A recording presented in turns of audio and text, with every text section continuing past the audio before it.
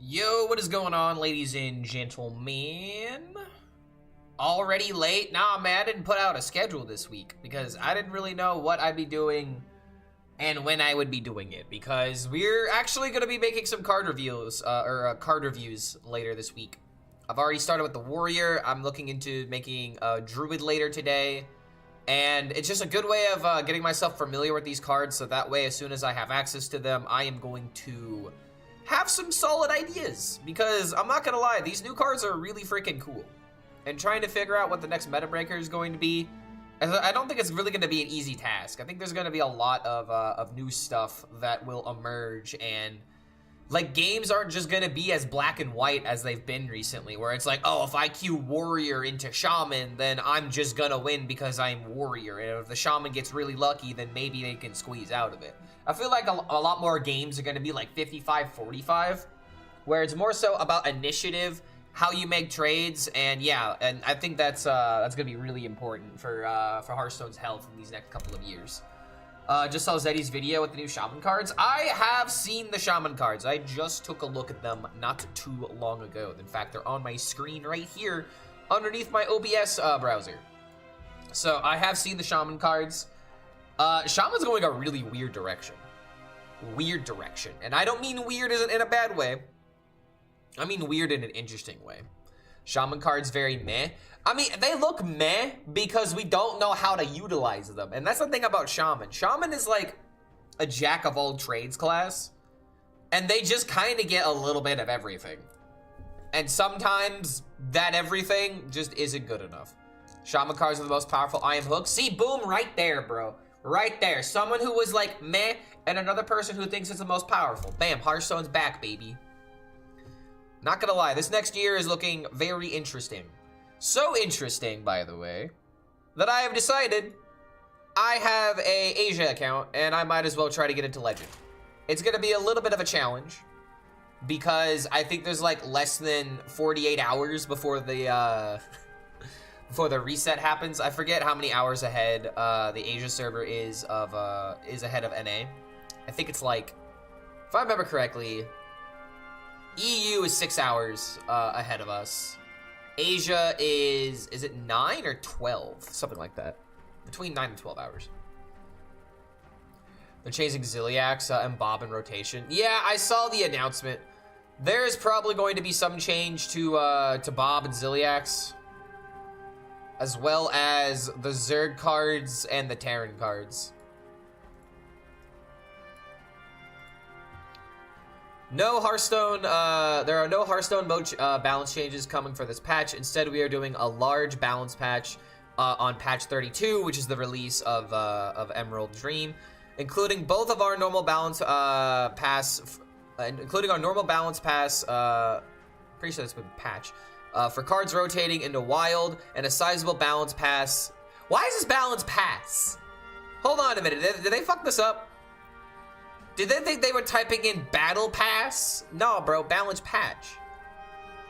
Balance Pass on cards staying at standard. Those changes will be made into the Emerald Dream, the best chance for success in post-rotation environment, while letting Heroes of StarCraft and some older decks have a bit more time to shine in the current metagame until then. Delaying those changes lets us do what's best for both metagames. I kind of agree with this. Like, there's no way to fix this metagame and make people happy. Certain cards are just going to be really, really annoying. But a preview of some things that we're looking at toning down. Terran and Zerg hero cards of it's like the StarCraft cards. Terran and Zerg. They're looking into both of those factions. Other older cards and decks that we expect will be too powerful after rotations, which I believe they're talking about, like Lanessa potentially. Some other Taurus cards that are really, really good. Hunter is not really losing a lot of powerful things. And then we have powerful neutral legendary minions to play with harsh play patterns like Bob and Ziliax. So that's a big one, Bob and Ziliax. But then, most weirdly, Raza the Resealed will be getting a major rework due to its interaction with the Priest Imbue hero power, which we don't know what it is yet. We don't know what the Priest Imbue hero power is. So as of right now, there's a lot of changes coming. Priest is saved. I mean, it could be, bro. It could be. I really don't know what to expect though with Priest. We knew Raza was getting reworked long time ago in 3 weeks. Yeah, but they're just giving us the reminder because no one remembered. no one remembered. Also, did I just low roll the draw on the Horn of Winter? I think I did. Yeah, this deck doesn't run Frost Strike. Wait a minute, Viper? No. Dude, if this deck has Viper, I'm throwing. This better not be the Viper deck. I'm gonna have to change that shit instantly. Central Europe is 6 hours ahead of Eastern, yeah, but we're 9 hours ahead of Pacific, which is the important part. EU resetting is midnight CET. American reset is midnight Pacific. APAC reset is midnight. I don't know which time zone. Korean, Japanese. I assume those are the most likely candidates. See, and that is the big question. I don't know what time zone they base it in. Oh, that's sad. Oh, that's really sad. Now I don't have my Infestor draw. My Infestor value is significantly gimped. Priest Hero Power will be pretty good if they got to rework a whole card that never saw play. I mean, I guess that's also a good point. That's pretty fair. China or Korea midnight. I'm assuming it'd be Korea midnight because China has its own server. That'd be my guess. Really good draw, by the way. Oh my god. I mean, sometimes you just win some. Sometimes you just win some. Why not Larva? Because I didn't see it. I didn't look at it. I didn't notice that it turned into a larva. You have star bonus, right? Yeah, I have 10 star bonus. It'll probably still be difficult to hit legend. But it's doable. If I sit here and do nothing but play Hearthstone. Do I really want to be doing that? Not necessarily, but content gotta be content. Sing along, buddy. Goodbye. This guy's dead, by the way. Probably done today if you really want it. Yeah, I mean, if I want to switch to Weapon Rogue, I really don't want to have to do that, but the deck that I have at the moment is just, this is the only deck that I have on this account. I have plenty of other legendary. You son of a bitch! Double MCT? Oh my god. It's a good thing I'm probably still winning this game. Yay, nothing but Hearthstone. Yeah, I know, right? I actually have, like... Okay, that's weird. I actually have, like, some content that I need to make... Ooh, let's go. Some content that I need to make for Marvel Rivals. I have a lot of clips that I've gotten in games recently. And I'm really excited to edit some of these clips. Surely esports announcement tomorrow. There's got to be something, right? Nah, here's what they're gonna do, bro. They're gonna push it back a whole nother month. Sorry guys, no update till April, and then they'll make an announcement on April 1st, and it'll actually be a big joke, and they're gonna be like, sorry, our esports are dead. we're killing the program. We figured we'd tell you on April Fool's, so that way you could be like, oh, is this a joke? No, it's not a joke. It's actually the truth. Very, very, very harsh reality. I know one of those clips is that ult combo we had yesterday was beautiful.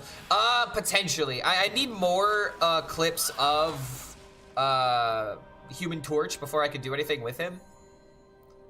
But yesterday, I actually started playing a little bit of Star-Lord. And I absolutely murked a quick match lobby. And then, even more hilariously, also, how the fuck... We lost this game because of double MCT. That's just insane to me, dude.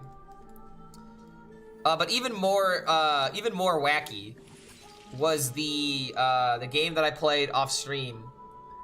And what happened was the entire lobby decided to play DPS, and I mean the entire lobby. It was actually a kind of funny meme. But then, then what happened? Let me kill this real quick. So I decided to play Star-Lord, and I played Star-Lord in an entire DPS lobby, and I popped off with my ultimate, essentially killing 4 people for literally for free. I had some very funny games with Star-Lord, and it's just gonna be a great video where it's like, survive, use ult, survive, use ult, that's it. There are, you know, how do you stay alive? That's the hard part. Oh, am I just dead? Dude, the freaking MCT absolutely soloed me. My first game in Asia not going so well. Clark would never get to Legend with Dungar Rogue. I don't think anybody could, no matter how skillful you are at this game. The only people that probably could would be game designers that could rig their RNG. Oh, wait a minute, I have comeback packs? Wait, I should wait to open those until next season. It's genius. I'll hold on to those packs for sure. If March is comp, we won't be getting new cards till April anyways. That sounds about right. 11x, you can get Legend with anything. I mean, but dude, if you can't win 2 games in a row, no, you can't. There is literally no one. If you wanna try hitting Legend with Dungar Rogue, then be my guest. Because you still need a positive win rate at the end of the day. And positive at 11x, it would be a what, a 40% win rate, maybe? Maybe a 40%? If I don't need to craft anything, I will do it. Bro, fucking do it. I will literally give you $10 if you can go from Diamond 5 to Legend playing only that deck. 30% to Legend? I don't have a list. I made a video about it. It's one of my most recent videos. You can find the list there, and you can mess around with it if you really want.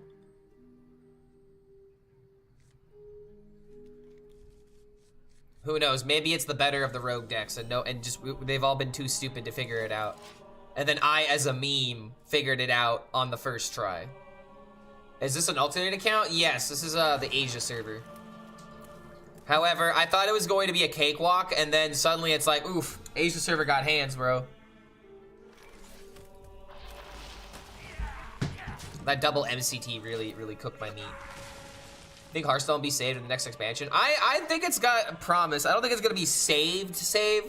I feel like the only way that you can save a game is it's not one update, it's multiple updates in a row that meet player expectation and make people want to play the game more. And how this next year starts is very important. If they can make this next year go off without a problem, where it's like, remember last year where it's like, oh, Hearthstone's 10th anniversary, and then suddenly after every update we're like, is that it? Or so you're taking away boards, huh? Oh, we have a $60, but like, you know how like every single update was like, here, we give this to you, but then it's like, it's not really content, it's just like, oh, more ways to spend money. What I want in Hearthstone is more content where it's like, if I like the content, then I'll spend my money. But if you only give me things to spend my money on, then like, what are we doing here? Thank God I dusted Dorian when he died. What was Dorian good in again? Oh, he was good in Druid. That's right, in Druid. He was pretty busted.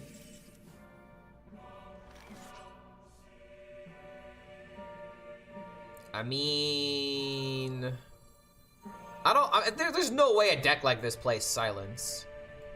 Oh yeah, it was an Owl Druid. I unfortunately remember that.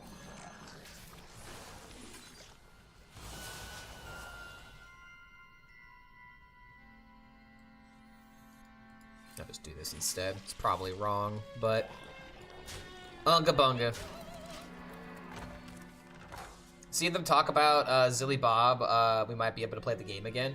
Here's the thing about Zilliax and Bob, man. Like, I don't necessarily mind that they exist, but the problem that happens because they exist, certain decks just cannot thrive. They just can't. Like, a great example of this is, like, you know, when an aggro deck goes up against the Unkillziacs, it just almost literally wins the game on the spot, like 80 to 90% of the time. And the reason why I don't mind Bob is because Bob is one of those cards where it's like, all right, I can use this one time in order to get rid of like a boss card, like a Starship, or a taunt that's in the way, or a titular card that my opponent wants to revive a whole bunch of times. And I feel like one Bob is usually fine. But with a lot of these types of archetypes that are really fighting for the board, Bob is just going to be such a clean answer to maybe too many decks. And that might kind of be the issue. What they might do with Bob is that instead of recruiting the minion off the field, you just get like a copy or something of it, so you still get the card. But you don't just hard rip it away from your opponent. Oh, good lord. All in one turn, huh? Damn, bro, I don't know. These players got hands.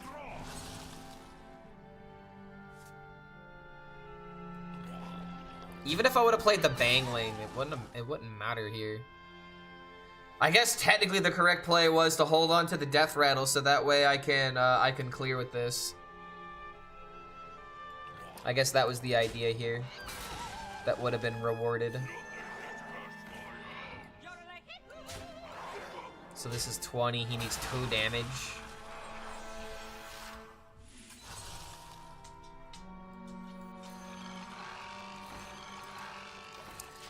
Well, GG, I guess.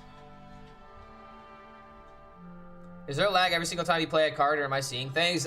Most likely. I'm on a different server, so there might be some server lag from time to time.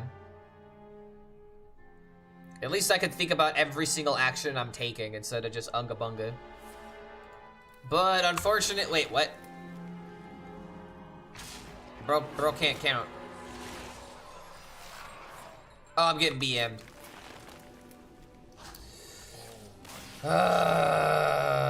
Not a great start. Not a great start. Sad about Zerg, I'm half and half with it, you know? I don't know, man. These types of archetypes, it's like, I'm not really sad to see them go because what we're seeing leave are archetypes that are omega repetitive. Think about it this way, man. Like, this expansion's been out for barely 4 weeks now. What is it, like 4 or 5 weeks now?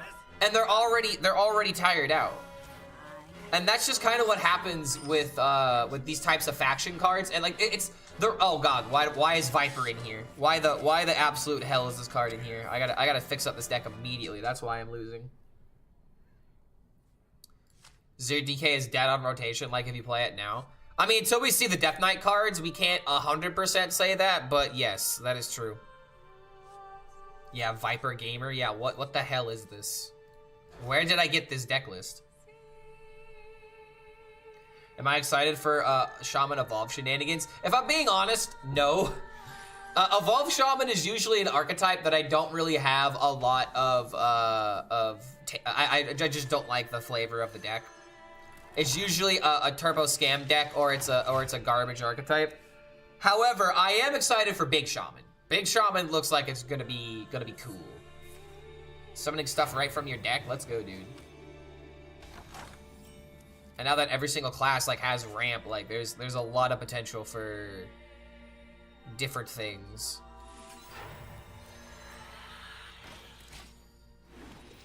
I can't check your claim, but right now, if it's true, it just further shows the incompetence of the Hearthstone team. A change that benefits the players should have been announced, especially after the abysmal communication last year. Wait, what change that benefits the players? Are you talking about the balance changes that they just teased?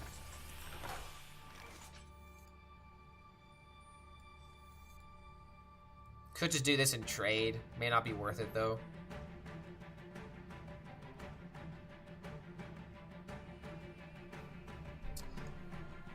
I hate the fact that I'm thinking about it, but I'm just gonna do this in order to maintain board.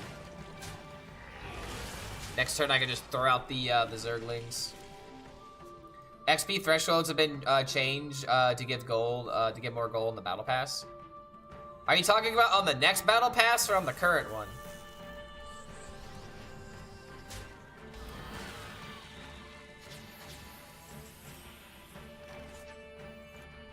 Go wide.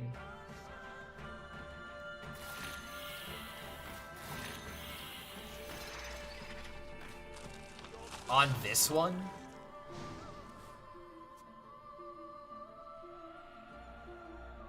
Yeah, I haven't heard anything about that either. I've heard zero updates about it.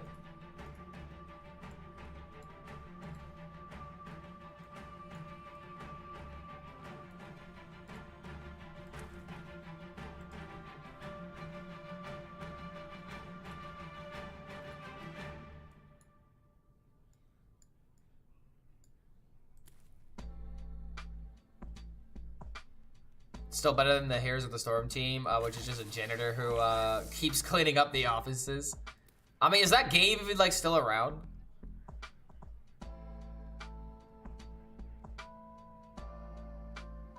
I mean, about the battle pass, I don't even think I would notice because I'm already past like the level where like every single time you level up, you just get gold. I don't even know. I definitely wouldn't notice something like that.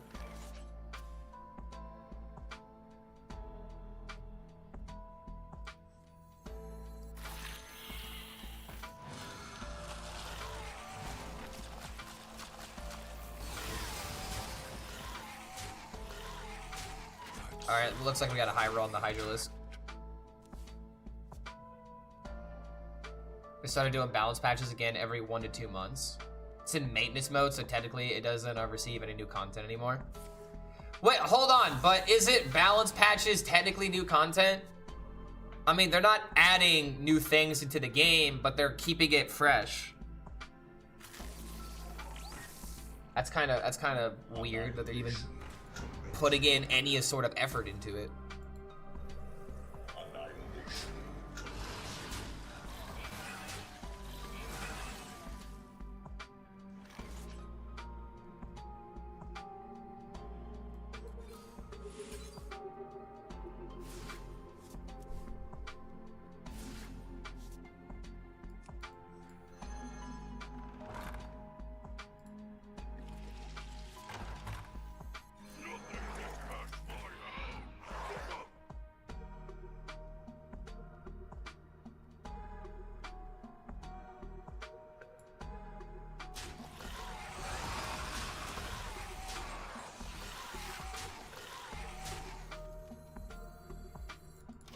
I'd rather not play into Bob.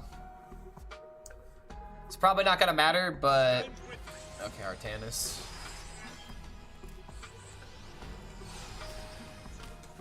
Kerrigan into Zergling hero power on turn 8, which probably does it. You might want to open your catch-up packs. Their contents are static, which means they don't update to include new stuff. Oh, really, dude? What? That was literally the whole reason why I hadn't opened them yet. Great. I guess they'll just be dust for later then. Community took out the copium of thinking there will be a game revival. Nah, I don't. We can't say anything for sure. But once we're in the next year, we'll have a good idea. That's what I'm waiting for. I'm gonna ride the copium because I've dedicated my life to this. I kind of have to ride the copium. If I'm not riding the copium, then who is riding the copium? You know what I mean? Wait, I thought you were the one manning the ship. I'm not manning the ship. Then who's manning the ship? Oh no, none of us are. We're all on copium. It's okay.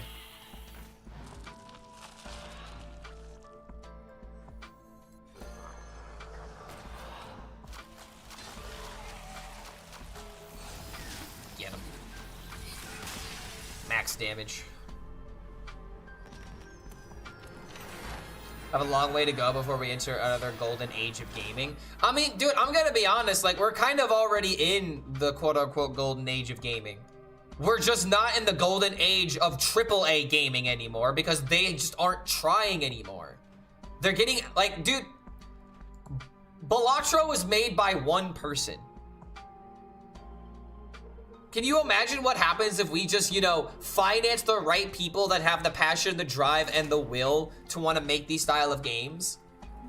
All we really need to do is stop allocating a bunch of money to products that we definitely know people don't want.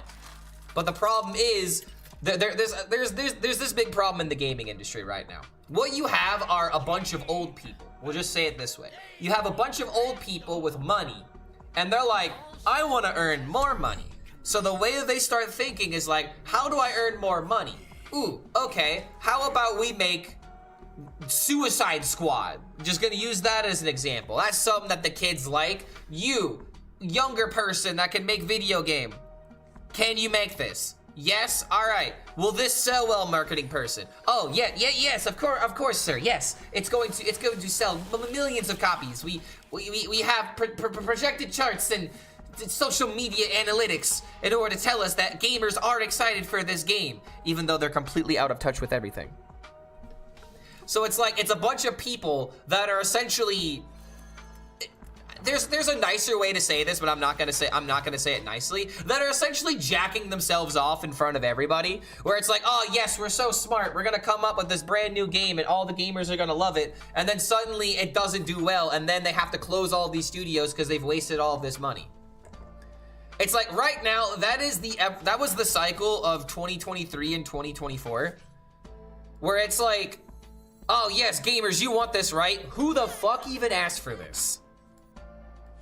Are you out of your mind? Who wants a Golem game that looks like it looks like a bad, like, Skyrim minigame in fucking 2014? And then you have successful games.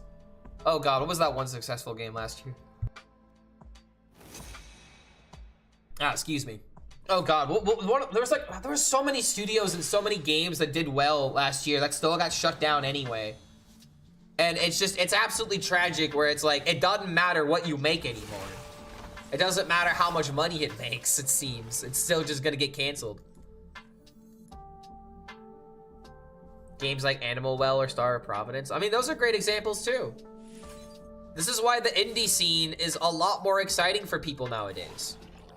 Because you're actually getting games made by people who want to make games. And they're not just, you know, soulless corporate cash grabs like Star Wars Outlaw that's just out to, you know, farm your nostalgia. Have you ever considered making content that is reactable by bigger channels? I have thought about it, to be honest, but I really don't think I have the energy to do stuff like that. I'm right now in the middle of like here's my big problem right now with making content. I'm dipping my feet into too many ideas and none of them are really reaping rewards right now. Like, dude, my Hearthstone content isn't even doing well right now. But that's for multiple different reasons. So it's like, what I would need is more editors in order to do more content like that. Where it's like, you are going to make the React content, and then like someone else that helps me with like all this other stuff. Because unfortunately for me, it's like, if I'm telling like a bunch of people what to do, suddenly scheduling is like something I have to spend like an entire day doing instead of doing my own type of video edits. Because I still want to like edit some types of videos. I want some creative say in on the content that my channel provides. All right, we'll just go wide. Make it hard for him to clear. So it's like I would love to make Balatro content. I would love to make Marvel Rivals content. I would love to do Hearthstone content. I've thought about playing Battlegrounds a little bit more. There's a lot of games I wish I could do a little bit more often. But the fact of the matter is, this is still a job. I still have to get, you know, enough money to pay the bills at the end of the day. And sadly, that's going to direct me more or less towards things that I know are going to work versus things that I have to take a chance on working. And it really is sad. Yeah, I agree, dude. Having to work with other people sucks, talking from experience. I mean, it's not that it sucks. It's just the fact that there's a lot, like, okay, so like managing a group of people and then hopefully getting things on time because you gave them all the information is what matters. And sometimes people forget. And if you have an editor, most likely they're editing for a bunch of other people as well. So God forbid, you're like, oh bro, no, I got it on Tuesday. You're like, hopefully you're not like the guy. It's like, hey, it's Wednesday and I need this like, I need this on like Friday. And he's like, I'll get back to you on Tuesday. And he's like, oh shit.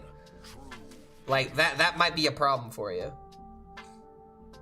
I can tell you right now, watching you play Brawl would be endlessly more fun than one standard climb. I don't have fun playing the Tavern Brawls, unfortunately. I don't know what it is, but playing those game modes aren't really that fun to me personally. I just really don't know how else to put it. I play the game mode and it's like, okay, I can make the most busted deck and never lose because this isn't a serious game mode. Or I can maybe dick around and like, even dicking around isn't even that much fun to me in those kind of game modes. I don't know why. Like, I would love to, like, sit back and just, like, have fun with, like, a tavern brawl, but there's just something about it that doesn't pique my interest. I'm seeing a lot of YouTubers that make content that's specifically aligned with Osman or Hassan, and it's been working with them. Are you talking about just like making React content and being like, ah, DEI, or ah, inclusion? Are you talking about stuff like that? Or are you just talking more so about like just making the same kind of content that they make? Because Osman makes content about everything.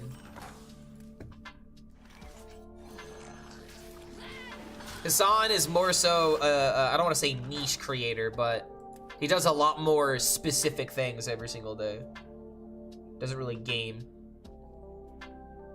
Maybe you are not fun. Okay, maybe I did go there. I mean, it's not something I particularly have fun with. I have fun with games like Marvel Rivals and Balatro. I don't have fun with a Tavern Brawl. You know, it's just, I don't know what it is about it that just doesn't make me interested. Gotten them views and subs. Yeah. But you wanna know another problem that I have? I'm not just trying to make the same content as everybody else. If anything, the kind of channel that I would want is something like Moist Critical, where I could just literally be like, hey guys, I found something funny on the internet. Thought I'd share it with you. See ya. That's it. That's all I would really want to do a lot of the time. Passion is wavering? No, it's more so right now, my biggest predicament at the moment when it comes to making content is I want to make something different. I don't want to just copy everybody else, but I also don't know exactly what to make in this current, at this current time. Because Hearthstone is flatter than a doornail right now, and we're on the rise waiting for the new expansion and all this new content. Like, essentially, this last year of Hearthstone was so demoralizing, and just keeping up with it almost provided more burnout than enjoyment a lot of the time. And now I have to slowly re-rev up the engine, you know what I mean? Like, I'm so used to everything being uninteresting that, oh my god, you gave me something interesting like Marvel Rivals, now I'm just gonna do nothing non-stop but play it. I put almost 250 hours into that game right now, but you barely see me stream it. Why is that? I wonder why that is. So burnt out, I started playing Arena, having some fun. ARPG content like Path of Exile 2. Dude, I am so bad at those types of games though. Like, it's not that I wouldn't want to play them, but oh my god, am I bad at them. I'm so bad at games that actually require technical skill like that. There, I admit it. I'm not good enough. Is that what you want to hear? Yeah, those games need knowledge. Like those are like the homework games that I often talk about a lot. It's not bad that, you know, you have to do your homework, but it's like, dude, I can't do homework on fucking 6 types of games in order to make content about it. And that's another thing. This is another aspect of the pie. I have to be able to be dumb and think that's okay. I don't like that feeling. I do not like the feeling of being in a situation where I don't understand what I am seeing. And that's a big issue for me as a gamer. Because I look at a game like Path of Exile and I immediately dismiss it, even though the game, from what I hear, is extremely fun and very rewarding the more time that you put into it. But I simply just don't have the time in order to play a game that requires so many hours in order to finally experience the game. Oh yeah, I do have Viper, that is true. What the hell even is cut for Viper? What, Frost Strike maybe? Why does this list feel so wrong?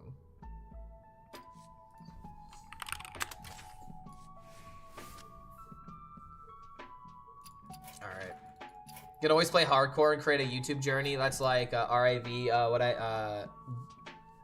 and do what Rav did and WoW OnlyFans? Potentially. I need to get more familiar with the game before this happens. This is gonna go a little deep, but you complain about Hearthstone a lot. It doesn't bother me, but you tell your viewers that Hearthstone is unplayable. They'll believe you and stop watching. Not necessarily, because there's still a Hearthstone audience out there that people are still watching. And I keep saying that Hearthstone is unplayable ... right now. Hearthstone is unplayable, quote unquote, right now because there's not anything that's interesting. It's like, the biggest issue that Hearthstone has is that people solve this game so quickly, and then when you realize all of your options, and then you realize you don't enjoy any of the options, that's the problem that a lot of people experience. It's not the fact that the metagame is solved. It's the fact that the metagame underneath is not capturing people like it used to. The gameplay patterns feel a lot more repetitive nowadays. And you gotta be honest with these types of games. You gotta give that that kind of appropriate feedback, because it's not just me that feels this way. It's so many different people. I always seem to find some that I enjoy in Hearthstone, but I only play a few games a day. I imagine it'd be different if I had to play hours per day as my job. Exactly, dude. And that's another thing that you have to keep in mind, is that my relationship with this game is a lot more, I don't want to say intense, but more intense than a lot of other people. Like, when this game doesn't do well, it literally affects me emotionally and financially. I hate that the game has this much power over me, dude. But here's the life I have gone down, right? The life of an artist.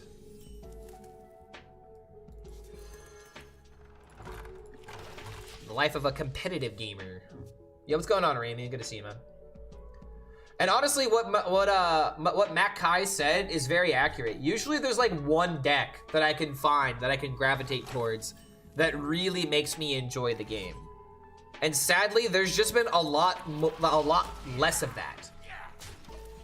There's just been less content that makes me feel more engaged with the game.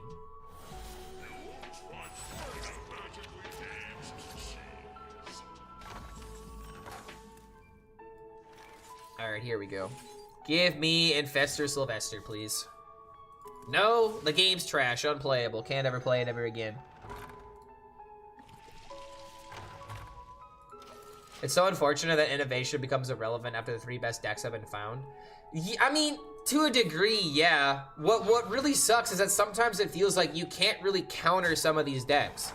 Like, the only counter that you can really play to the Zerg deck is a Shaman deck that literally can't win against anything else. There just aren't that many options for variety right now, unless you want to play these archetypes that exist. And sadly, they just feel played out to me. Like, remember when we found, like, when we were, like, still exploring within Perils of Paradise, and then we ended up finding Lanessa Paladin, and then suddenly, after one update, Lanessa Paladin ends up becoming, like, the best deck in the game, but it took, like, a couple of weeks.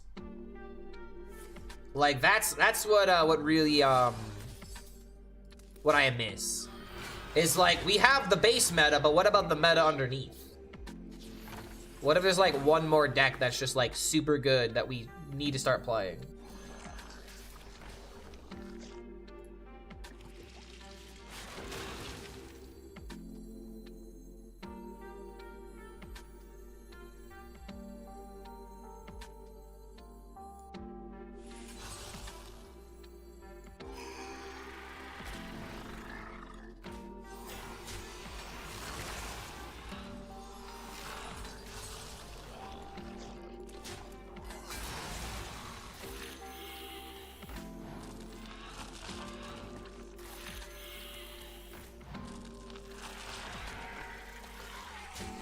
I think we do this in order to keep the bigger body on the field so we can pressure more damage.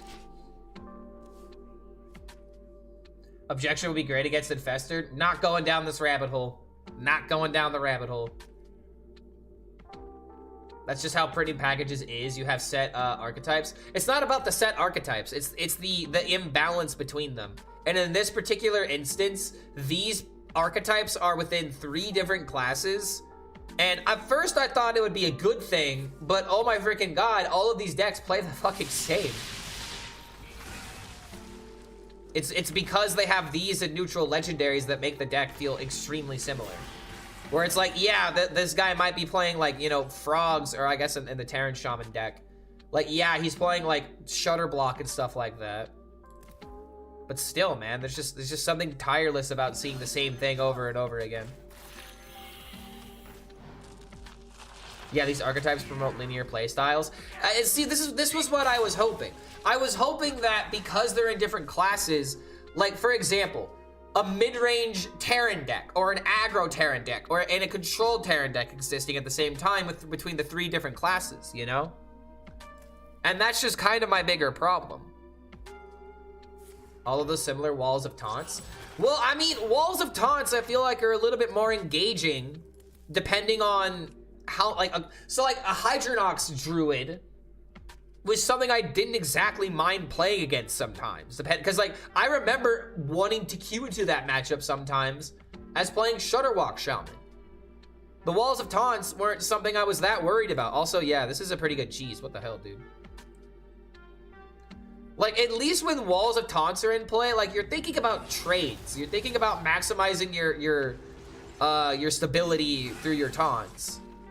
There's actual, like, gameplay happening that isn't just, I clear the board with Ceaseless Expanse and then draw all my eruptions. Didn't Shutterwalk kill over the top? What do you mean over the top?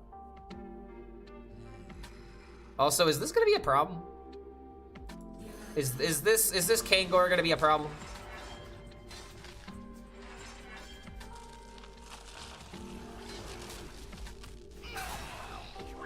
No, it is not. In fact, no, it is not.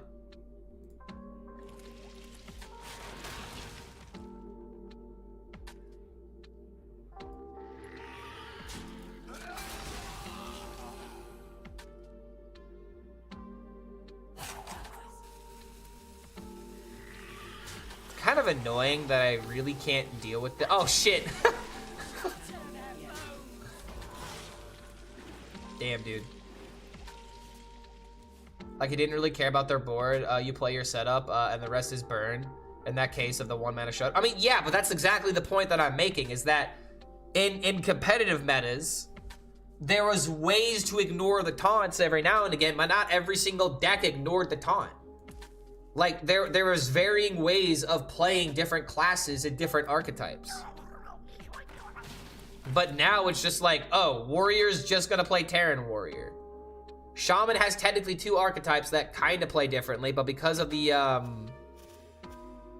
cards tutoring the exact same threats every single time, and you don't see it in Paladin, the biggest issue that I have with these type of decks is how it's literally the same thing happening, but in different classes. And it's not necessarily the same as, like, a Kazakus. I was playing on Asia. We're not exactly starting off the strongest, but hey, as long as we win games in a row, that's all that really matters. Unless they tone back all the StarCraft cards, including Discover Hunter and a few others, we will all be in a world of hurt. Yeah, and that is the other fear.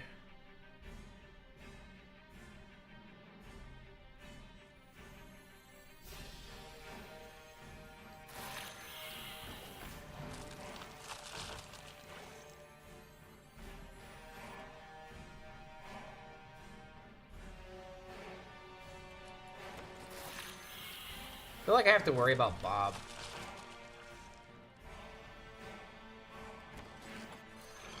I'm gonna choose to ignore it, though. Oh, come on, really?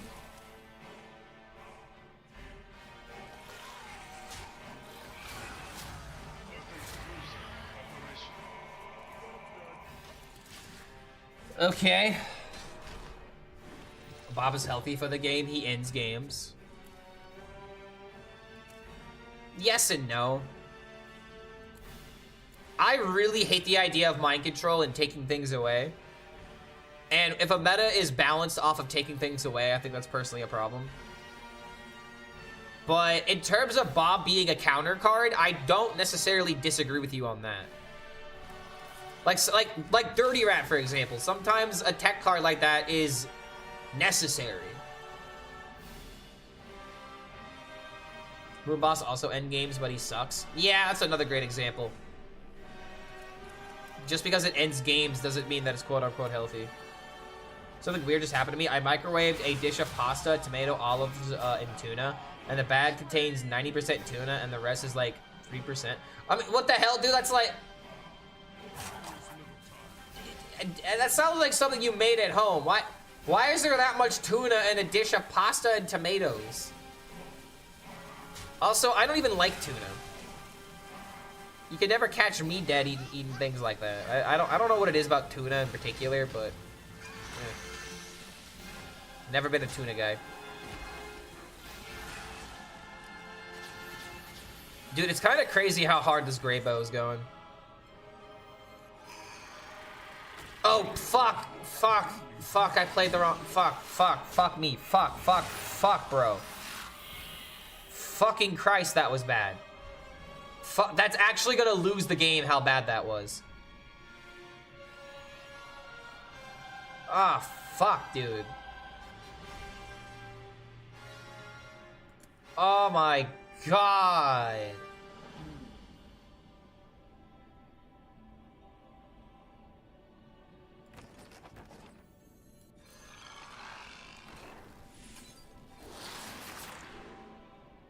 All right, we can make it work.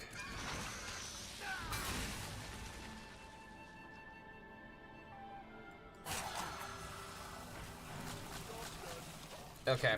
All right, hold on. Anyway, I threw it away. Yeah, so I threw it on the ground. But it turns out I might still have lethal next turn. Potential 20 damage out of nowhere. No one in their same mind would say Boom Boss is healthy for the game. Control Warrior players would find a way to turn it around. Because they're like, finally guys, I could win every single matchup like a control deck is supposed to do. Tuna is basically prison food and it's cheap. I mean, tuna is also just like the worst fish. I love fish, but I hate tuna.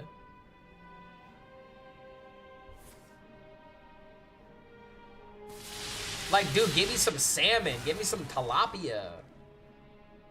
Give me some other whitefish. I don't know the names of most whitefish. I'm the worst fish, Clark. I can agree with that. I am the worst fish.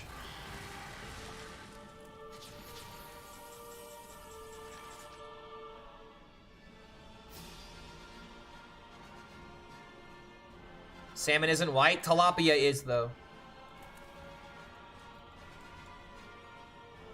And I said it after tilapia.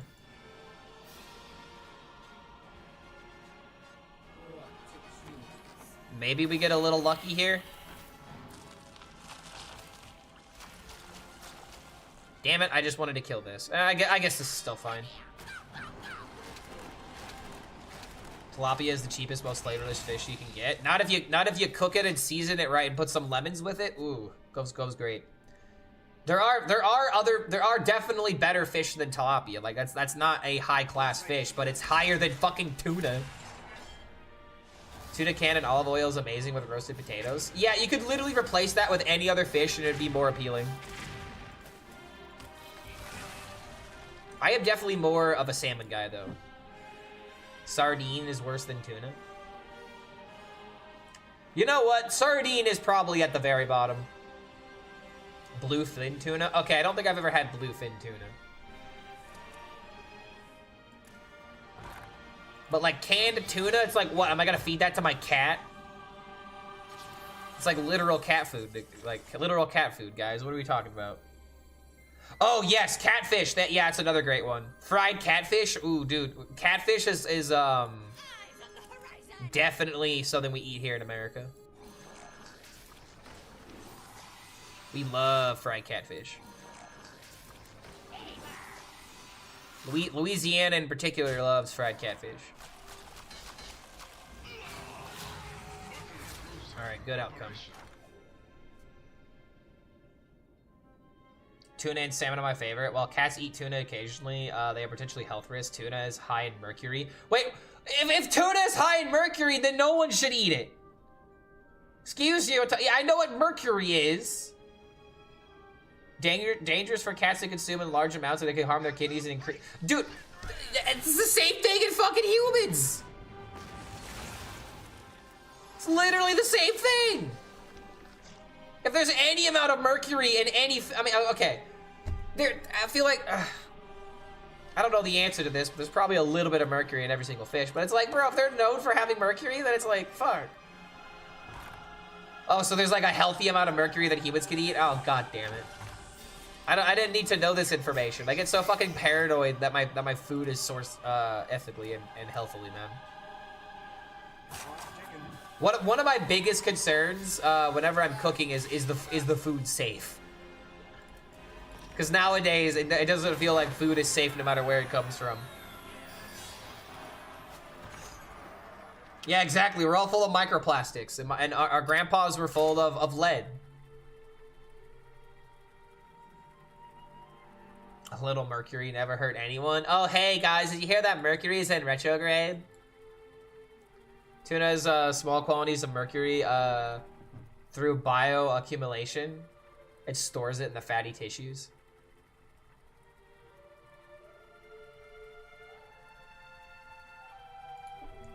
Do all fish have mercury? Nearly all fish contain traces of mercury. However, the mercury varies by fish species and size. I am never eating fish again, apparently. Oh, wait. Shellfish. That was another thing I forgot to mention. I love eating shellfish.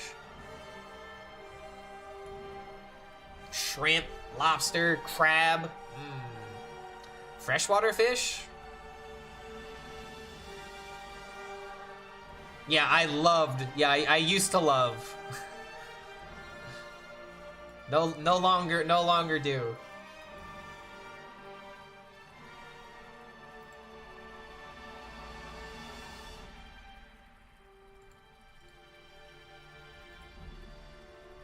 I've heard that with Americans' food regulations, you're basically eating poison. I mean, you're not wrong. I mean, I'll just put it this way. There's a reason why some American food is not allowed in other countries. Because of how processed it is, or because of the, like, SMG intakes, and, yeah, exactly. The amount of NA food that is banned in the EU is insane, literally. I remember when I went to France. You guys banned Kinder eggs? Wait, we banned Kinder eggs? I remember those in the store. Why did they ban them? Or why did we ban them, I guess? Mercury bioaccumulates up the food chain. Tuna are top tier predatory fish, so they have more mercury. It's basically like eating lions. I see, okay. So the more things that get consumed up the food chain, the more likely they are to have them. I see.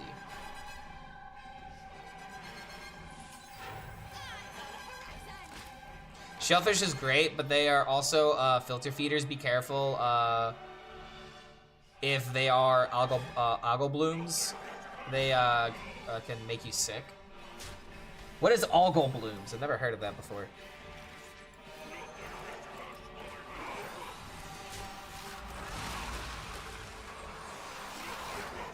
Alright, well, we got corpses for days.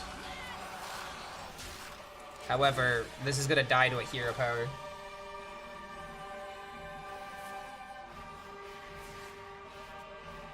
You die if you eat a polar bear liver? How the hell do you know this information?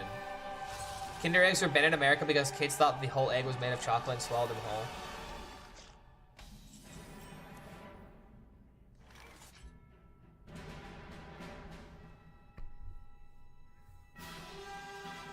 Are kids just stupid nowadays?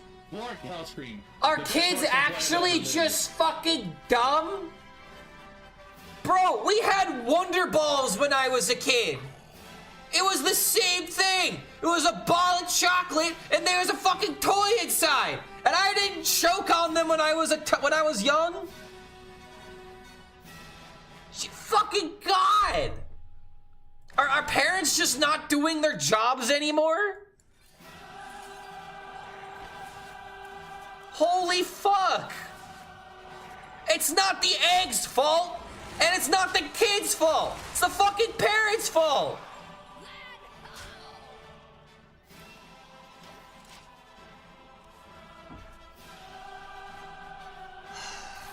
Polar bears have so much vitamin A it kills you. Why would vitamin A be toxic though? In high qualities or high quantities. What does it do? Algal bottoms are where there's low oxygen in water because of all the algae at the top of the water. You see waters where it's all green or all red. Mercury levels are normal from 5 micrograms per liter. And okay, 0.1 micrograms per kilogram of body weight. Why am I just now finding out about this information, man? Oh, so it looks like we just lose. I'm not gonna be able to come back from this.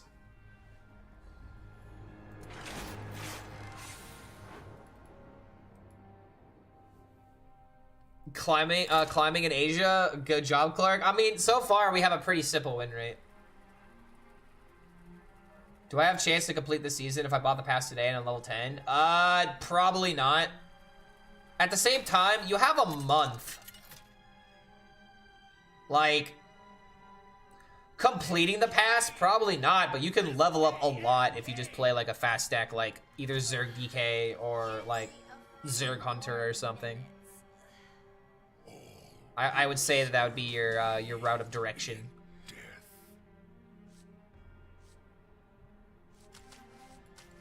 All right. Everything in high amounts is toxic. Every vitamin is toxic if you eat in high quantities. Yeah, but it's like, what does vitamin A do that causes my body to shut down is more so my question. Vitamins like A, D, E, and K accumulate in the body's tissue, leading to toxicity because the polar bear liver have so much vitamin A, it kills you if you eat it. Okay, so it accumulates and it essentially becomes a blockage, I guess is one way to put it. Gotta be stored somewhere.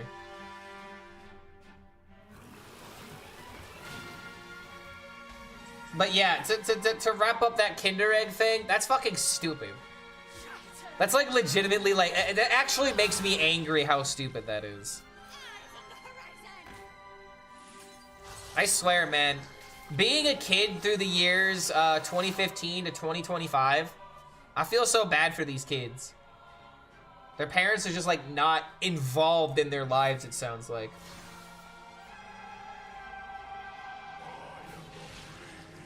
You can now say this is an educational Twitch channel. I mean, it's always been an educational Twitch channel. You know, what kind of bullshit is possible in Hearthstone? Oh, let's find out.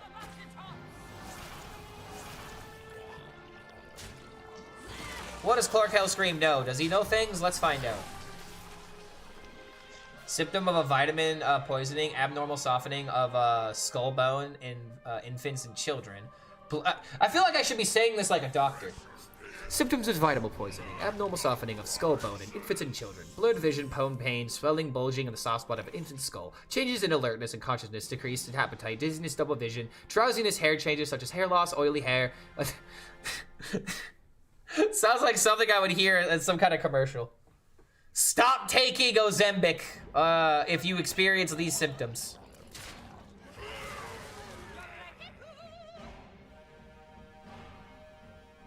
Please ask your doctor if this product is right for you. Be a parent, Clark, and show them.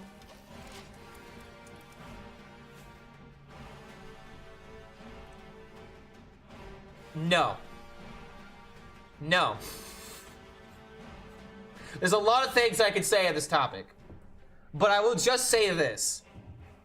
If I can't take care of myself properly, I can't take care of a kid. And I can't take care of myself properly, bro. Like, there's literally that bit in BoJack where it's like, you're responsible for your own happiness. And it's like, good Lord, that's depressing. And it's like, no, it's not. Be responsible for my own happiness. I can't even be responsible for my own breakfast. I am like the last person that should be a parent, bro. Let me tell you what.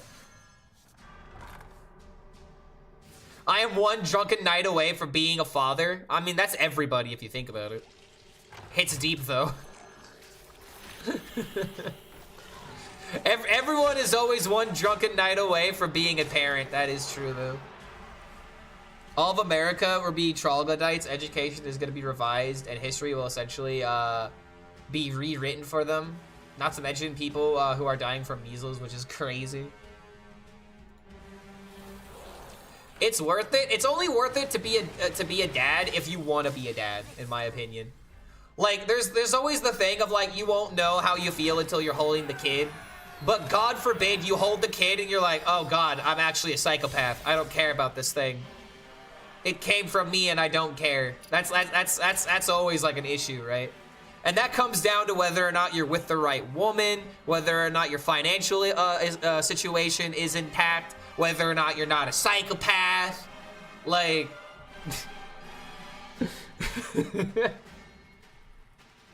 I really want to be a dad in the future, but sadly, I don't have a woman to have a kid with. Well, there you go. I mean, you know what you could do? You could adopt, if that's the case. You never think about that. If you want to be a dad, just adopt.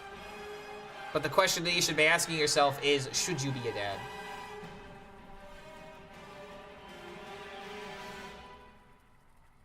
Can I please put infected mushroom into the playlist? No, because it's copyright. I can't right now because I'm streaming on YouTube.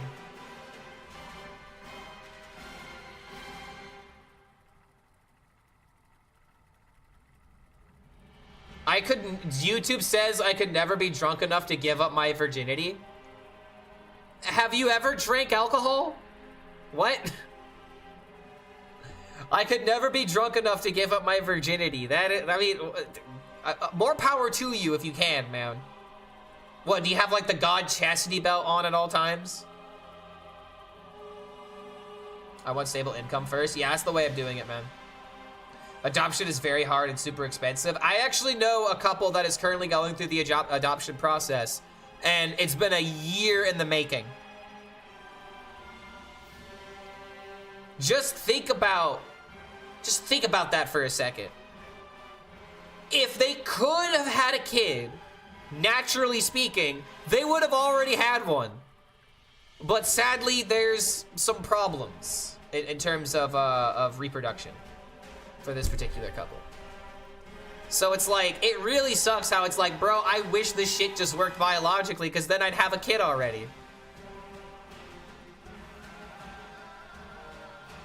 Yeah, it's different from country to country. America was literally founded on alcohol. What the hell? What the hell was with prohibition? America was not founded on alcohol. America was founded on escaping religious persecution, so that way they could express themselves however they wanted. That was like literally the entire reason why the Pilgrims left England in order to go pursue religious freedom.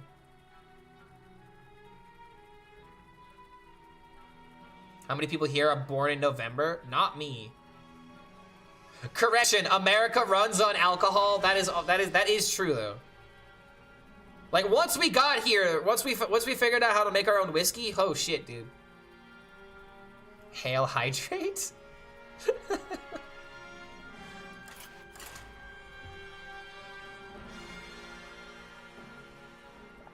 Correction, America runs on diesel. America runs on oil. Not diesel. But I get the point that you're saying. The trucking industry in America is actually one of the most volatile, to where I legitimately think if there was one day where truckers didn't do their job, it would like set back the economy by millions of dollars. America barely drinks compared to Eastern Europe.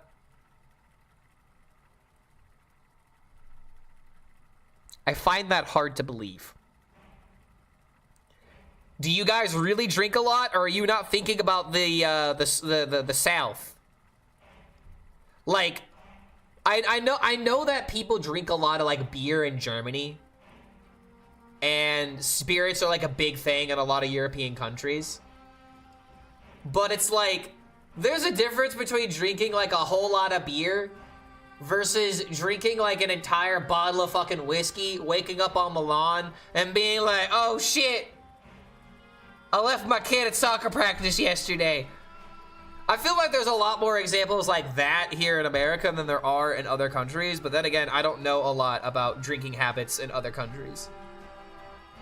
Every third person is an alcoholic over here statistically. Okay, how about I Google this then? How about I use my Google foo? How much alcohol is drank every year in Europe? And then we can ask the same question and put in America.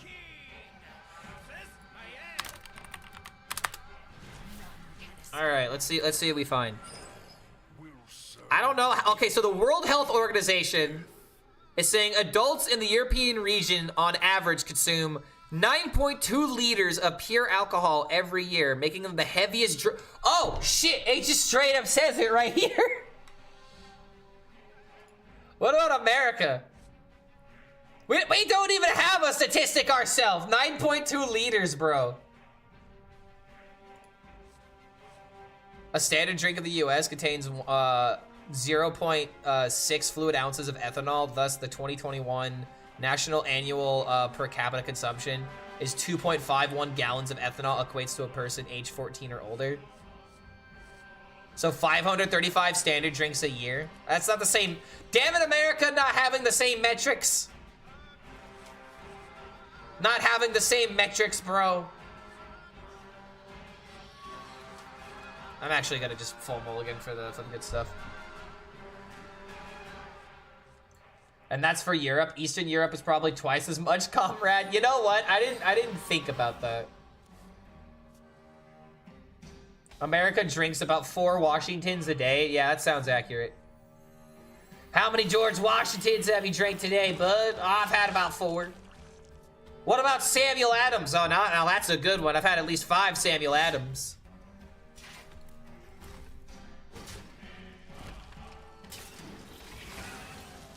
Western Europe is pulling us down. Or maybe they're pulling you up. I don't know. Depends how you look at it. You're crazy if you think alcohol had no place in America. Sam Adams managed his father's brewery. George Washington and other founding fathers met in taverns and discussed politics. All founding fathers had deep roots in alcohol. Yeah, but that doesn't... Just because they had deep roots in alcohol doesn't mean other people have deeper roots in alcohol. Hearthstone is fun, drunk, and high. I mean, anything is fun, drunk, and high until suddenly nothing is fun when you're drunk and high.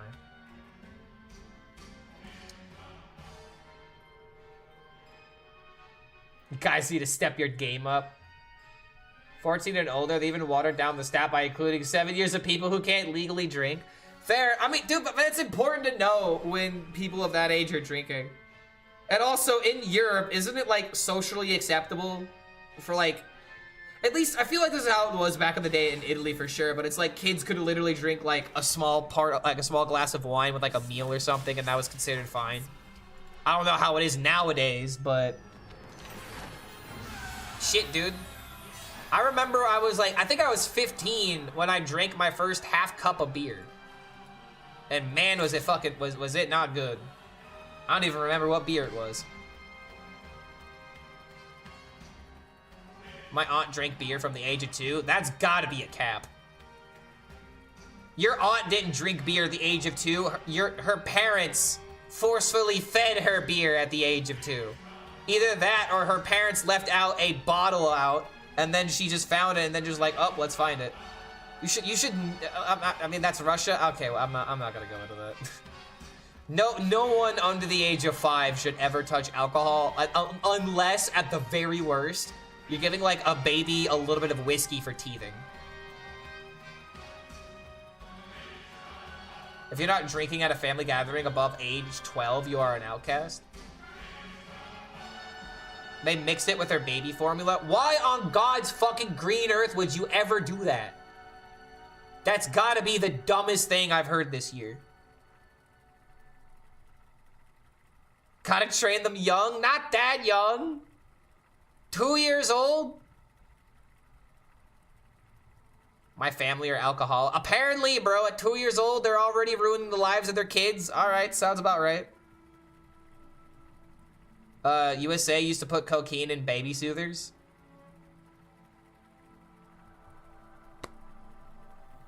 Can we just reread that sentence for a second? Can we reread that sentence for a second?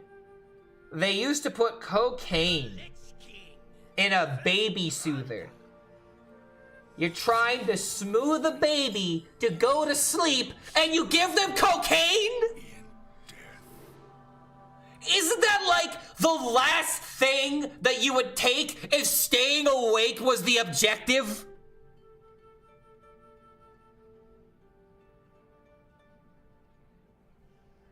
You're just wasting cocaine at that point. Not too far-fetched, we had Coca-Cola. Yeah, but that shit had caffeine in it. It keeps you awake. If you're soothing a baby, the goal is the baby to go to sleep. You don't give someone cocaine if they're trying to sleep. That's why I'm mad. It logically makes no fucking sense. No. What? Not to derail this crazy topic, but I have a genuine Hearthstone question. Bro, at this point, how can we even go back?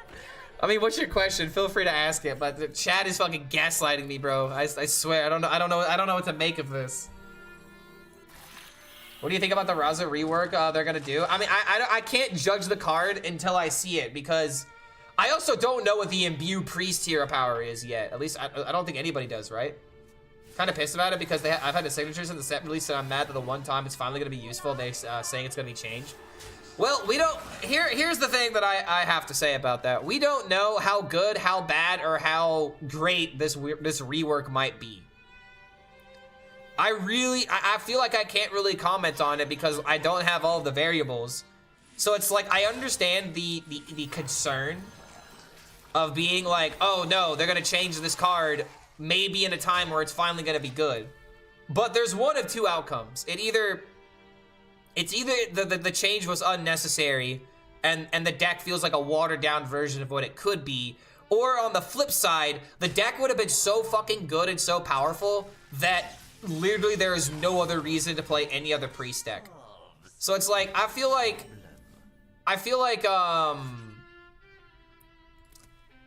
once we see the reveal, we can make a more appropriate assessment of what's going on.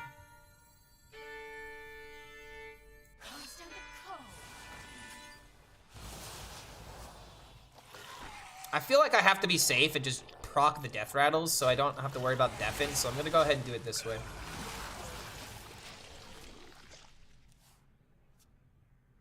Can you hold 30 more seconds? Nah, I got you, bro. Maybe they can use limits on the hero power so you can't spam it. That would kind of defeat the purpose of the mechanic. Zeddy knows since he's doing a reveal for Priest. I find it really funny that at first it was like a funny meme to give Zeddy the Priest reveal, and now he just has everything that's related to the class. It's just one continuous joke that keeps happening. You're back? All right, so I'll say this about Raza. I had said that there's essentially two different things that are gonna happen because of this rework. You're going to get a watered down version of the deck that is like, oh man, this could have been so much better, but it probably is still gonna be like a somewhat good, somewhat competitive deck. But then we have the flip side. We have the opposite problem where what if they didn't do this change? What if they let it happen and then suddenly this deck was not only the best deck in the game, but it's like the only reason to play Priest. You have no other reason to build any other Priest deck, it's just play this deck. That is probably what's happening, is that they wanted Raza to work the way that it originally was made to work. But sadly, because of, it's just a little bit too good, they have to tone it down, otherwise all these other things won't be able to work properly. So it's like, it really just comes down to, we can't judge it until we see it, and then we can kind of make the comparison where we ask ourselves the question, oh, why would they change this? And then if it's obvious because it would be like the best deck in the game, then it's like, yeah, this kind of has to be dealt with. Kind of like the Shafar Hunter. Like, Shafar Hunter was like, oh, dude, we just should have just not allowed this from the very beginning. But we allowed it, and then suddenly 7 hours later, we regretted that decision. So it's like, there's a lot that goes into it, but we have to see all the variables to understand why they came to the decision that they came to. Priest having the best deck horrifies me. See, that's how it is for a lot of people. Priest, good. I guess I'm quitting the game.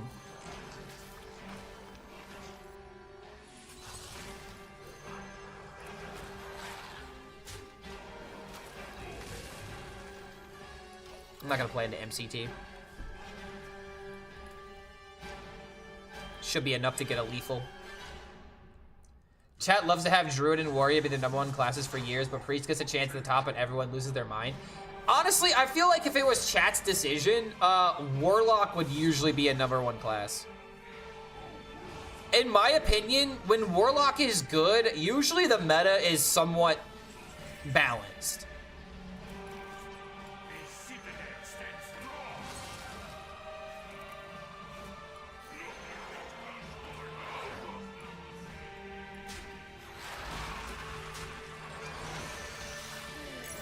When Warlock's on top, I usually have a good time. Are people traumatized of mind control? People are literally traumatized of everything that Priest does, which is stealing your minions, stealing your cards, always healing out of lethal range, removing your board, not playing anything. It's the ultimate reason why people usually hate playing against aggro. That's usually what it is for me. I think with Control Priest is that it denies you playing cards. See, and that's the thing about Control Priest in particular versus like Control Warrior. Control Priest is actively... It's like playing negative Hearthstone. Where like, you're not playing the game the way that it was intended. You're doing everything, like... You're doing everything that is counter to your opponent playing the game. And that's why a lot of people just don't like it, because it's literally the antithesis of everything that they're trying to accomplish. And I can understand not liking something like that.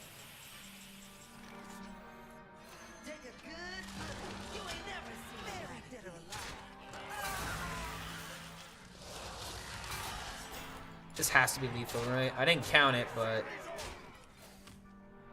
Boom. I guess I technically could have traded the 1/1, and then I would have had mana to squeeze into 3 damage. That could have mattered.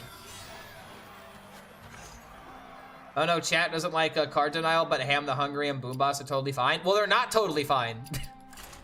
I've been bitching about Boomboss for a while. I think Ham is absolutely fine, but not Boomboss. Does Cringe Armorlock lose anything? I feel like it's all new cards.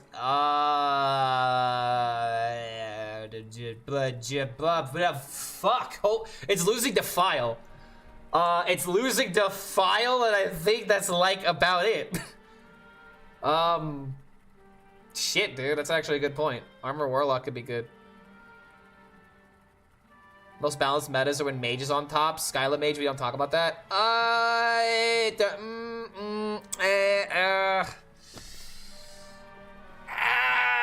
Cyclone Mage, Conjures Mage. Those decks were that was pretty freaking oppressive if you ask me. Like Elemental Mage was crap. Sure, I can give you that. What else was bad for Mage? I liked Big Spell Mage with Rune of the Archmage personally, but a lot of people voice concerns about not liking the random, but that's just casino decks in general. Naga Mage. It is fun though. I love me some Naga Mage. Oh yeah, Spell Mage I also did not like. I was not a fan of Spell Mage. When Mage and Hunter are on the top, the game is not in a healthy place. I feel like with Hunter, I can agree with that because most aggro Hunters just completely lock out the idea of playing past like turn 7, depending on the meta that they're good. But Mage is completely different. Mage has tempo, it has combo, it has grinder control back in the day when like Ice Block and Reno was a thing. There's a lot of different ways that Mage can find ways to... there's a lot of different ways that Mage can find a path to relevance. But Hunter, unless they print like a Discover Hunter package level of cards, it's usually just Unga Bunga.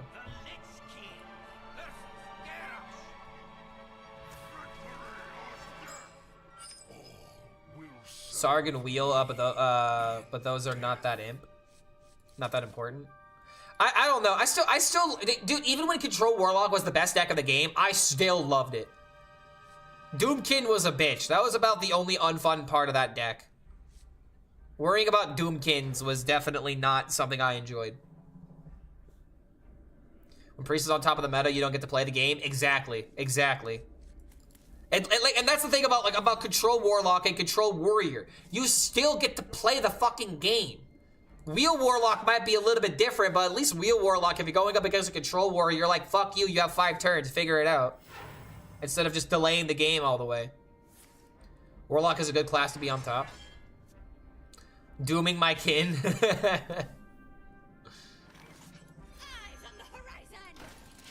Isn't Wheel from Whizbangs? I believe so, yes. I have truly come up with a Control Paladin deck for real this time. Can I say the deck code? Yeah, sure. It's gonna be Terran though, right?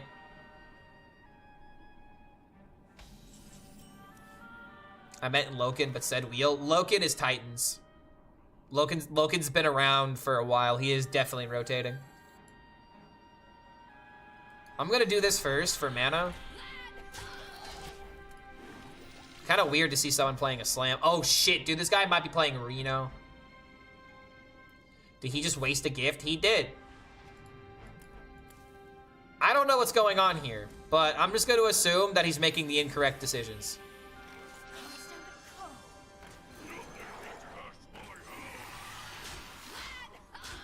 All right, where's my Infestor? Did anyone not like Wheel, or did Team 5 make that up? No, there was a lot of hate on Wheel when it was one of the best decks in the game. And I get why. And it's also kind of funny how Wheel originally was 4 turns. Oh, this guy's playing Odin Warrior. What the hell? Playing some Odin.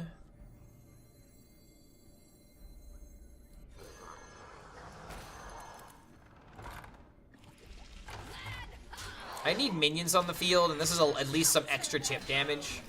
I don't like wasting the larva, but I get more. All right, Control Paladin. You have my attention. But do you have my curiosity is the big question here. All forms of life will be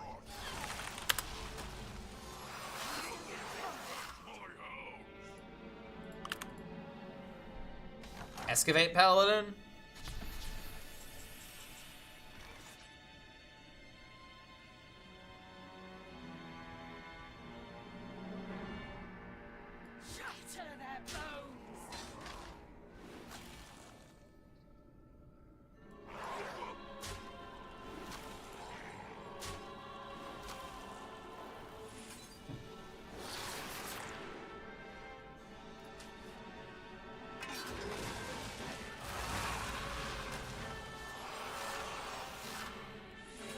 Alright, if I get Infestor, I can spread the death rattles. Damn it.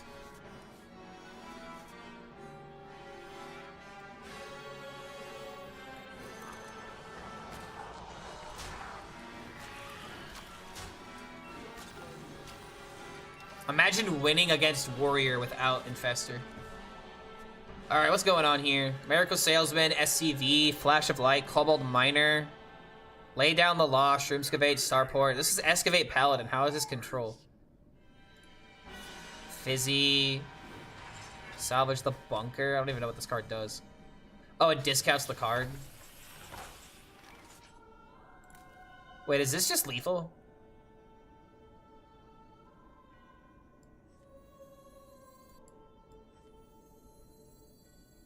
Yes.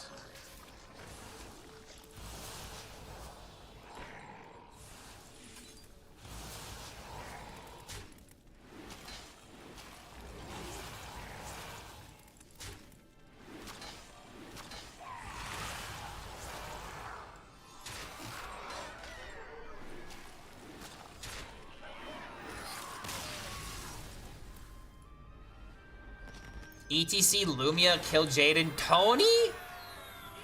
Tony in the ETC. What the hell? Yeah, I gotta be honest, man. I don't like the look of this deck. This is not a Control Paladin. This is weird tempo excavate. I don't even know really where to begin talking about a deck like this because, like, I don't understand how we win.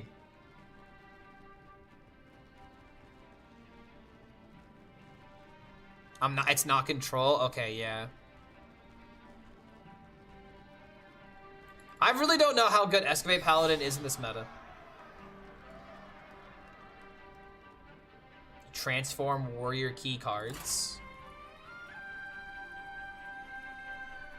How are we transforming? Oh, transforming with Finley? Ah, okay. All right, that would make sense. Okay. If you're trying to counter Warrior with that strategy, I can kind of see this being a little bit okay. That's like the only payoff for playing Excavate. My first bit of advice, though, would be to always have double Miner in the deck. You just run all the Excavate cards because you just need them.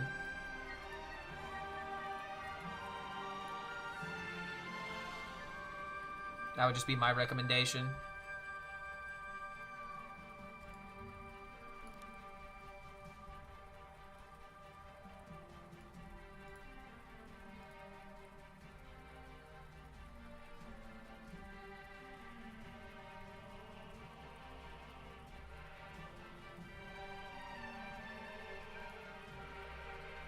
Girlmaster gets ceaseless? Yeah, but it's not gonna be playable though. A little more draw. So like here's the issue that I have with a deck like this.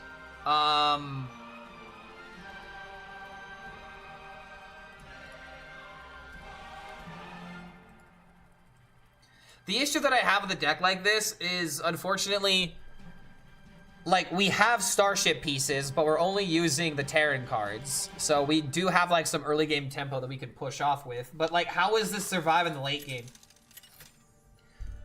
Like, you're gonna have to play, like, I guess you use the reward to make your minions a little bit larger, but, like, I just feel like this deck just gets outvalued by every single control deck that exists. How does it end a game? It's also a big question. I really don't know.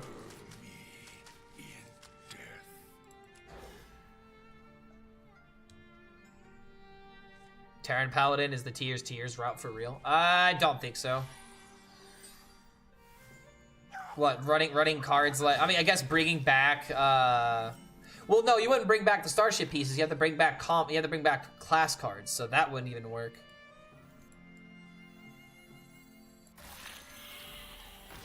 I'm gonna just do this for now.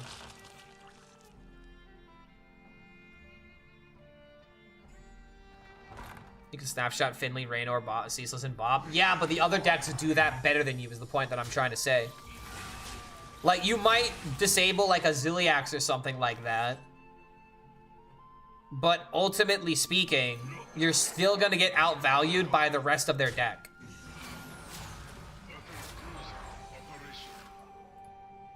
Like, if you're gonna make a Control Paladin work, I feel like if you're even running Starship pieces, why are we not running the 4-mana defensive card? Warrior can't have a good hydration station. That's not necessarily true. They still have the Starship. They still have Ham. You might stop Ziliax, and you maybe can bob, like, you could bob Ziliax or transform the Ziliax and maybe destroy, like, one other minion. But a good Warrior is going to be able to adjust their game plan. And then they can also just fizzle that stuff beforehand.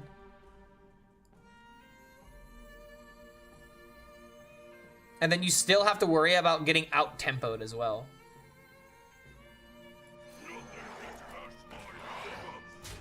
Like, I get the idea, but I don't think it consistently is going to beat people at a higher rank. You need more card draw instead. I don't think Grill Master is the answer, though.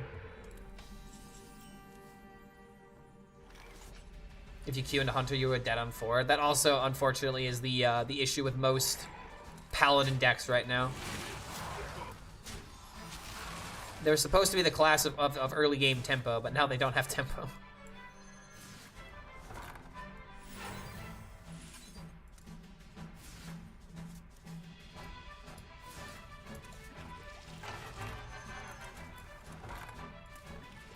Kinda wish I saved the coin. Salvage the bunker works better than you think of the early game. Yeah, if you have it. What does this do? Summon 2/2 taunts?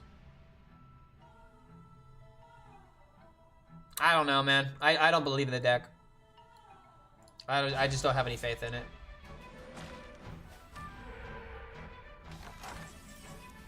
What kind of nerf do I think Bob is getting? I really have no idea. I would say that if they're gonna nerf Bob, what they're probably gonna do is make it to where you get a copy of the minion, but you don't like you kill the minion and then get a copy of it. So that way it doesn't just like straight up steal it from the deck, but then I don't know. That just makes the card much worse. It doesn't even really solve the problem. It just kills the card without even really thinking about it. And that's not how I like nerfing things.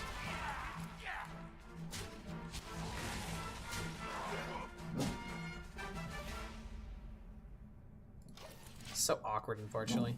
So yeah, nerf him to 7 mana.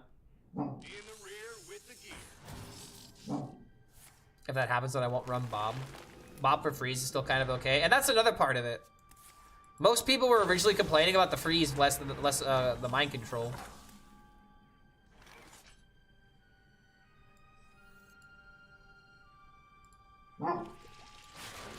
That's right, Xena, bork bork.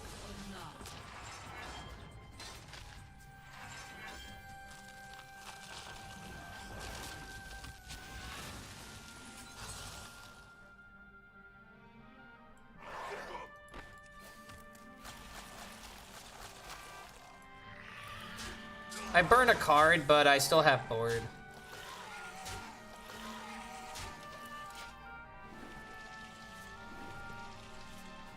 If Killziax gets hit, we don't have to bob it. Yeah, but then Bob would just move on to another problem. How about this? If I donate $10, will you try the deck till you lose? Sure. I guess I guess I could do that. Do you want me to play the deck as is, or do you want me to mess around with it? Because if I'm being honest, I don't like the double lay down the law. I'd probably cut these for like a second minor. The fact that we don't have Zilliax is also kind of sus. Want to mess with it after? Go ahead. Okay, got it. I'll have to log into my NA account, but sure.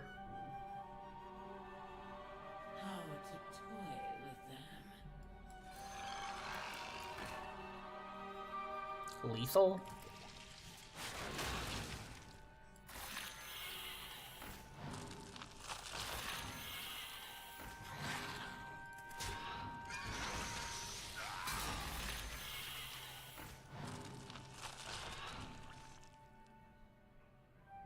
Nah, it's not quite lethal. Almost there, though. We could make Clark play Balatro. You don't have to make me play Balatro. I'll gladly play that.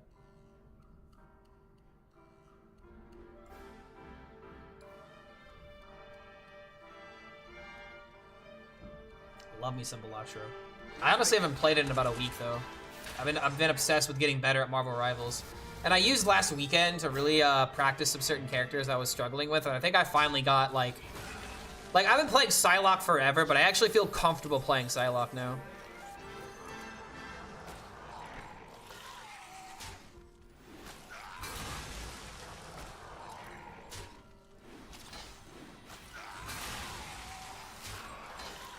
Each of these hits for 5. It's pretty crazy.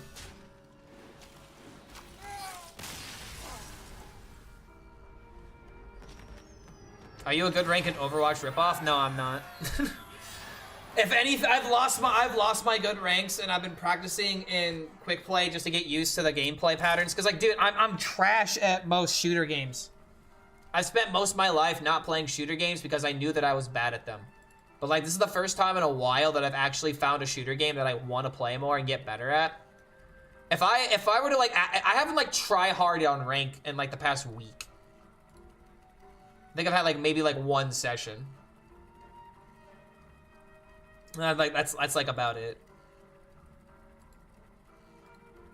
But then I also have to worry about like, oh, if I'm not playing bad, then my opponents are definitely gonna be playing bad. And sadly for me, that's just like, that's something that really makes me not want to play more ranked, is when I know that my opponents, or that my actual teammates are going to be the reason why I lose.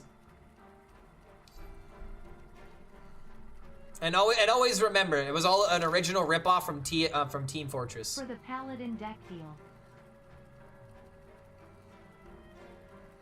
Wait, did that donation come in? Wait a minute. I just heard something about Paladin deck, and then I didn't see anything on the screen. Oh, they was there. Oh, okay, it was there. I must have missed it. All right, well. Let's queue up the Paladin deck after this. I have to log on to a different server. That's weird. I was literally looking at my screen when that happened, and I didn't see it happen on the OBS, but it happened on the stream. Oh wait, I think I know what I'm forgetting. I don't have the other chat thingy up. That's what I'm missing. TF2 was my jam back then. Clark Paladin Scream. I mean, dude, Paladin was my very first class that I got golden. Never forgetty. All I ask is that you try hard, please. I mean, I'm definitely gonna try, but it's like, there's only so much I'm gonna be able to do at top legend. That's the one thing that I'm worried about. Like, if I was playing at these ranks, I think I'd have a pretty decent chance, but it's like, at top legend, what if I queue into a Zerg DK or a Zerg Hunter? I will give the deck a, like, if we automatically lose the first round, I'll go again, but I'm not giving it more than 2 losses. What do you mulligan for this deck? I mulligan everything but Infester. I mean, it depends on the matchup. Usually that's just correct. The only other cards that are maybe worth keeping are Spawn Pool, the 1/4, and Harbinger of Winter.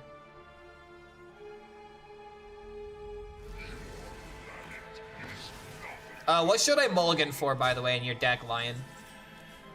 What's like the best cards to go for?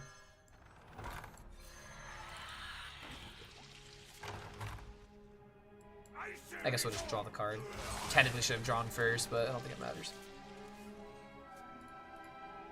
What is this? Is this esports? Holy shit, I was joking!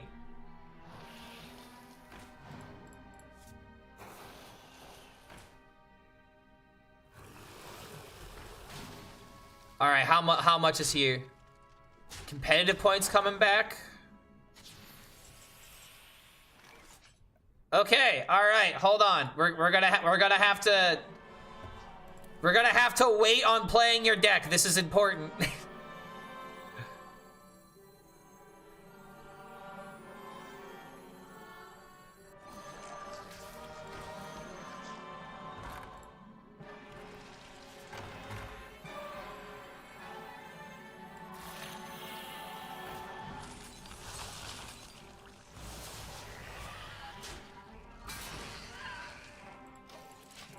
This is still going to be a decent amount of damage here, but next turn, I hopefully dominate the board.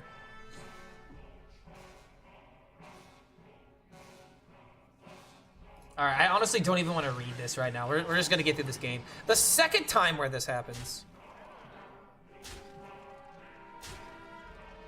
All right, give me another Infester for the memes, just so it's easier to do the math. That's also very good.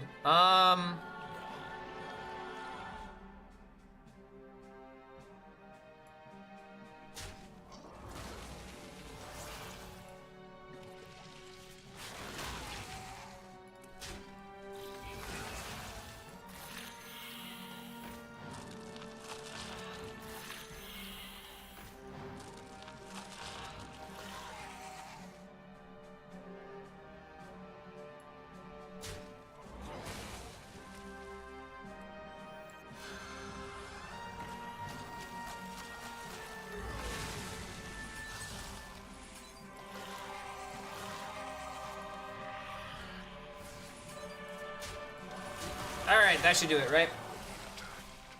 How often do we horn Worm here to spend the mana? Oh, definitely 100%. Every single time. Every single time.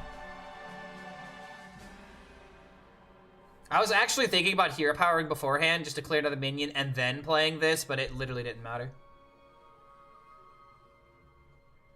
We're actually making good progress. We started 0-2, and now we're about to be 10-3. it looked pretty rough, dude. China non esports again. This is going to be qualification for the three regions that aren't China. China's probably going to have its own qualification.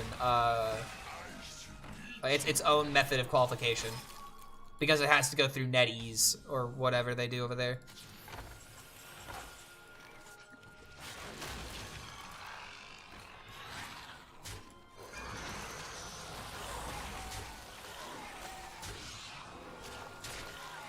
Unga bunga. All right, esports. All right, hold on. Okay. So we got esports. Oh man. We actually have an esports announcement. And from what I have been told, there might be some interesting, worthwhile things considering here. But I'm going to go ahead and not think about any of that. I am going to think as a competitive player, after reading this announcement, does this make me want to play more Hearthstone? Let's find out. Hearthstone Esports is back in 2025. Hearthstone Esports is back with a more open system designed to give you more opportunities to enjoy competitive Hearthstone. Fuck yeah, that's exactly what I want to hear. Hearthstone has not felt like it's had opportunities for a lot of players to actually be competitive since like 2020. Like literally 2020. Like it's crazy how bad the competitive scene has been for the average Joe. Hearthstone Esports looks a little different in the year of the Raptor. Our 3 premier broadcast events, 2 Masters Tour Championship and a World Championship will still make up the backbone of Hearthstone competitive season, but our focus this year is to open up new paths for more players to participate in these premier events. We want to invest in the competitive. Oh, hey, do you really now? You want to invest? Where was this attitude 5 years ago? We want to invest in the competitive Hearthstone community, so our improvements this year are primarily designed to make the system wider instead of taller. Wow, yes, this is how it should have been from the very beginning. Let's keep hearing this. And we hope to see more grassroots Hearthstone events alongside with our official system. So something I should say is that Hearthstone does give incentives for creators to make events. Not in the sense of money, like, hey, I can give you like $200 to run a tournament, but what they can do is that they can give us prizes. They can give us prizes, you know, and they can give us packs to give the players, so that way our tournaments actually have a reason for our communities to participate in them. So I imagine if I am liking these announcements, there's probably going to be more tournaments that I decide to throw just for the hell of it. So that sounds awesome. I would love the reason to throw some more tournaments. I literally didn't throw a tournament last year because I could not find a period in Hearthstone history where it felt fucking worth it. Last year, I didn't feel like making a fucking tournament. Whether you're the top of the ladder grinder, a tournament specialist, a new competitor, or an esports superfan, we have something for you. So there's qualifiers. Qualifiers and then open spots. Points competes for playoffs, and then playoffs competes for the championships, for the MTs.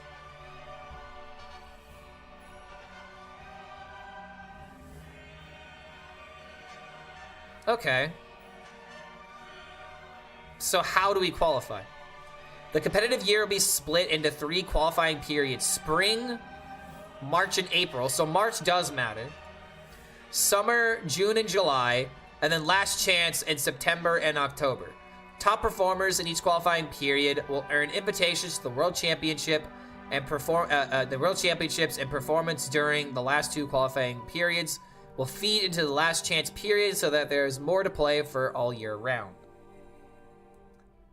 Are there going to be in-person tournaments? Is there going to be an in-person Worlds? Or are all of these going to be online? The ranked Hearthstone ladder will continue to be the main feeder into Hearthstone esports. Climb the Hearthstone ladder and get a top 100 finish during any qualifying month to earn competitive points. These competitive points totals will determine invitations to tournament events as outlined below. So you essentially need to finish top 10 again. At least top 25. So if you're gonna do this, then yeah, you need to. I really don't like the point system personally, but that's just how ladder is always going to be. Newer qualifier events each month during the qualifying periods. There'll be 3 open cups or 3 open qualifiers, 1 per regional server. Finishing top 4 in any open qualifier will seed players directly to a Masters Tour playoff event, which will let players earn. Okay, so you have to qualify. So you have to go to the qualifier to get into the tournament that gets you into the World Championship. That's good. That's very good. Let players earn an invitation to the Masters Tour Championship outside a competitive point system. Save the date. The first 3 qualifiers will take... Holy shit!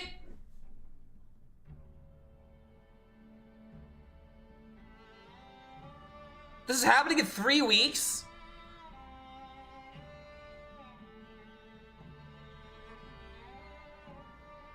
So that's why they're not making any balance changes. I actually need to think of a lineup now. Holy shit. Oh my god, guys, I can't, if I'm gonna do this, I can't fuck around. I have to like eat shit and breathe Hearthstone these next 3 weeks if I'm gonna participate in this.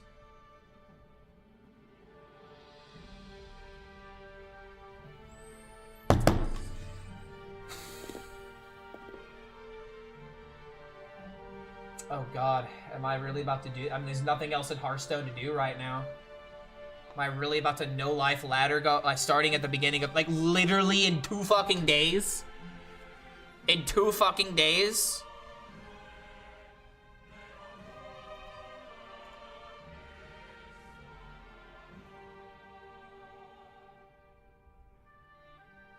Let's keep reading the article. Exact dates and times will vary by region. More details and sign-up links will be shared in the coming weeks. More chances to compete. There will be 3 Master Tour playoffs per Masters Tour Championship, 1 per region. Each event will consist of top 50 eligible... Wait, top 50? Top 50 competitive point earners? Dude, that is so fucking gracious!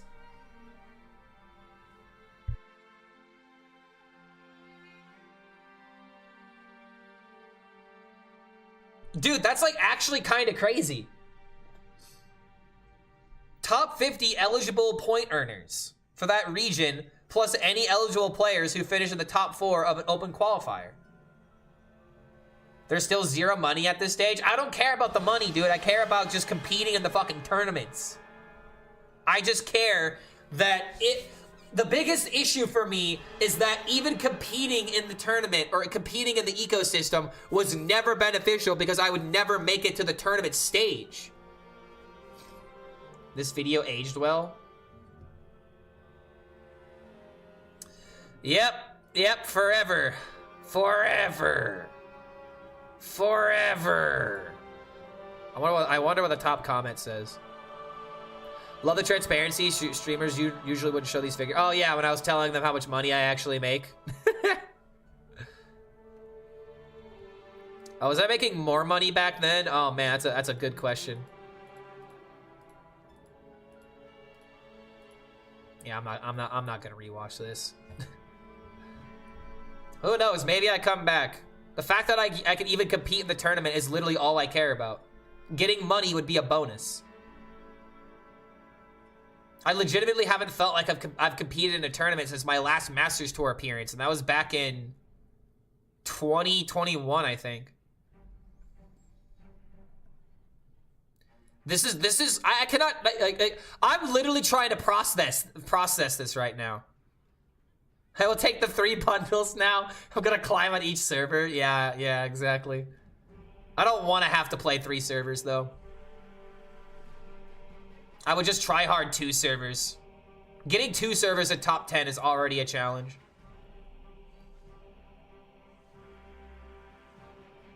No climb for opens. You don't play ranked on 3. Wait, what? Clark, I will put myself in hell. I'm playing Linecracker Druid into Ignite Mage. That does not sound fun. Okay, let's read the rest of this. Plus, any eligible player who finished the top 4 of Open Qualifier during the qualification period will qualify for the Masters Tour Championship. The top 2 earners in the Masters Tour playoff will move on to that period's Masters Tour Championship. As we develop and evaluate this program this year, there may be opportunities to expand invitation list to Masters Tour playoff. Keep an eye out for dates and any other program announcements. What this is telling me is that they might actually, dude, this would actually be insane. They could potentially have creators run events, and maybe there's an invitation to a tournament or a qualifier because of it. Like, imagine if Fino came out of nowhere and it was like, I'm gonna throw a Hearthstone tournament because this Hearthstone announcement really is exciting me about the ecosystem. And then suddenly they make like a legit tournament. They put like, you know, a prize with like a couple of packs, but like the first 2 spots could potentially be an invitation to an open qualifier or to whatever it is that you would want to qualify for playoffs. To qualify for playoffs. I don't know, dude. This is a big deal. It's like actually a big deal. Masters Tour Championship. There will be 2 Masters Tour Championships this year. The Masters Tour Championship will consist of the 16 top players of that qualification period, 6 from Masters Tour playoffs, top 2 in each of the 3 regions, and 10 from competitive points, top 2 per region, and 4 of the highest remaining point earners across all 3 regions. The top 4 in each Masters Tour Championship will earn invitations to the Masters Tour to the World Champions at the end of the year. The other 2 competitors will earn another chance at Worlds at the Last Chance Qualifier.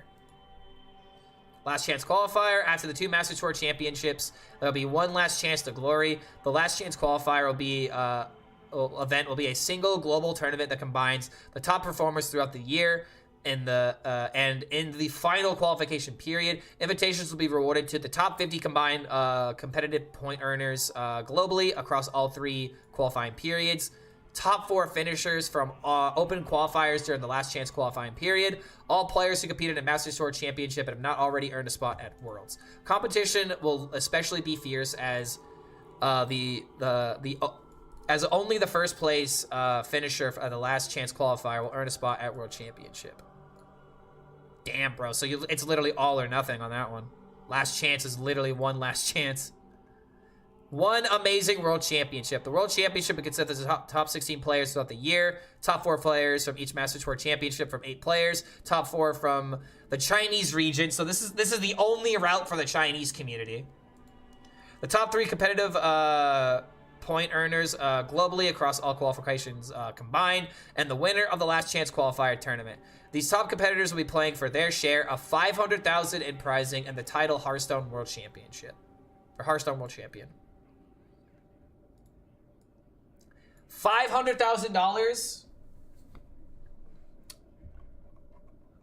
Yada dee, yada do, yada dum. We want to invest in the competitive esports community. They want to invest. Why is this number so low? Why is it not at least 1 million? If it was at least 1 million, that's a big deal. I'm pretty sure you could fork up another 500,000. Or you could add another 500,000 to the ecosystem, so that way people that win these tournaments actually get something for it. Instead of the chance of a chance of a chance to earn money. That's like the biggest flaw that I see here.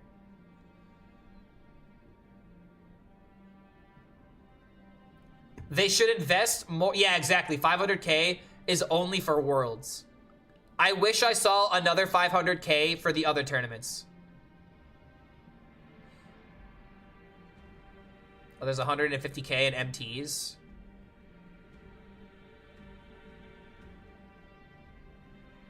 This is overall a good announcement.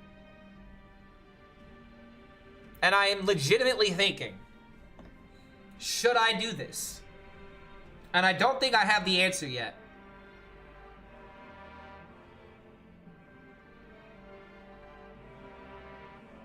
I think it'd be a rash decision for me to come up with an answer right on the spot.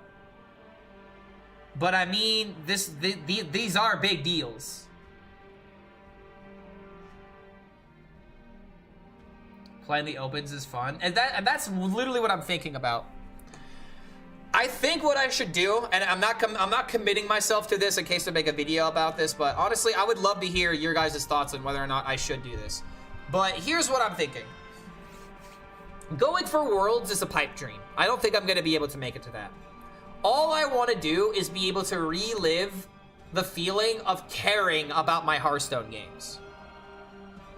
And one way of doing that is to do these tournaments in order to prove that I have what it takes in order to compete with the best of the best. That would be the reason why I would want to do this. This should be like if we're going to invest within the community tournament held by creators with another 500,000. Dude, that would actually be another fantastic thing. Imagine if they had a budget for creator events in order to actually boost the ecosystem so people want to host events. That would be fantastic. And you would only have that money for prize pools. You wouldn't pay creators with that. I wouldn't want to see that. Might be a skip and go next set. I don't know, dude. I don't care. I could get over the set if it means playing in a tournament and trying to like actually care about Hearthstone for the next 3 weeks. Because it's either that or I do what I have been doing for the past 2 months, and I'm not having fun doing that.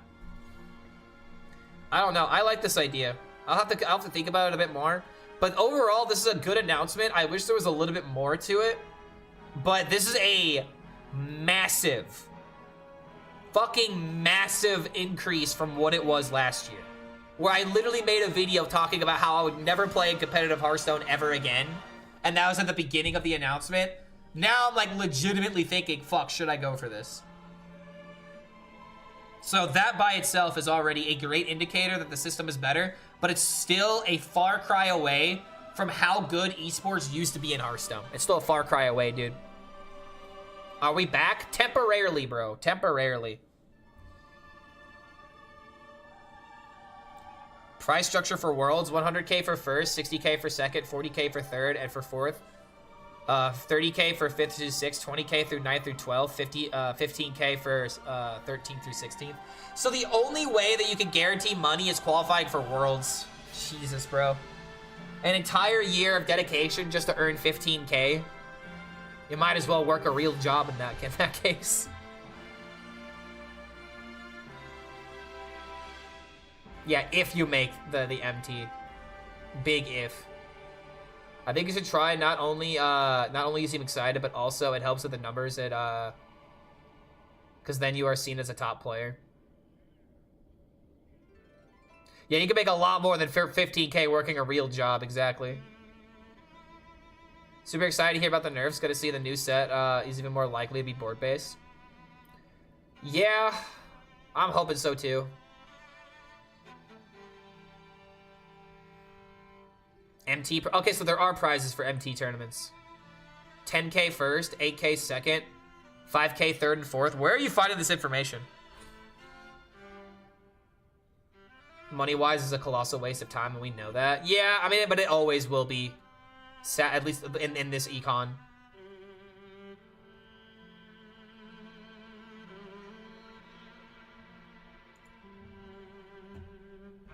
Oh, wait a minute, it's actually in the rulebook.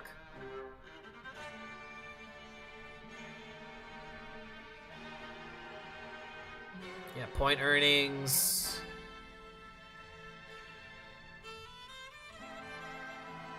There we go. Okay. So Master Tours do earn money.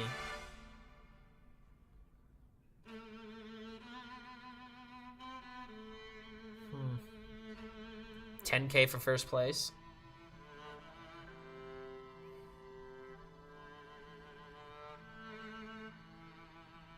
I say forget the money at the moment and do it for the experience. Money will come in other ways, like me donating to you to pay for Dex to try. That's also true. As a content creator, I luckily will have other ways of being able to convert this into content. Wait, trio? Trio format? Wait, what?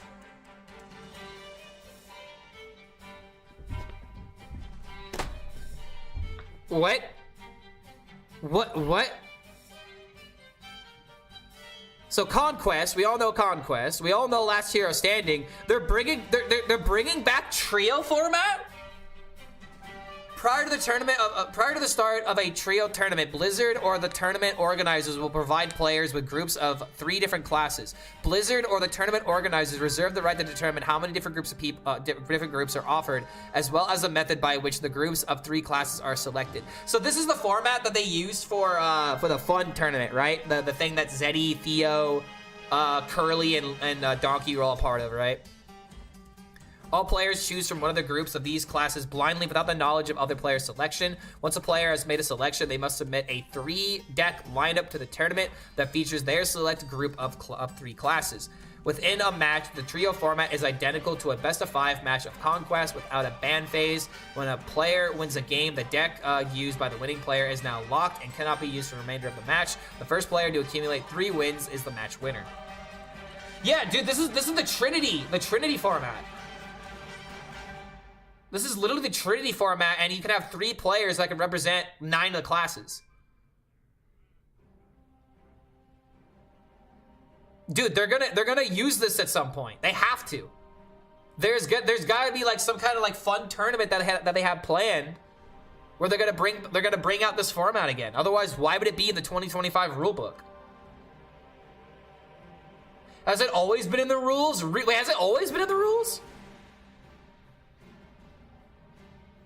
What's really important is consistency. If the payout has to be a bit lower, but happens for years to come, then it's definitely worth it. Having high payouts, but having to shut the tournaments down 3 years, it's definitely not good.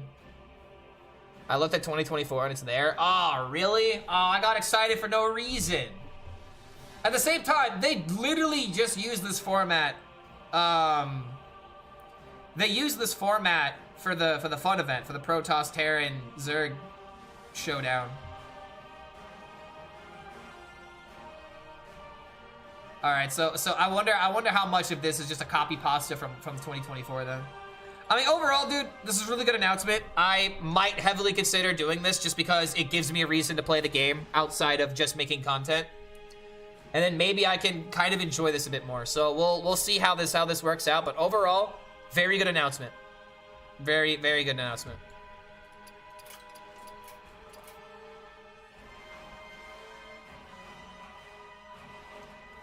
All right, I gotta go. Oh, there's an update. Don't make a choice today. Tomorrow, right after you wake up. Yep, that's gonna be. I'm not gonna lie, man. I need something that makes me want to wake up in the morning. I currently do not have that. Clark needs to try because there's an open qualifier in 3 weeks. Yeah, exactly. I would need to try hard now. Good thing I started doing this today.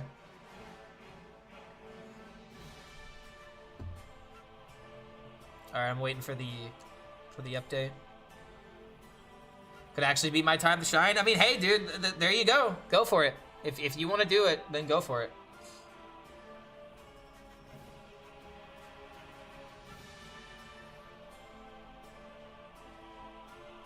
Should I do it? I need the gold card back. Dabs, that's like half the reason why I want to do it.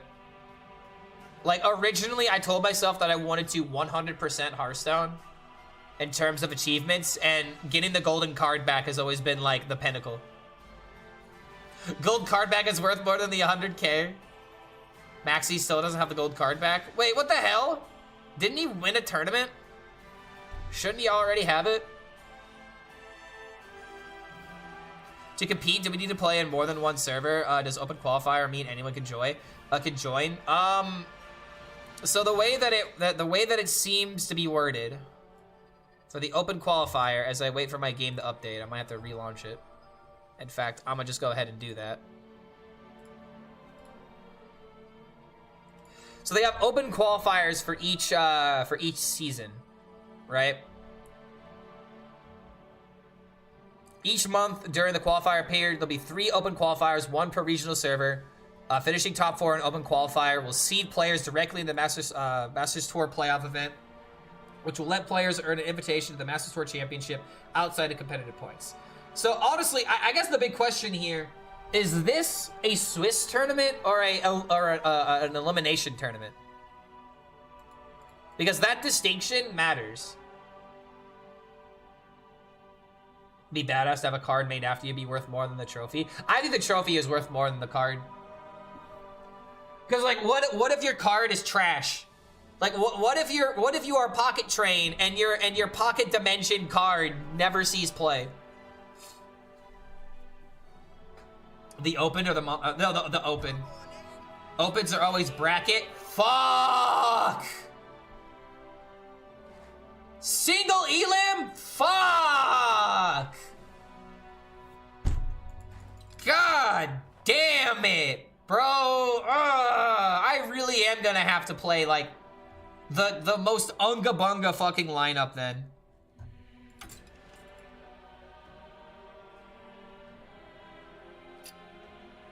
I don't care. I'm in the game. I can always look at that shit and just know. Fair enough. Clark not becoming our rival's main yet. Apparently not. I don't know, man. I'm not good enough at those kind of games. I'm getting better, but yeah, I will say having your name in the game is pretty cool. I'm not gonna lie. Every single time I remember this, it does make me smile. Look at how unnatural that seemed. Clark smiling. Hell really has frozen over. Alright, so I was donated $10 to try and win a game with this deck. Play until I lose. If I get steamrolled immediately, then I'm giving it another chance, but one loss of like a fair game and I'm outsy.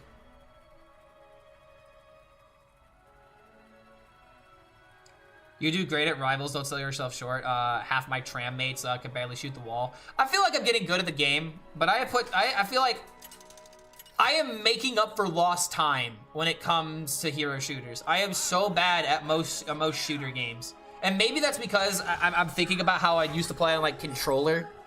Oh my god, playing on controller. Absolute fucking hell.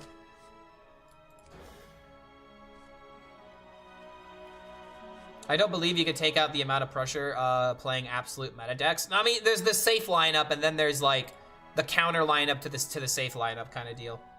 I think I would just end up taking the safe lineup every single time. Usually I try to like wiggle around with my lineup. I try to like wiggle around like some kind of like idea where it's like I'm trying to beat these decks while avoiding these decks. I don't think I'm gonna do that for this kind of tournament. I'm just gonna play the good decks and just play them well. I go into such a tournament with homebrew decks. See, and that's a high risk, high reward circumstance. All right, well, this is the matchup where we get to see if we have a chance of actually beating Warrior. Line up a Shaman, DK, Rogue, and whatever fourth. Good players will play Hunter. Shitters will do Warrior.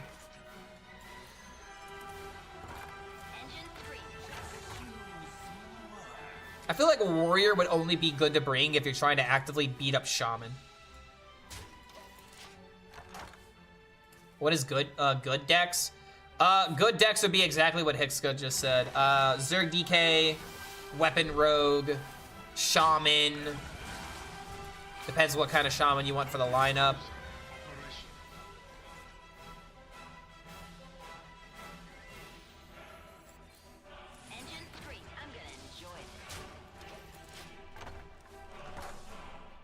Lineup is just full target DK in my opinion. Yo, what's going on, Pocket Train? See, if you say esports 3 times in the mirror, Pocket Train arrives in your Twitch chat. Yeah, dude, we just went over the announcement. I'm not gonna lie. I'm like actually kind of debating on doing it. I pretty much have to come up with a decision tomorrow, though.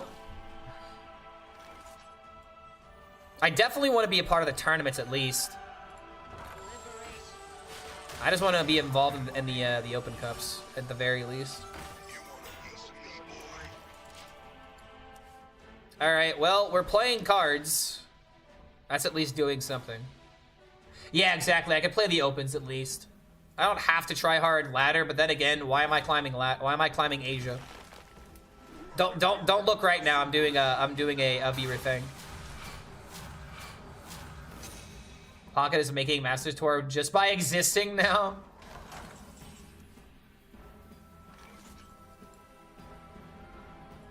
Honestly, that brings up a good question. Would it be a good idea to have like an invitation for the last world championship, or for the last world champion for like the master tour that qualifies for the world championship? I think that'd be a good idea.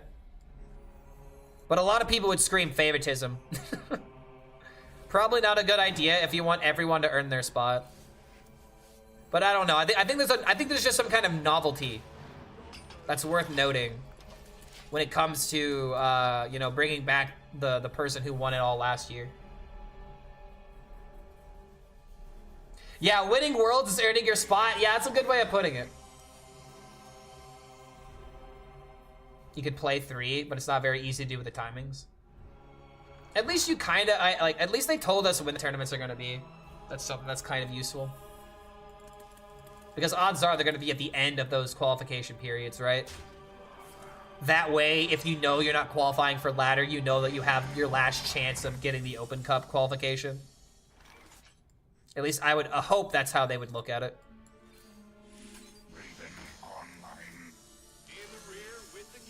In the rear with the gear. In the rear with the gear.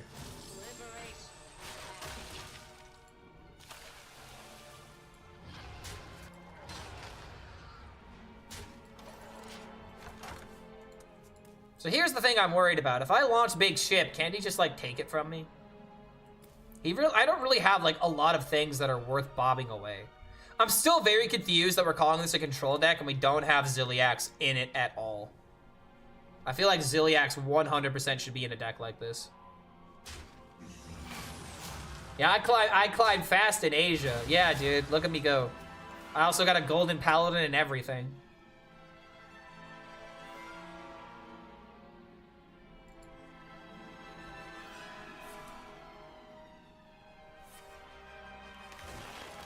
This is actually dealing a lot of damage. Wait a minute. If this could go face, and if I could launch the gym, that's 24 damage.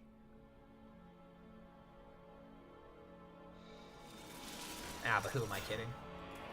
Oh, wait a minute. I have this as well.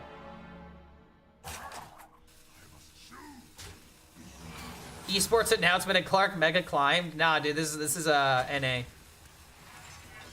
I love that you believe in my ability so much, though.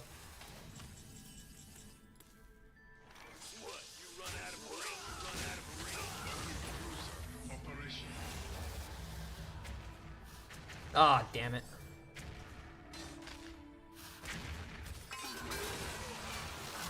Damn, dude, that 5 damage could have been so important. Let's make it count. Let's make it count. Maybe I can win with tempo.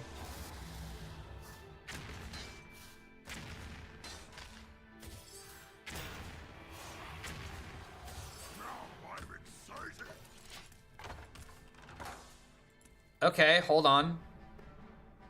I don't know how this is happening, but it is happening. And if he just hides behind taunt, then I just take it.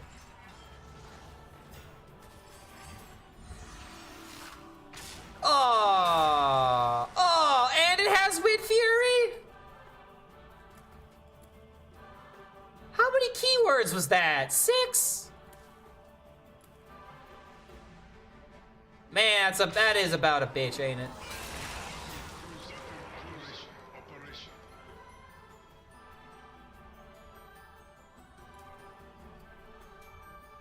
See, this is exactly what I was worried about, mate.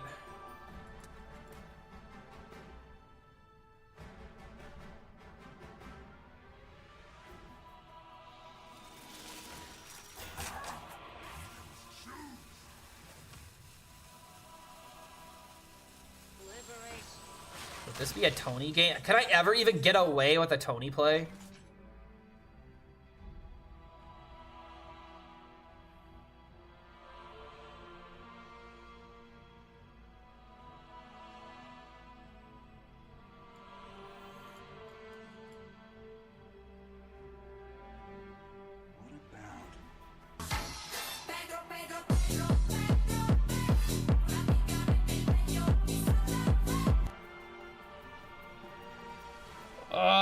What even is this? Double 4 is the obvious play. But I could Shroomskavate attack here, keep this minion alive. I mean, I need to trade into this somehow.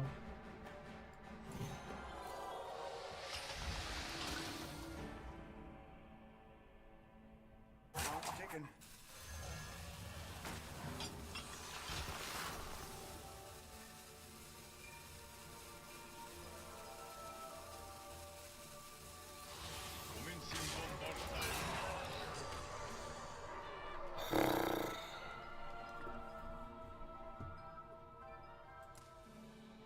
Trolling by not drawing for Finley? What, so I'm supposed to trade these two cards, and if I don't get my Finley, then I'm still screwed either way? Like, I guess maybe that could have been the correct play. But it's like, I automatically lose if I trade those two cards and don't get it. I don't know, I feel like the chance for winning is just over now.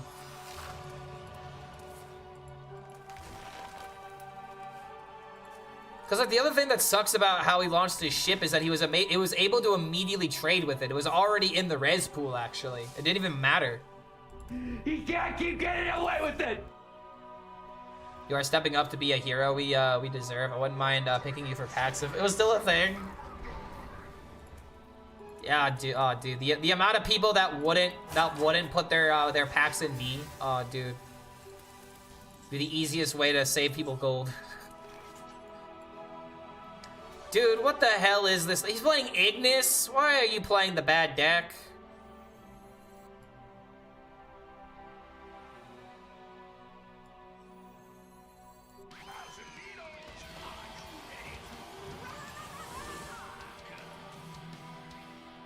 At this point, I have to hope he hasn't drawn Boom Boss.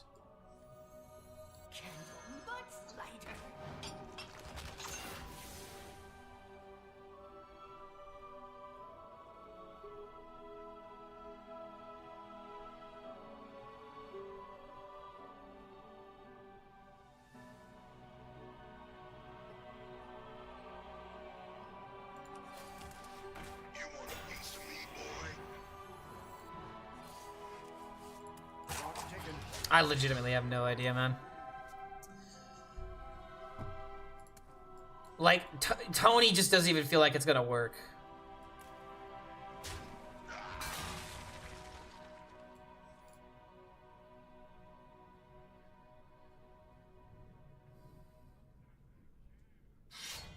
Okay, not the most insane weapon in the world. The fact that he's doing this is just why. Bro is giving me so much time. Are you kidding me?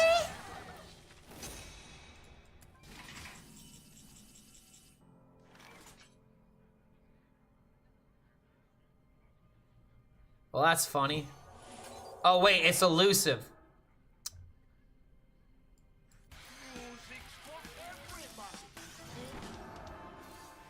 Now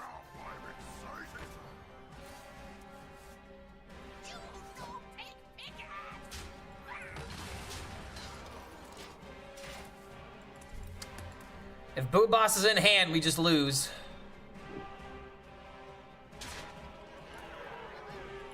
At least now I have Zilliax. But then if I play Zilliax, he can bob it.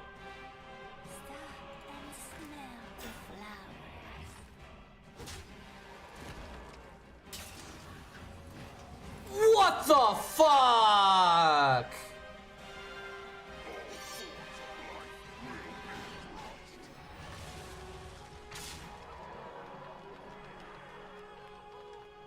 Wow.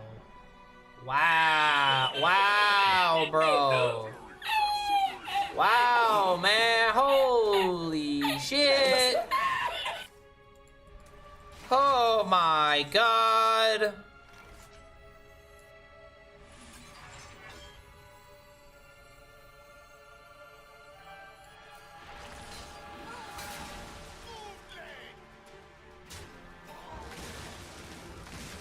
He can't keep getting away with it.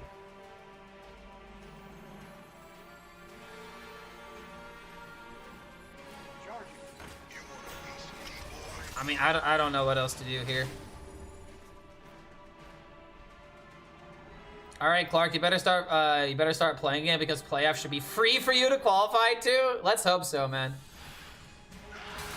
Finally, my time has come.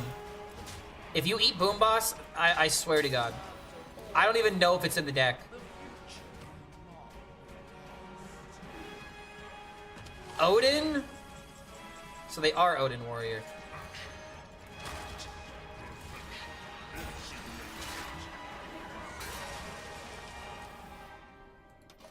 Yeah, I'm looking pretty dunzo here.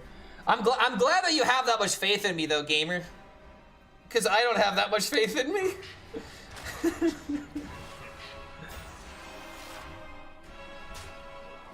Alright, I'm gonna have to steal that Zilliax. Yeah, top 50 Americans, man. Yeah, I know.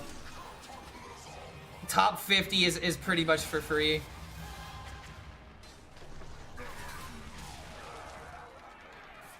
Well, I mean, I'll tell you what's not free is this game right here. And this is kind of like what I was talking about, is like, okay, I could steal the Zilliax, but I die if I do so.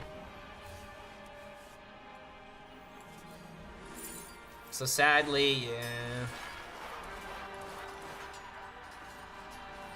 Could have hero power to make this better, but this game's already lost.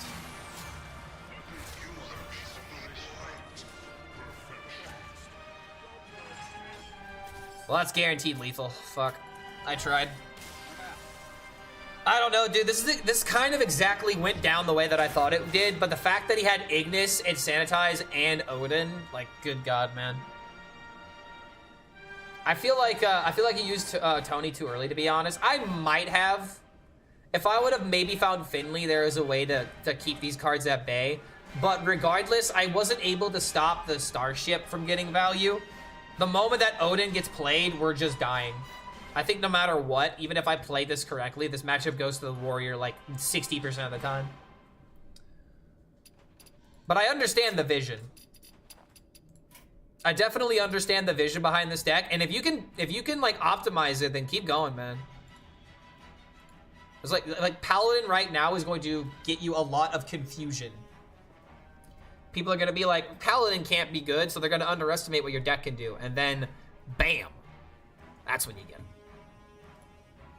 That's when you get him.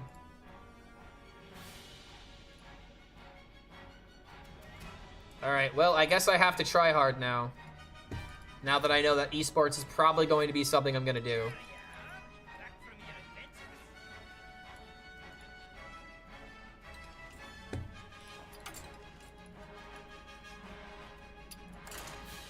All right, let me take the doggo outside.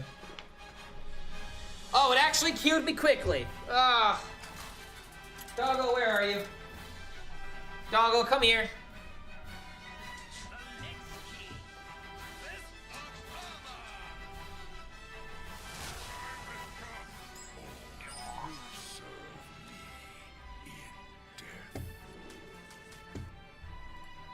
Up here. Oh, right in the neck. Oh, right in the neck.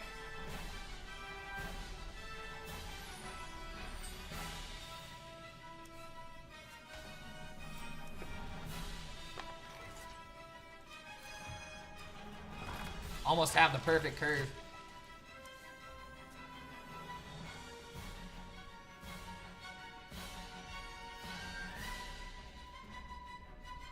Do I want to see a chicken pretending to be a duck? Yes. I feel like anyone would be a fool to say no to that.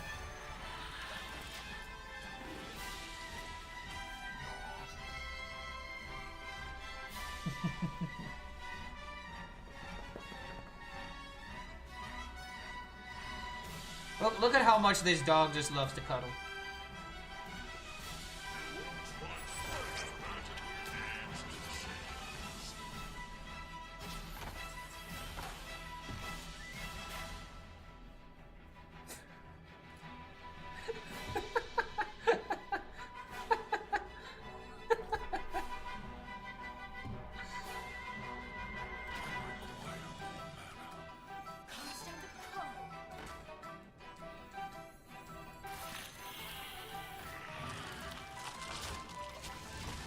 This is actually adorable as hell.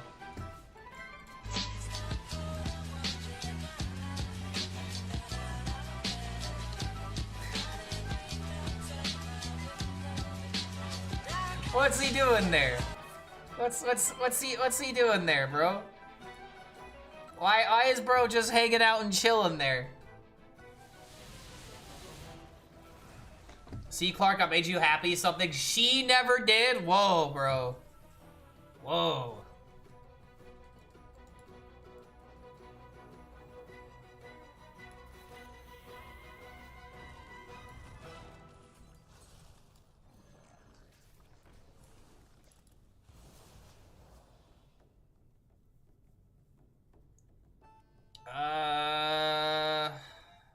I don't think I want to trade here. Seems a bit wasteful. First open is going to be this meta plus reverts. Wait, reverts? Oh god, are they gonna like buff Reno? Oh jeez, man. They're gonna buff a lot of cards I hate, aren't they?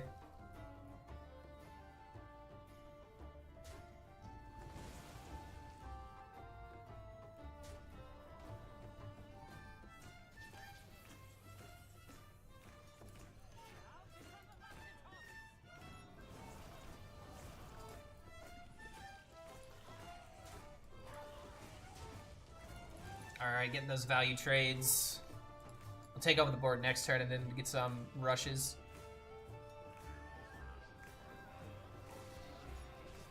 Oh, that's pretty good. I could kill the Golganeth with a Bangling. So as long as I get good cards off of the larva, I think we're fine. Mountaintop shouting intensifies. I'm not gonna lie, dude. I'm gonna miss this card. I am really gonna miss the Yodeler. Yodeler is like one of my favorite cards in the last rotation.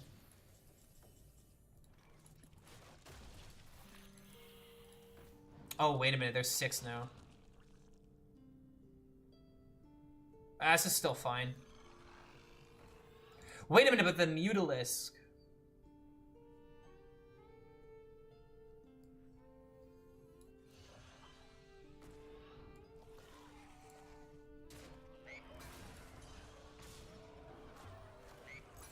Massive Mutalisk value.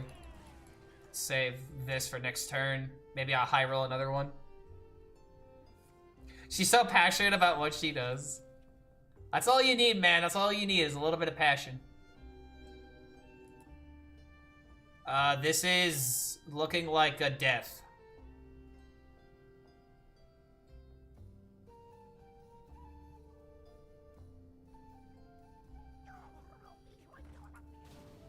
This is still lethal.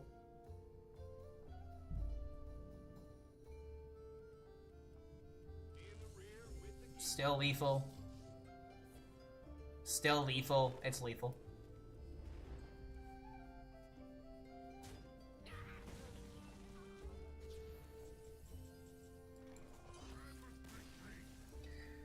Alright, now I'm gonna queue up another game and then take the dog outside.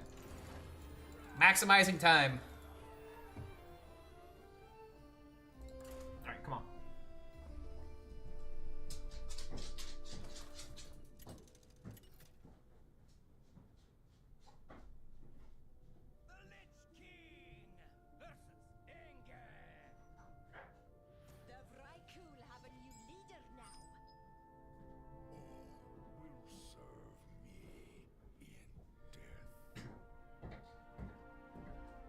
Another auto queue? Holy crap, dude.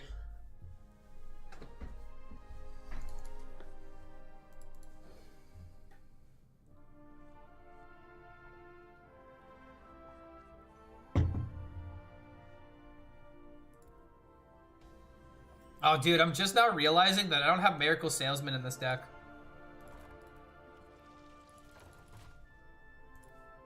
Is it because I'm running 2 copies of Baron? Is this supposed to be double Salesman? I don't remember. I mean, it's working so far, dude. I mean, we started 0-2, but all the games that have mattered have been streaks. Look at that streaking action. We don't need salesmen. I mean, we could benefit from a salesman. One salesman, not terrible. You just never want to keep it in the mulligan. Like, you always want to try and mulligan for the good stuff.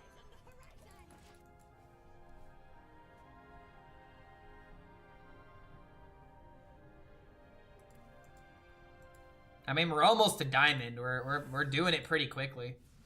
Keep in mind, this is 10-star bonus, not 11-star. So the moment that we hit diamond 5, it's gonna start...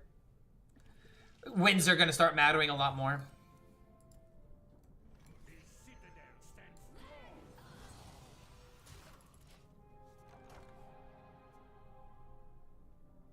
Maybe that could be the theme of next month. Climbing ladders so that way, like we have like a goal, like a sub goal and like a ladder goal as well. You know what this might mean, guys? This might mean that 3 AM Clark is coming back, which means taking tomorrow off. Oh, god damn it. That's what we're gonna have to do, dude. I'm gonna have to do another midnight, a midnight stream. I guess it'll be great for viewers.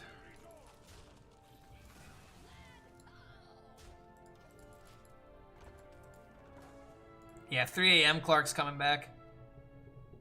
I guess I might as well just say that I'm gonna fucking try at least the first month. At least the first 2 months while I know that I have the funds to make it. Alright, got a yodeler.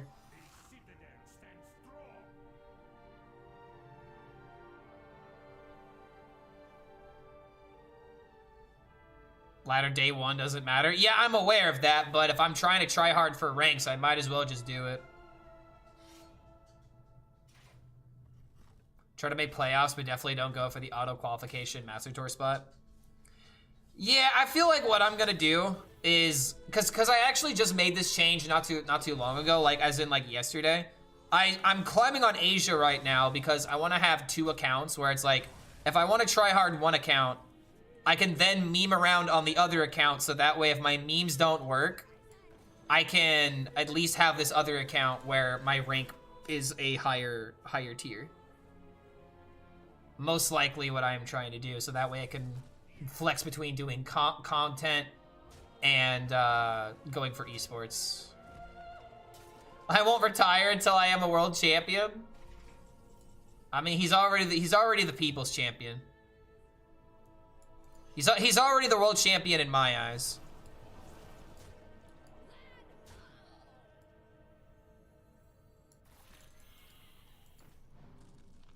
Playing plagues. Yeah, this game's over. As if I didn't already watch your streams at 3 AM. I'm in Europe, so it's pretty late when you're wrapping things up. Ah, crap. This is the perfect draw.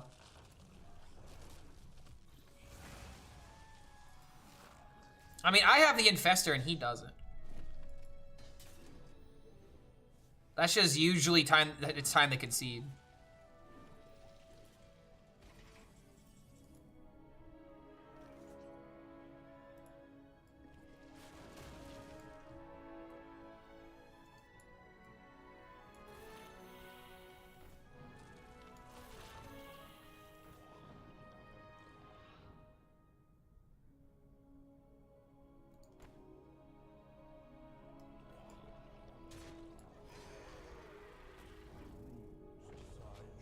Ooh, juicy. I don't think he could have done anything with that anyway, but it still feels good.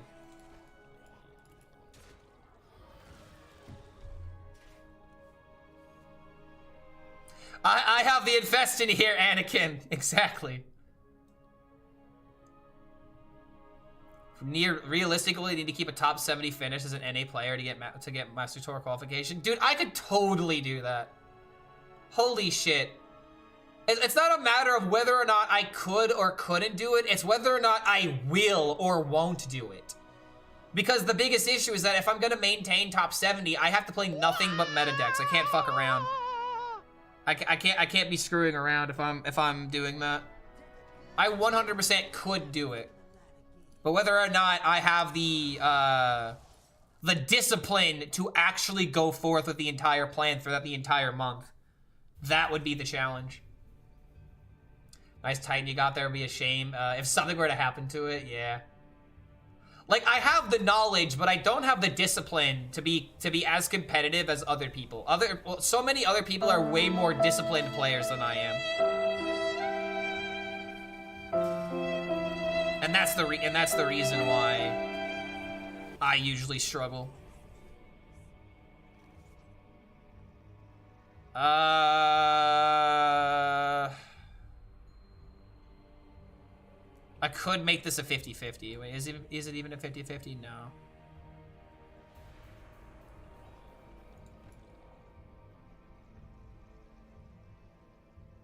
What is the right order on how to do this?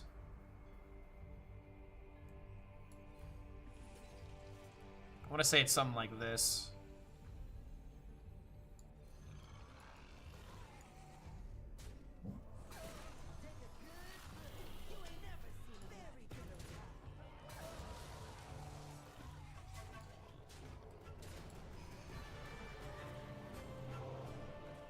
He plays Giants. Yeesh, bro. What's going on here? Uh-oh. Doggo?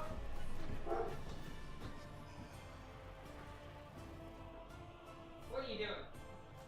Get in here. Get in here right now. What are you doing? No. In the house. Go.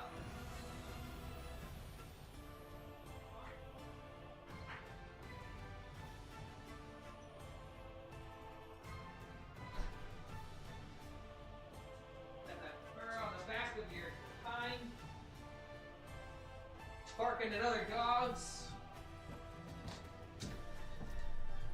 Yeah, I don't know who she was barking at, but she was barking at something.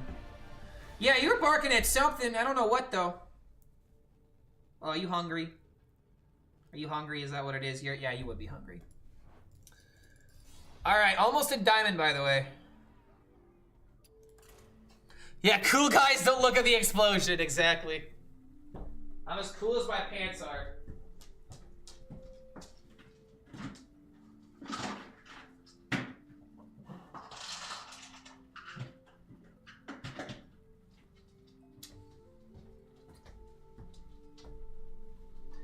Chair's winning. Chair always wins.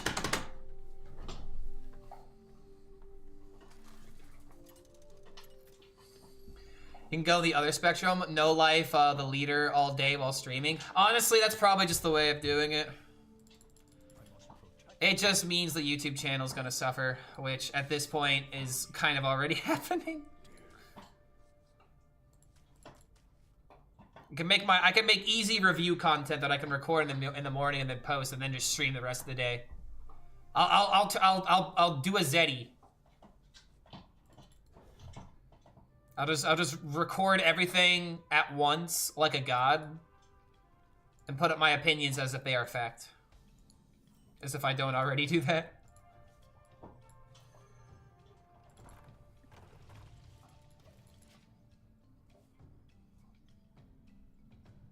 Grinding ladder's not worth it. You won't make top 5 finish anyway. From what I hear, I don't need to be top 5, man. Top 50 point earners make it? Holy shit, dude. That is such a safe threshold.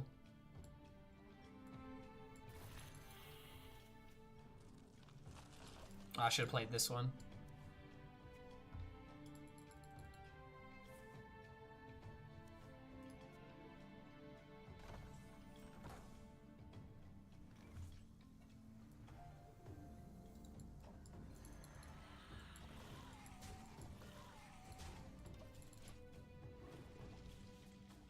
In my honest opinion, Zeddy doesn't do card reviews; he just announces them. That's how it is for a lot of people, because he's literally the first person to make the video. So you're not going to him for the review; you're mostly going to him because he's the first person to make the post about it. That is made very clear by, oh man, look at this. Yeah, my review video. Oh boy, oh shit. Yeah, it's pretty fucking bad apparently. Ain't no one want to hear my dumbass talk about cards.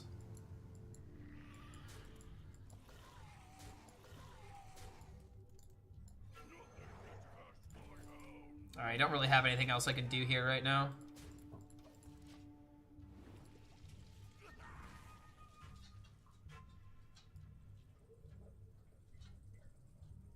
My boy smart, but he a little stupid? Yeah, it's me.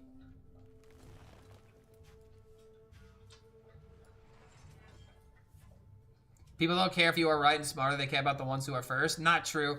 I've posted my video at the same time as Zeddy, and his videos still get more views. It's not about when you post them, it's about having the niche. People go to Zeddy because Zeddy is their typical way of finding out information. It's their news source for Hearthstone, essentially. And that's why I can't just expect me to post a video and then have it have immediate success, because a lot of people aren't coming to my channel looking for that.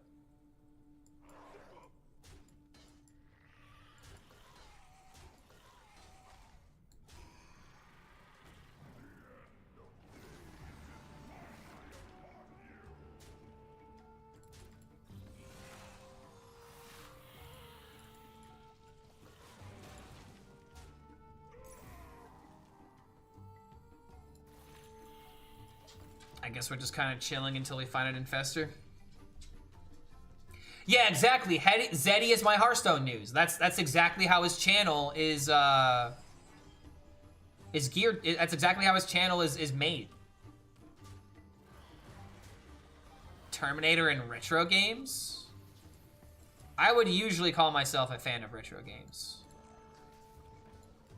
But then again, who isn't a fan of retro games is the better question.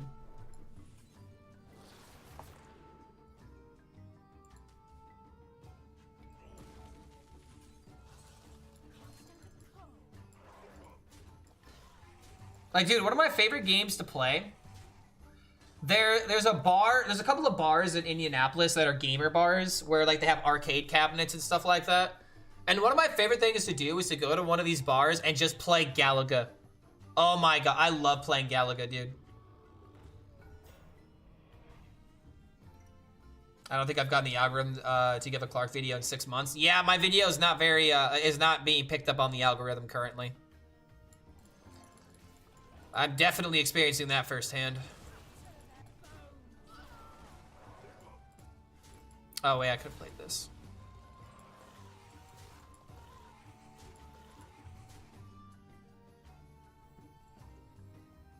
Not a lot of AoEs. This is looking like it's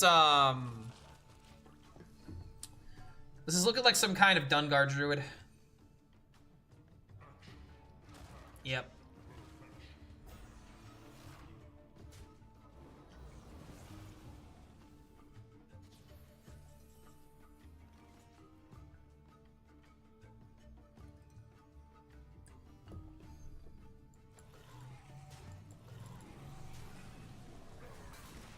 Reska's gotta wait for later.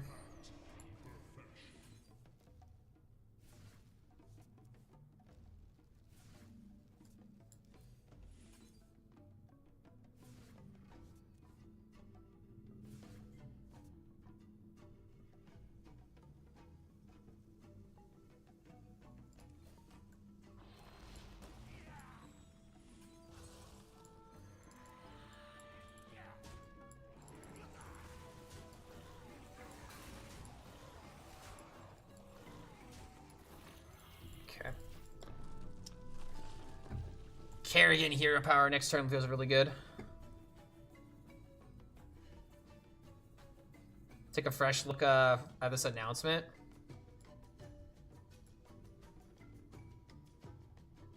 Oh, so they're making like a Terminator Metroid game.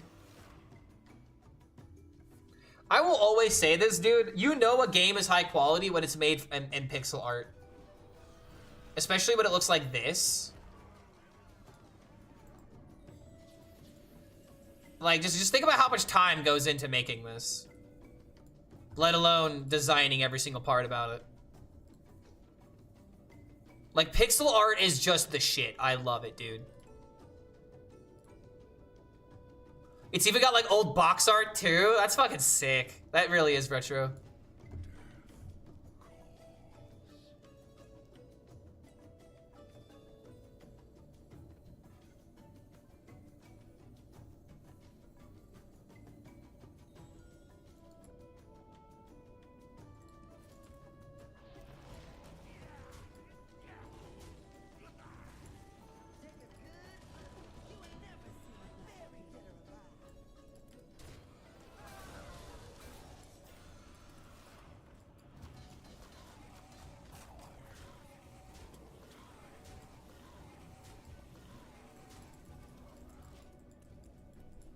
Kind of wish I had... You know what? If I would have traded another one of these, this potentially could have been lethal. I didn't even count it.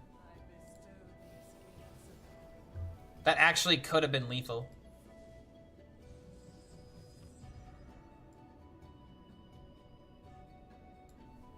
I lost the reaction. I mean, I didn't watch it. I just looked ahead and saw the art and just commented on the art. I love pixel art, dude.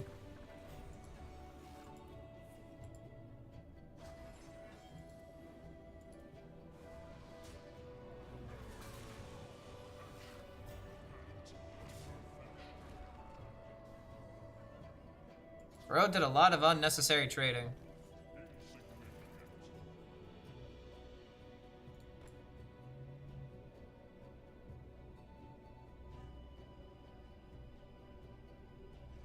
I don't want him to heal too much here.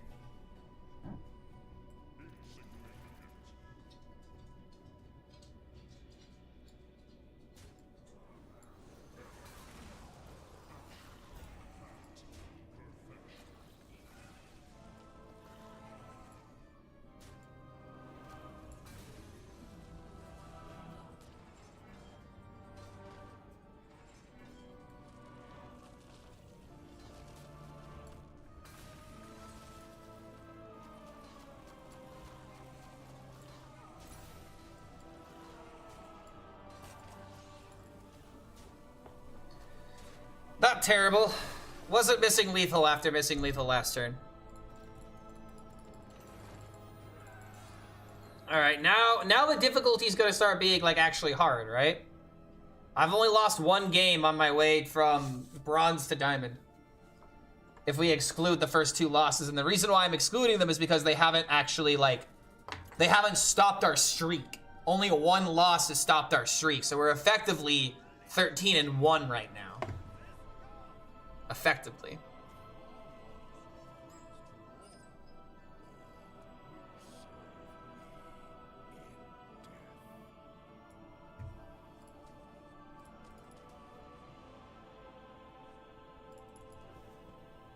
Come on, just give me the infestor. Damn it.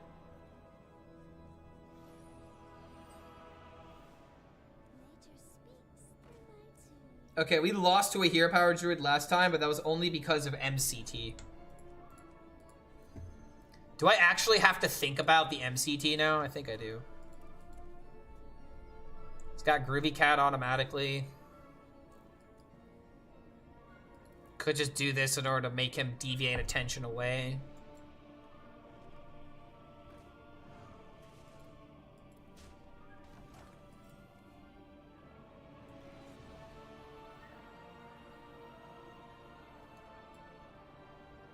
Could also just do it this way instead. Honestly?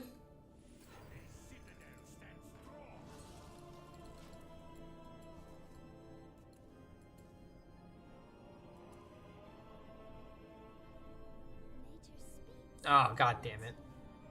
Looks like Discord will show you, you're on a phone computer, Mac, fridge, microwave, vacuum, cleaner, what? Wait, what?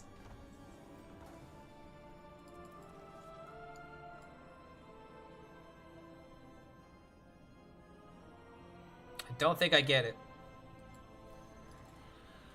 Gonna wait one more turn. Double Yodeler feels kind of bad. I think I should legitimately take out the Yodeler and the Barons and put in second Harbinger of Winter and the Salesman.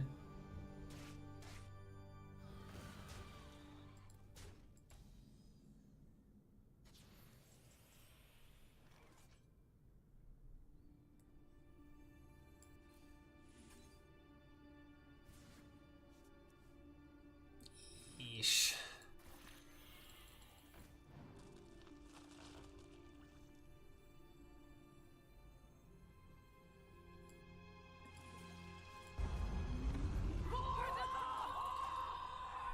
Yo, what's going on, Yaka? Good to have you here, man. Come back in with with 18 months. Welcome back to the Horde, my friend. We are kind of getting destroyed by Groovy Cats at the moment. I think I have an idea on how to stop this, though. Oh, never mind. Now I can't Frost Strike and get a weapon.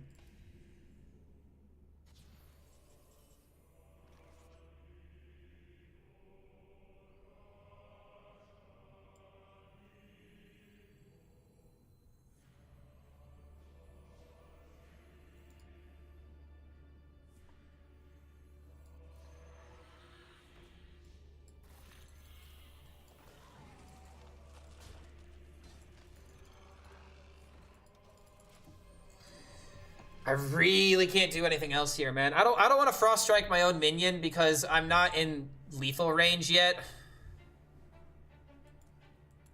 He still could have like a minion he could play. He's playing this now. The other issue is that I have to worry about Artanis, actually. Egg.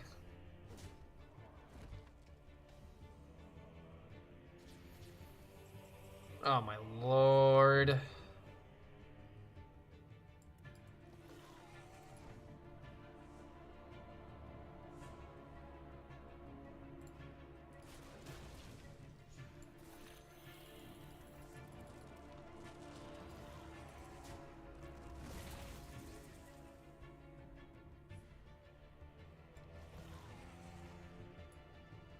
Get one less 2 damage because of this, but... Oh, yo, wait a minute. This with Yodeler?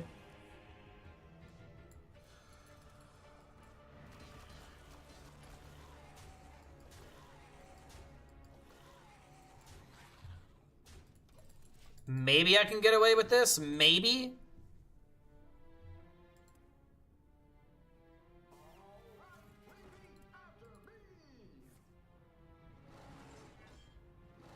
Swipe. Oh, he had Innervate? Oh, fuck. I didn't think he had the mana to do it. That's why I didn't stop it. Damn it. How am I losing to Hero Power Druid consistently?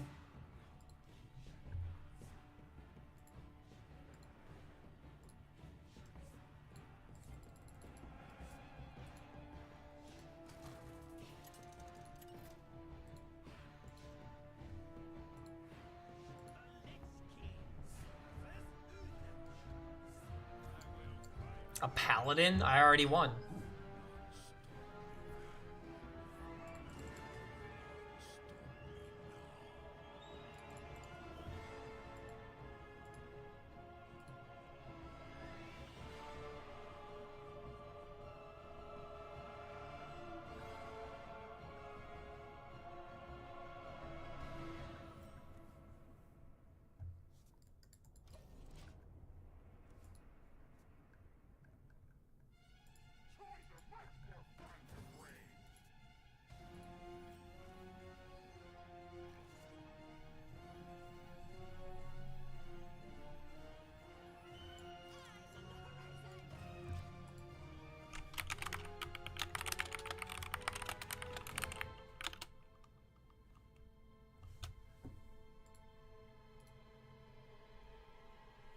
That deck is so good. Hero Power Druid, it's really not. It's the ultimate, like, I'm gonna win automatically because I have the good draw versus, like, a deck that is hard to pop off with. It's really not that insane of a deck.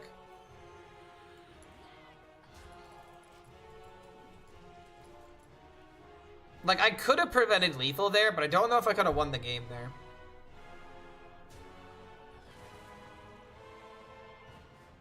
Tony looks happy when he plays this game. Not gonna lie. I'm in thought, bro. I'm in deep think mode.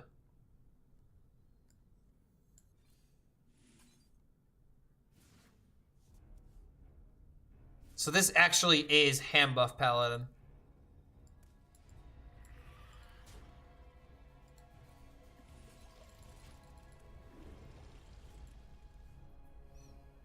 Customs Enforcer actually giving me some annoyance here.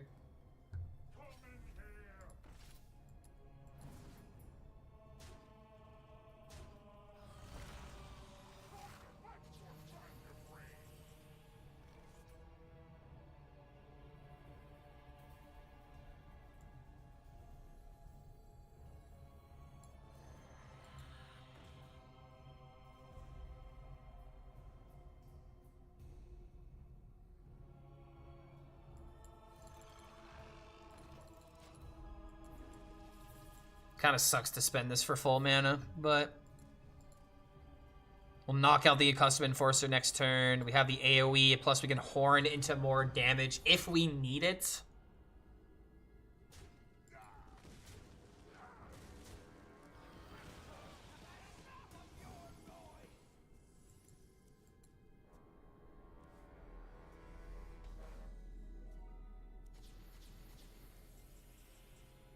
Okay, there's Infester. Which honestly might be better to pick up here.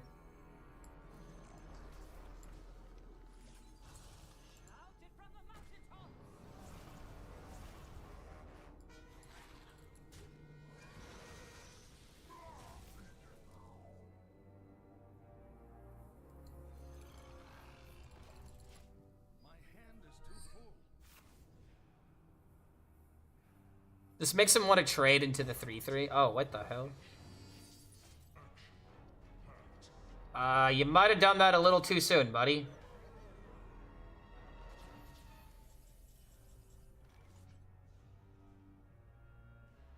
You might have done that a little too soon, buddy.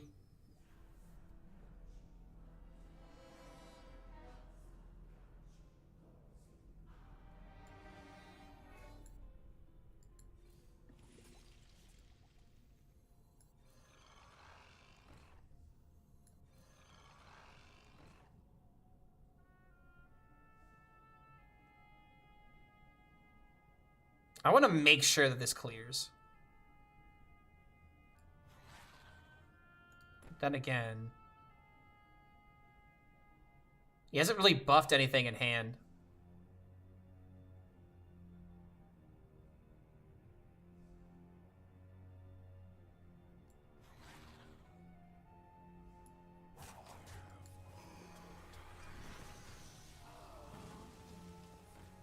Yeah, this was kind of what I was scared of.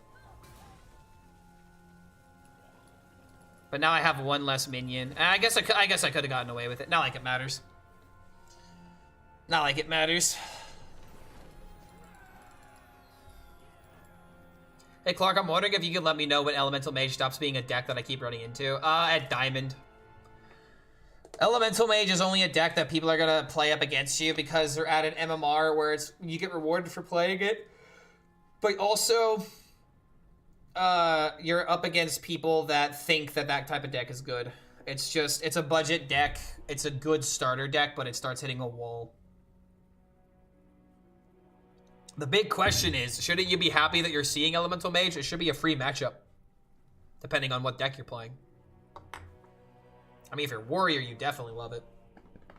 Yeah, Paladins are free wins. I'm not gonna lie, man. This grind is going a lot faster than I thought it would be. Hit him with the old cold feet and watch him hit the concede next turn. Yeah. Nothing like getting cold feeted. Cold footed.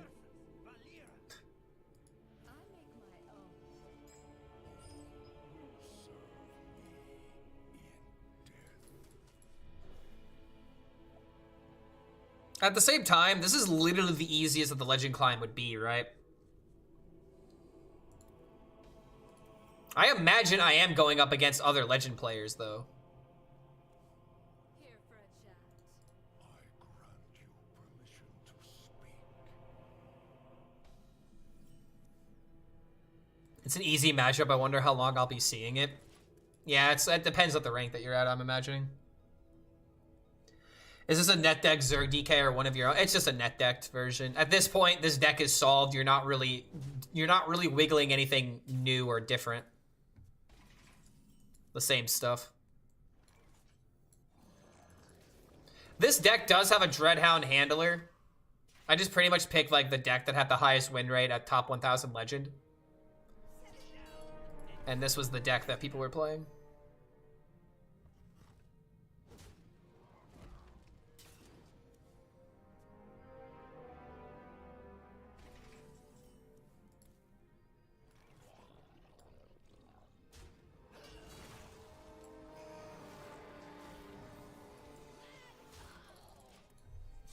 Well, we finally went up against our first weapon rogue.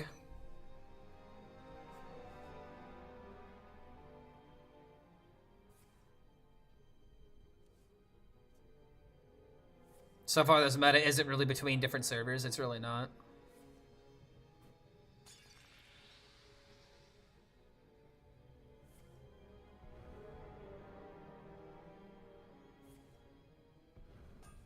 I think we still win.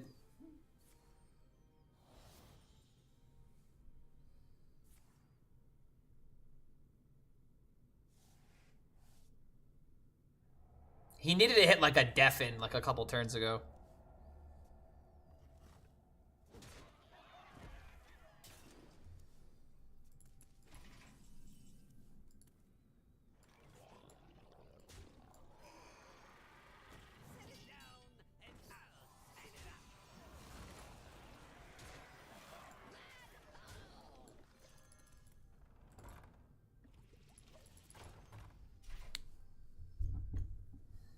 I made him big sad. Nah, this is just what happens. There is literally nothing that happened this game except for me doing the combo and him not playing deafen.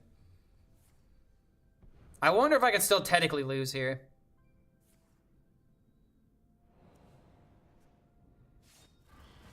That actually was kind of huge.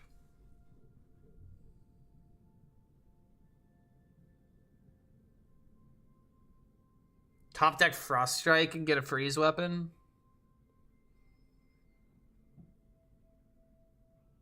No sharp shipment is also kind of a big deal.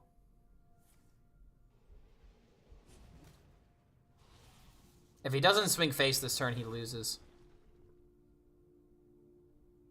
But then again, I'm still at 12 and he has to rebuild the weapon. I think he just lost. Remember we were playing Handbuff and Kelzeth on 2 good old days, now we have Infester. I kind of miss Kelzeth a little bit. Okay, 10 damage.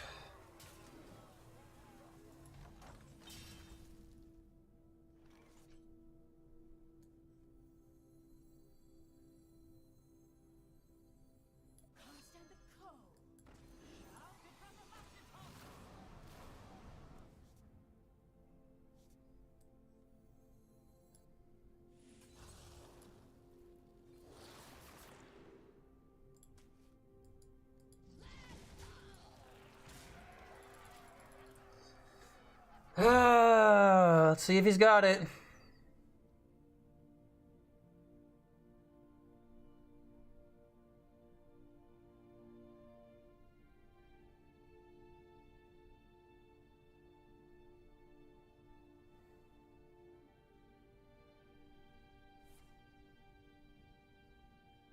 That don't look like he's got it.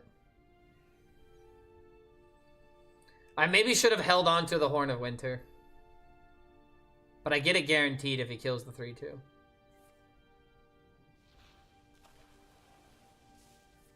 Ah, of course he deafens it.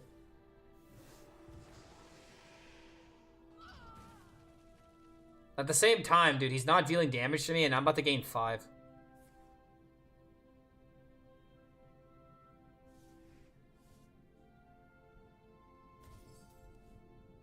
Yeah, there was no reason for me to use Frost Strike the way that I did.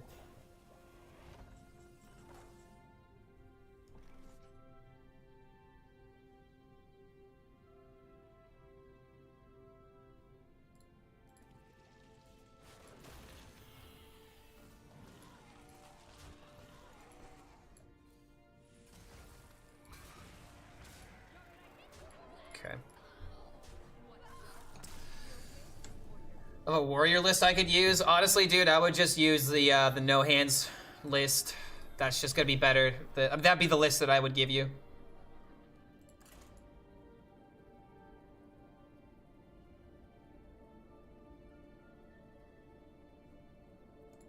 Like here's how I would find the warrior deck.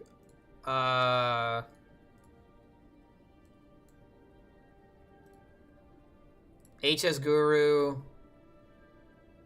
Dex, filter by top 1000. You want warrior, so we filter by warrior. Bam, one of these decks. Oh, is this why the Odin deck is popping off? What the fuck? Odin warrior, the top deck? Why? How is Odin Warrior doing better than regular Terran Warrior?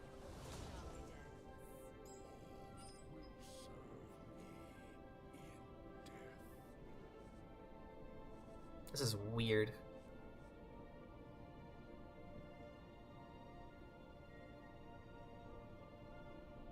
Yeah, the Boom Boss decks are better.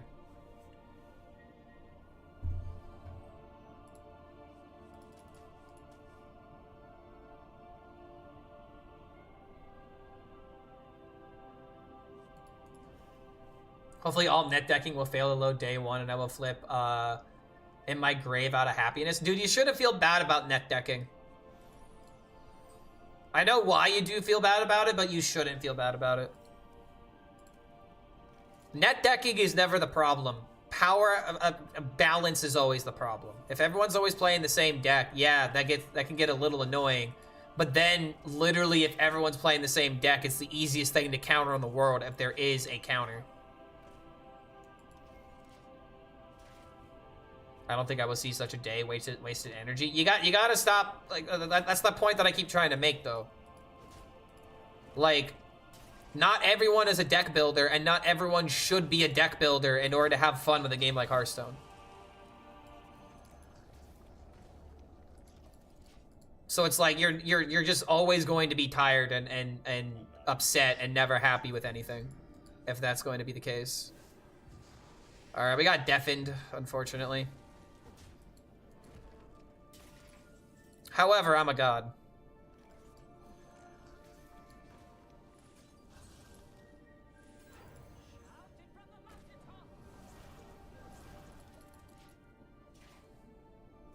Yeah, speaking of the same energy, hello, Weapon Rogue.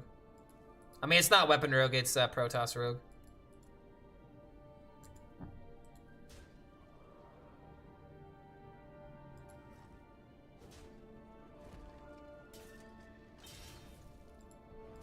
Ooh, I can take the Scoundrel.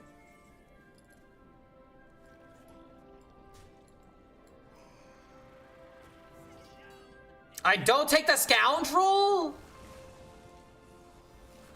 Come on, man.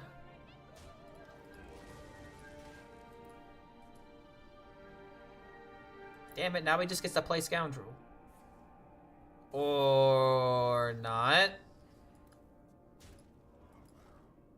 I get that you want to play Artanis, but really? Aren't I just gonna win now? Second deafen? No?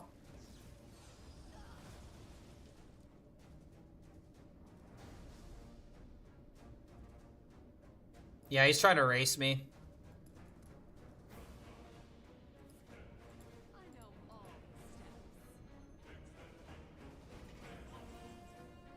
I don't think this is gonna work, though.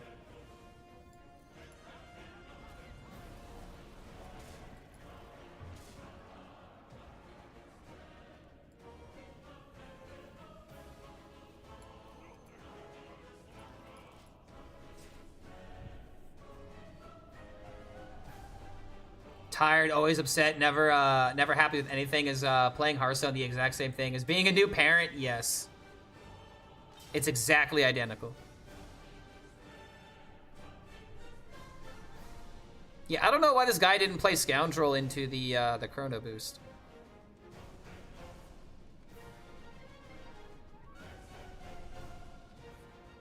What is going on here?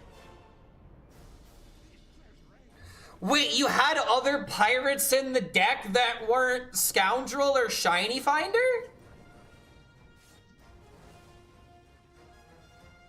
What other pirates are in there?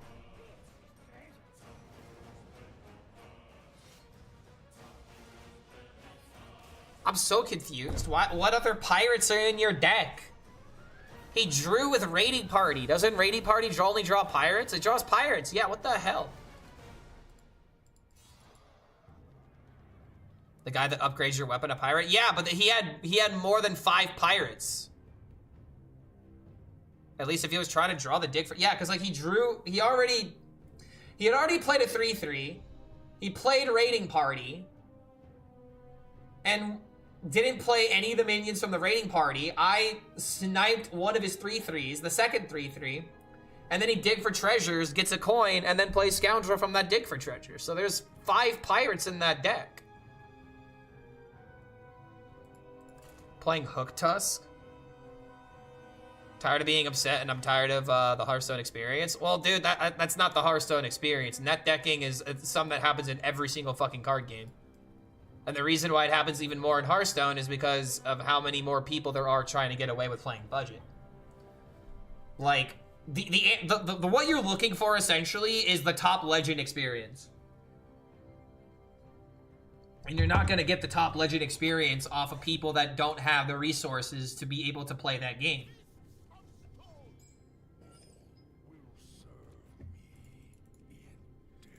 The Hearthstone experience, in my opinion, is realizing what's meta and then making your decision on whether or not you will be part of that meta or whether or not you will be against that meta. And then there's playing BGs, yeah. What do you replace Reska with? You really can't replace Reska. If you're taking out Reska for budget reasons, you might as well put in like a salesman or something. But you just legitimately, like, Reska is another win condition. It's not worth it if you're not gonna care about the dust loss in a month, but you legitimately cannot replace that card. Death Growl, yeah, Death Growl, Reska, Yodeler, Reska by itself, it makes a difference.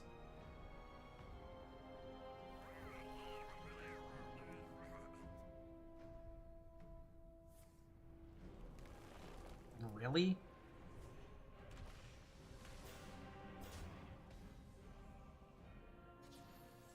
Oh, hey, yo. High roll me, dude.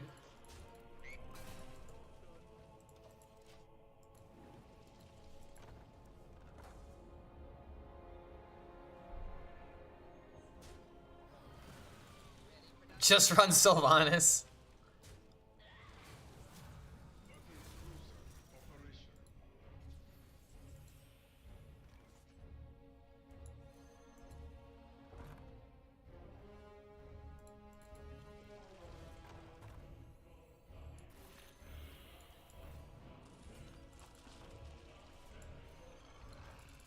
Okay.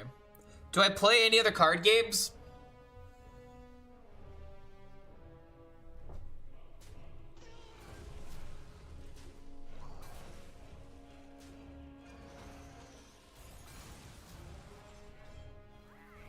Yes, I play other card games.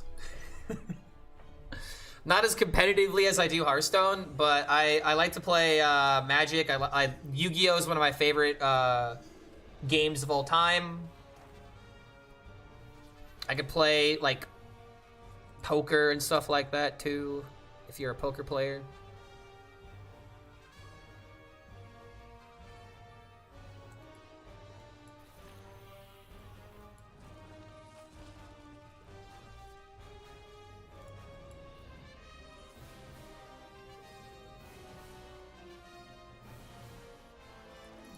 Alright, we're about to have AoE for days.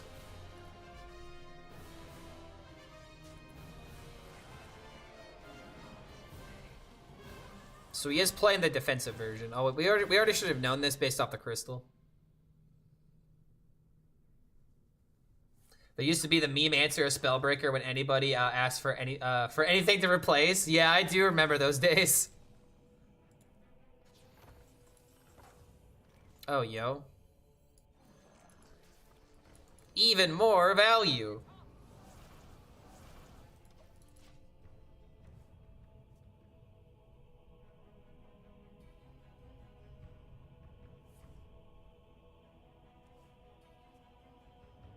What, are you putting in more liftoffs into the deck? Man, this guy took the tic-tac course.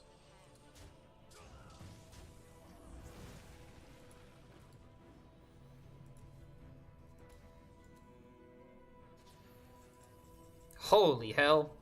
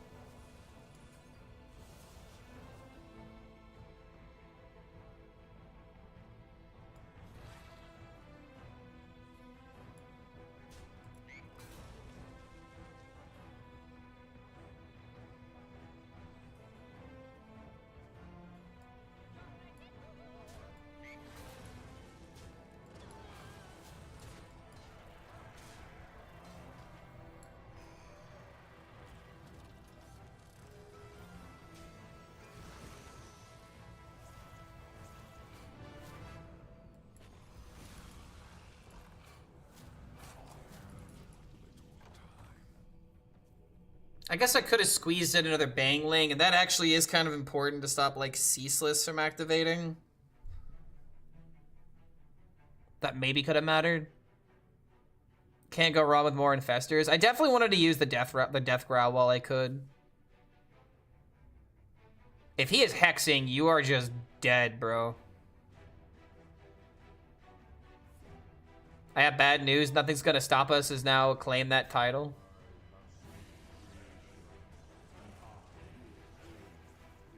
Wait, oh yeah. Nothing's gonna stop us now. Talking about the Transformers song.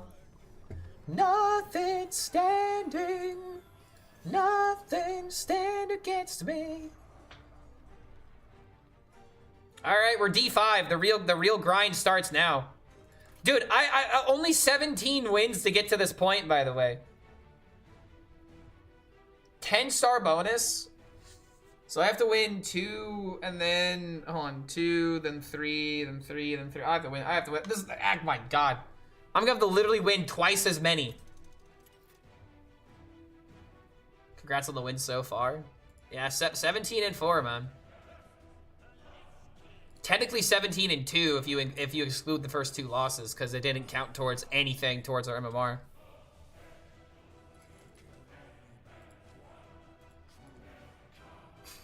Long live the king.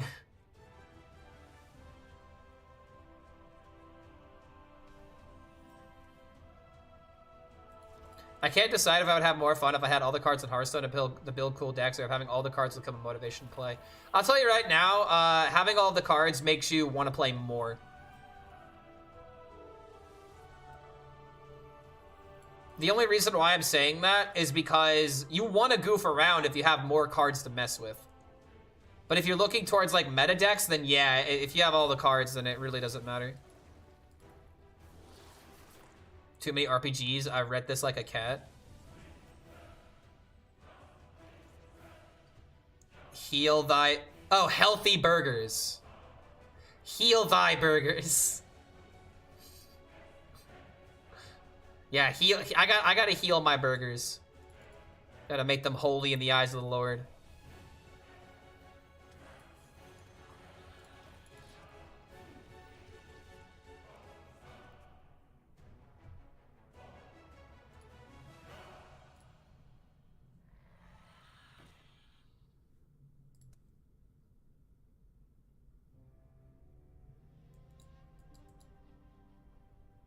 I stopped paying for Hearthstone. Now I'm stuck with Demon Hunter only until I give Blizzard more money.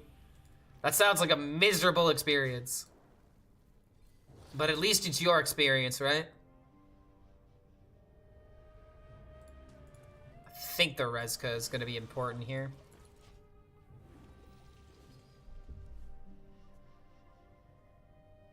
Demon Hunter only is scary? Yeah, I know, right? You couldn't pay me to do that. It's actually a nice and unique experience. Yeah, it's your own experience, man. If that's how you want to experience Hearthstone, more power to you. Win rate wise, how are you doing?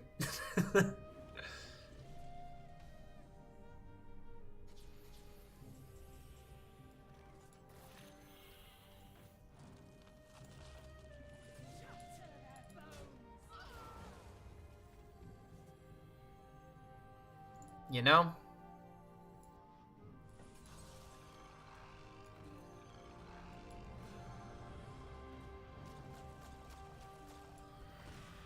Seems like too much tempo to say no to. The win rate is reasonable. I win against more decks than I expect. If you want to share it, go ahead. I will take a look at it, but yeah, I'm probably not going to play it myself. When Uther asks you to buy the Holy Light, he means to buy the burgers. I mean, that's why Burger Uther exists.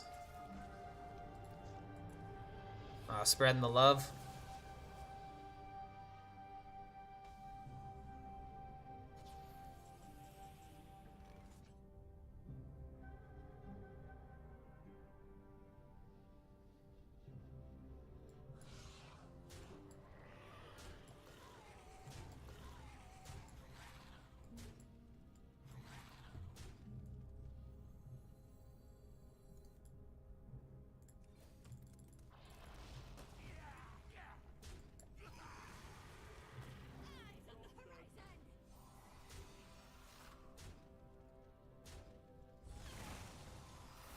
Pretty good outcome, actually.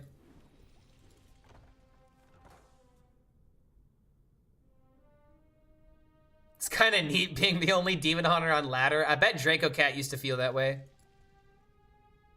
Oh, this is gonna be the comeback turn.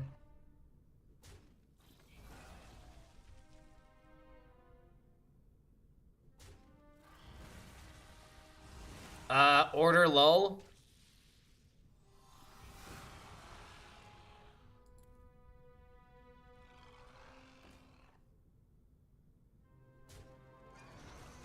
Whatever he plays, I could just steal it.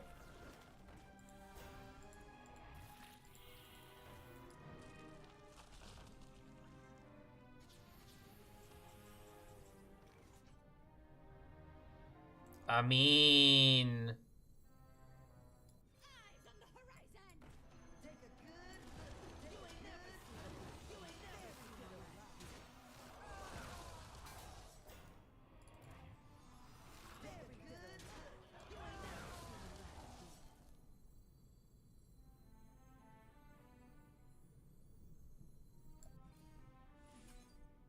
Come on. There we go.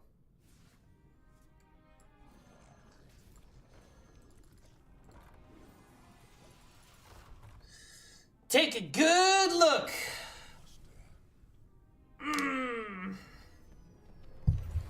You ain't never seen the light again. I've mostly played BGs since the start of 2024, and I've gotten so much free gold just by playing that I used to buy the minisets for free, and I haven't used any money. I don't feel like the game is that expensive right now. Well, that's because you commit most of your time to playing it.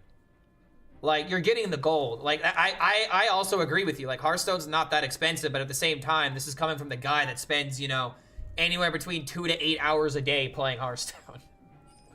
Of course the game's not going to be that expensive to me. I'm earning all this free gold and all this money. I like money.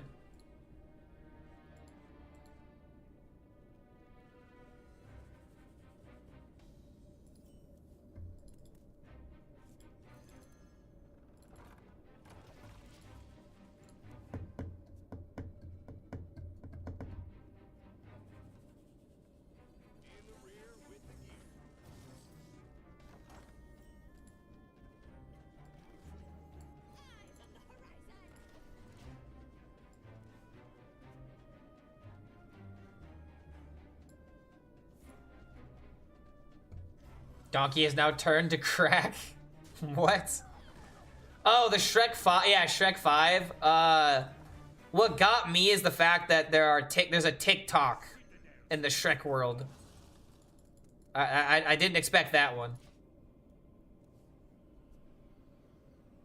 But the thing you gotta realize is that Shrek and Donkey are like 30 years older now. Or like, yeah, like 25, like almost 30 years older. When did the first Shrek come out? I think 2002? When did Shrek 1 come out? It's actually a great question. Yeah, it came out in 2001, dude. And it's probably still debatably the best one out of all of them. Shrek 2 was a good movie, but no beating the original.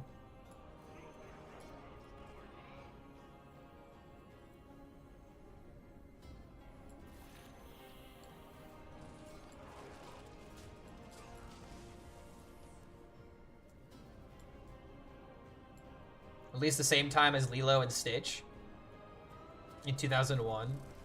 Card review when? Probably after I hit Legend. I didn't expect us to be climbing so quickly. However, oh man, this is not the draw. I was gonna take a look at the Shaman cards on stream. That was the idea. So bored that every new movie is just a sequel or prequel or some kind of spin-off. It's not the fact that they're sequels or prequels or spin-offs. What matters is that they're sequels or prequels and spin-offs with no fucking soul or passion. Like, Shrek 5 isn't a terrible idea until you don't put any effort into it or you overuse tropes. Like, getting Zendaya in order to play the daughter, like, come the fuck on, dude. Like, you know what I mean? It's like, how long did it take for you to think of that? Oh, yes, Zendaya, the easiest person that you could just slap onto a movie and it'll be a success. What you want and what you should have are people that care about the IP or care about the final product to where if their name is attached to it, they're legitimately gonna feel bad if it's a bad product. But there's not a lot of that happening in today's movie-going, not today's movie world.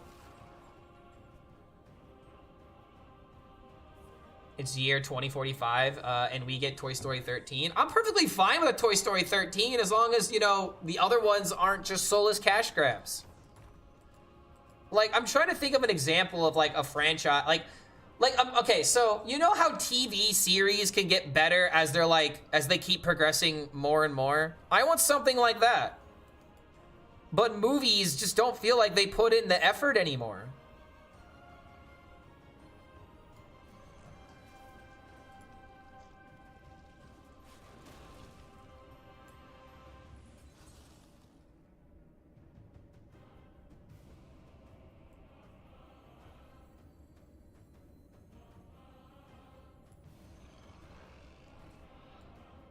My God, how does he do it? Clark HELLSCREAM, the best Hearthstone player that ever lived.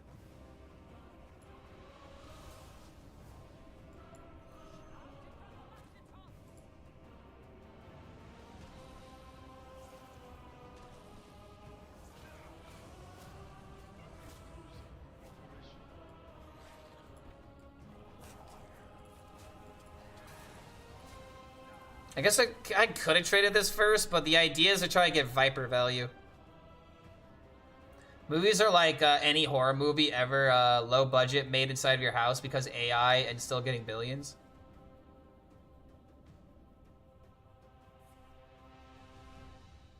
I mean, not necessarily, because there are plenty of movies that have multi-million dollar budgets, and they still aren't successful.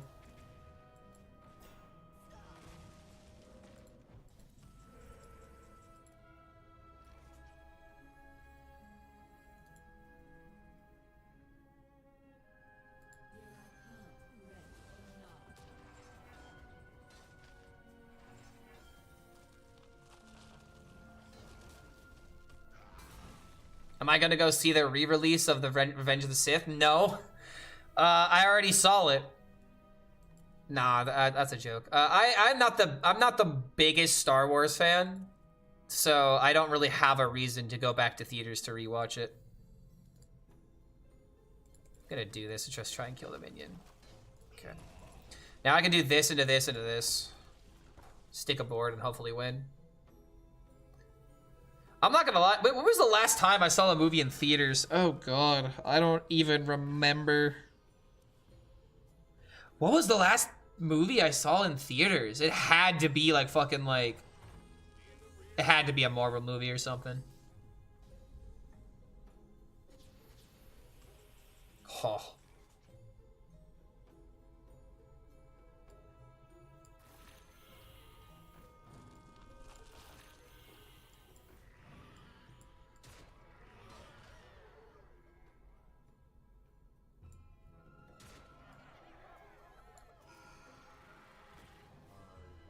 Ooh, that's the big money hit. Oh yeah.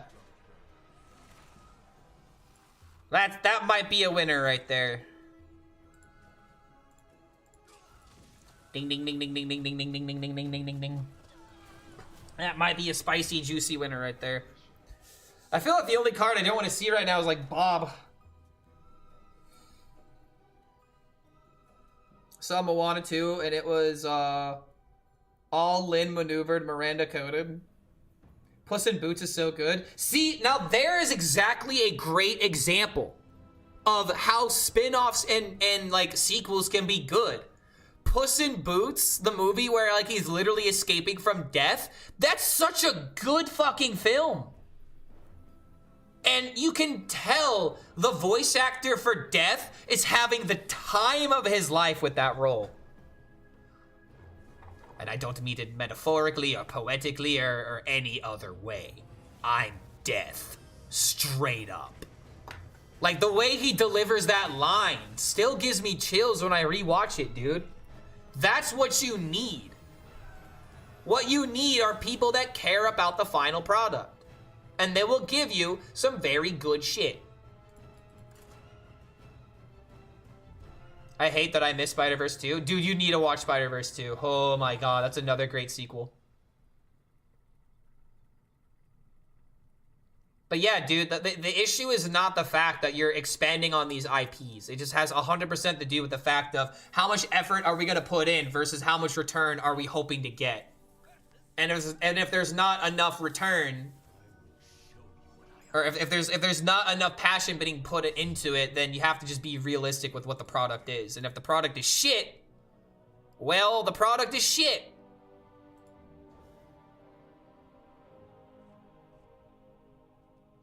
Exactly. The issue is movie not good. That's the only issue. And it's not like we don't have the technology to figure out what's in a good movie and what's not. I am a grizzled moviegoer in 2025. All that exists are Marvel movies, kids animation that existed 30 years ago, like Sonic, and every now and again you have Harrison Ford that might just be in another movie just because. Welcome to 2025. It is a scary year. Sonic is a travesty? I don't think it is. From what I can tell, a lot of people like it. Do I watch Solo Leveling? I have not, but I've only heard good things about it. My friends have been telling me I should watch it. All that exists is another multiverse movie. Dude, I find it really funny that Rick and Morty sent a shockwave in the entertainment industry that pretty much multiverse is interesting. Multiverse is just interesting.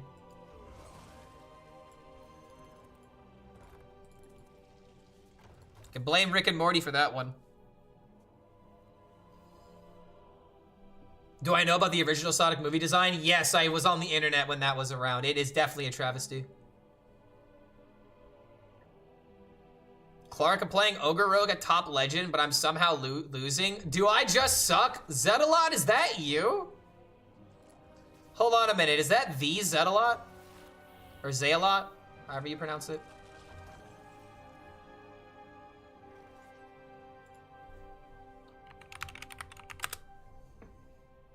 Why can't I find your channel, bro? Wait, what?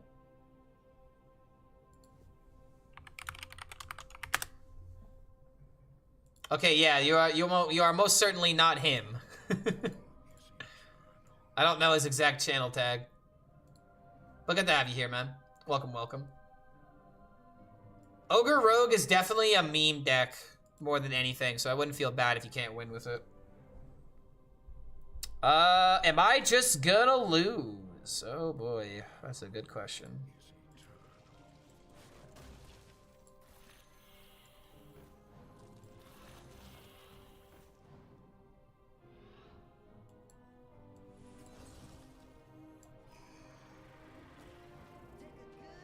Ooh, shit!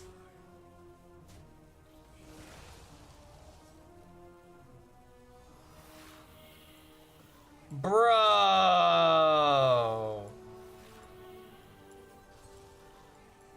Oh no, the actions.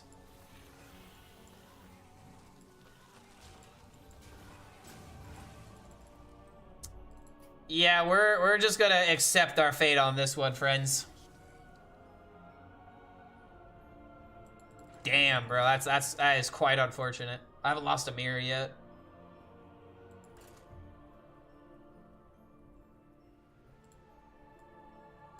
Not enough APM to play too much Spider-Man. If I played enough Spider-Man, shouldn't I have the APM to clutch this out? Isn't that how this works?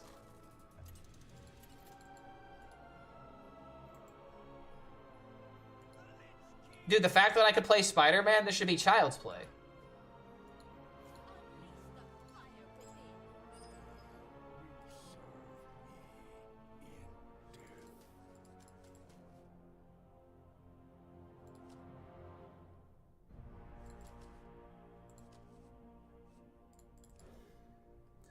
Was I happy to hear about the balance patch after this one being a big balance patch? Honestly, man, I am in the camp of just give me the new set, just give me the new year, and then I'll be happy. And until that happens, I'm not happy. So, kind of, yes. But I am much ready for some change. I hate the StarCraft meta more than Stormwind. Is that a hot take? Honestly, I don't think Stormwind was as bad as people say it was. But apparently I'm in the minority whenever I say that. I still think that the worst meta, without a doubt, was Doom of the Tomb.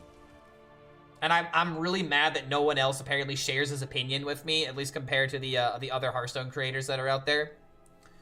Because I really don't think that Stormwind was as bad as people think it was. Yeah, it was bad, but if you didn't like combo, you didn't like Stormwind. That was it. Nothing more, nothing less.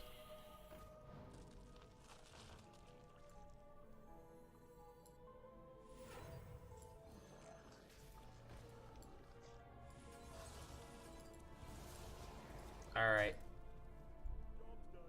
Doom of the Tomb was shorter at least. Yeah, it was shorter, but it was still around for way too long. It was still during a competitive season. It was around during an entire month and a half, if I remember correctly. That's pretty much an expansion.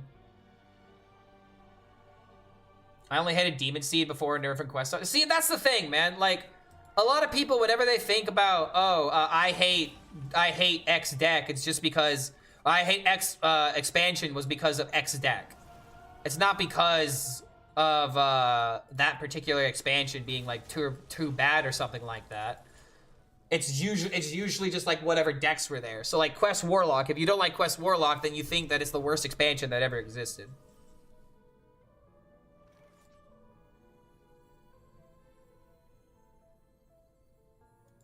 Might be too soon for this.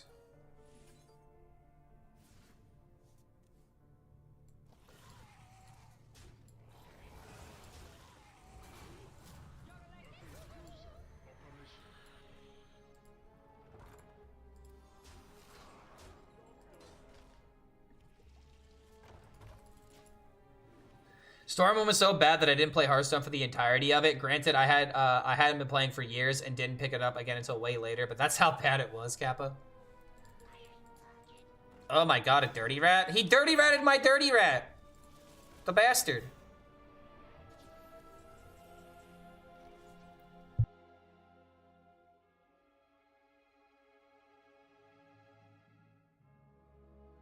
Excuse me.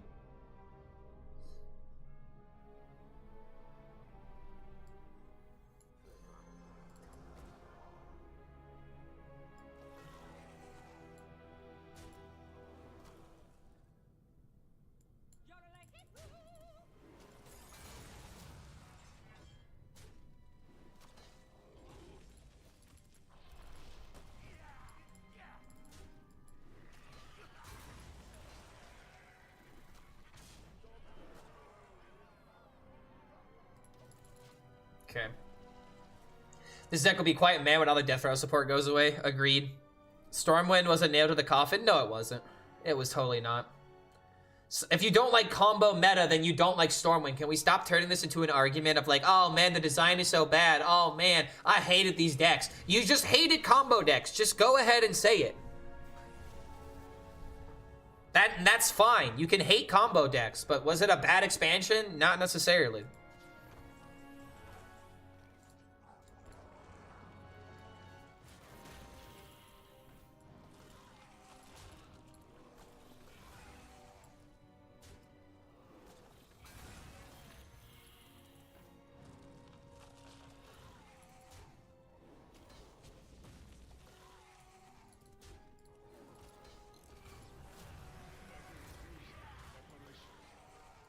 Got him.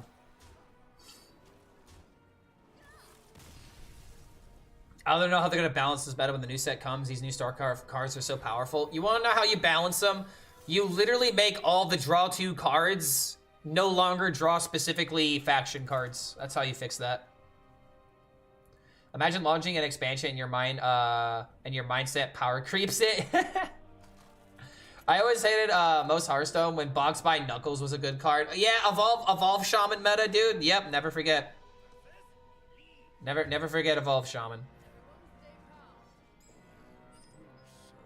The previous expansions before it were meh. It's not fully the fault of Stormwind. Nah, dude, it's just combo meta. That's it. That's the take.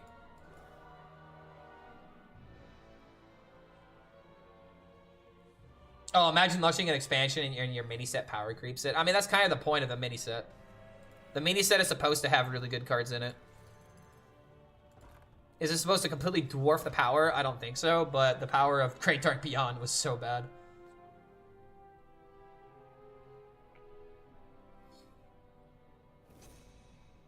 Like Whizbang meta was fucking Wind Fury Charge, Hand Buff Paladin, Shopper Demon Hunter, Wheel, 6-mana Reno. Yep. If you don't like that kind of meta, then you're just not going to enjoy Hearthstone during that era. And I didn't enjoy Hearthstone during that era, except for Wheel Warlock. Wheel Warlock was fun. What? What?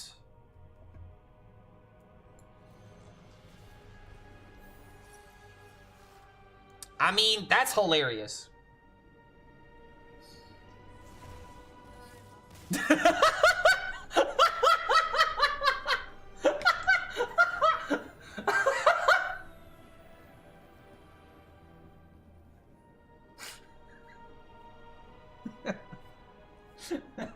I did it. Yeah, I did it. Oh, I did it, guys. Oh my lord. I did it. Woo! I'd like to dedicate this win to all the Hearthstone designers that it took to make Infestor. So all half of them. Year of the Mammoth was the best year of Hearthstone Prime time, and Year of the Phoenix was the worst in my opinion. You're gonna have to give me actual years. I don't remember them by the year of X. What was Year of the Mammoth? Was that 2018? Mammoth was the very first time they started doing years, if I remember correctly, right? That would have been 2018, 2019. Mammoth was Ungoro. Yeah, Mammoth, dude, yeah, that was 2018. Legitimately, I do agree with you on that. That was the prime year for Hearthstone. For esports, for the game being interesting, for balance being, not necessarily balance, but still being like, you know, there's not like one clear good deck. There are multiple good decks.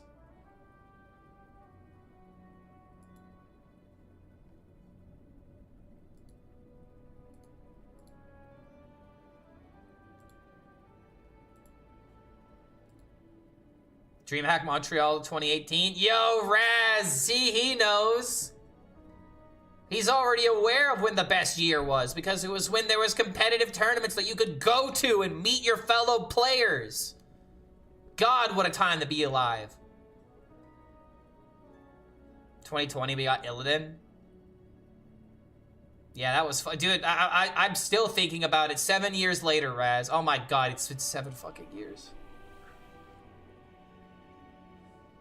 Oh, what I would do to go back? Oh, what I would do to go back and play Shutterblock for the first time, or Shutterwalk for the first time.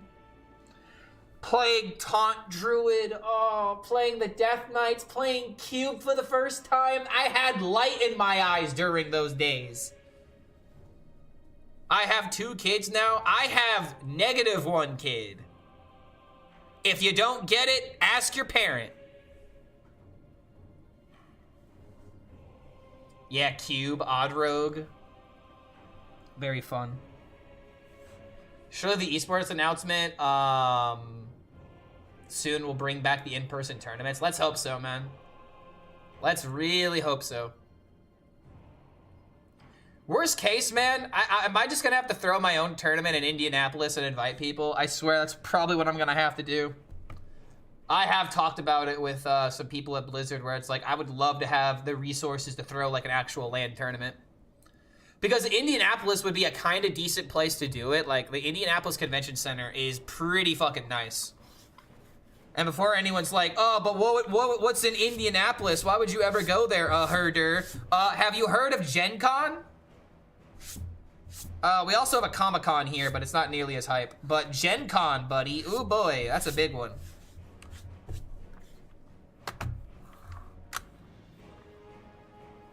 Okay, what are these queue times, man? Year of the Dragon was my favorite. Which, you got the, what year was that? I have an imaginary number of kids. Is that your first climb in Asia? Because I saw that you had 10 star. No, this is not my first time climbing in Asia. I can't remember the last time I climbed in Asia. But when I logged on this account, it had Boar Priest, Imp Warlock, and Draka Rogue. So it actually, I think the last time I was on this account was when I was playing on EU. When I did an EU tournament. And I was just playing this account for the extra practice. Rise of Shadows, Old Doom, Descent of Dragons. Oh, yeah, that would have been the worst time. Because that was when Doom of the Tomb was a thing. Deliver me from Doom of the Tomb, please.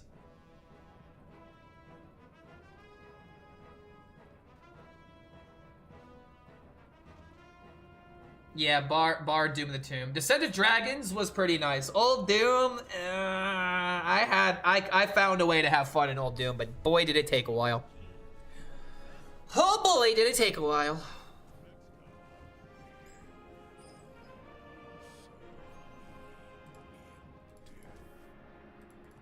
Going for the high roll. High rolling.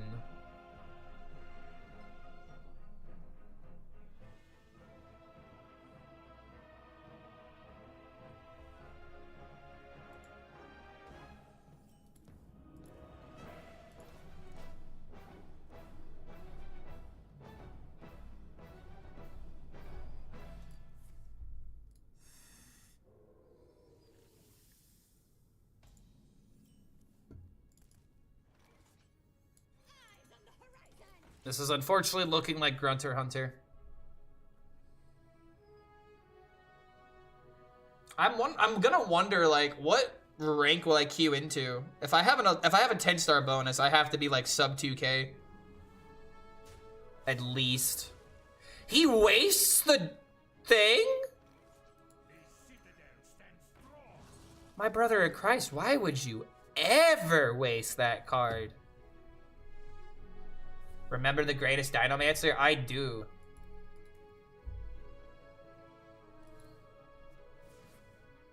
Oh boy, here he goes. Oh boy, here I go killing again.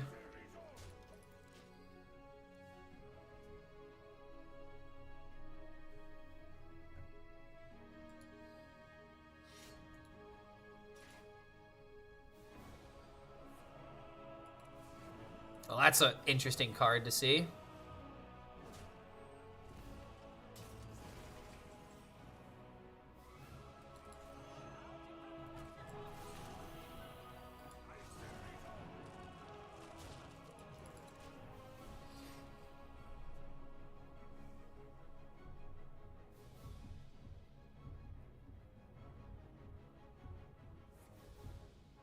Son of a bitch.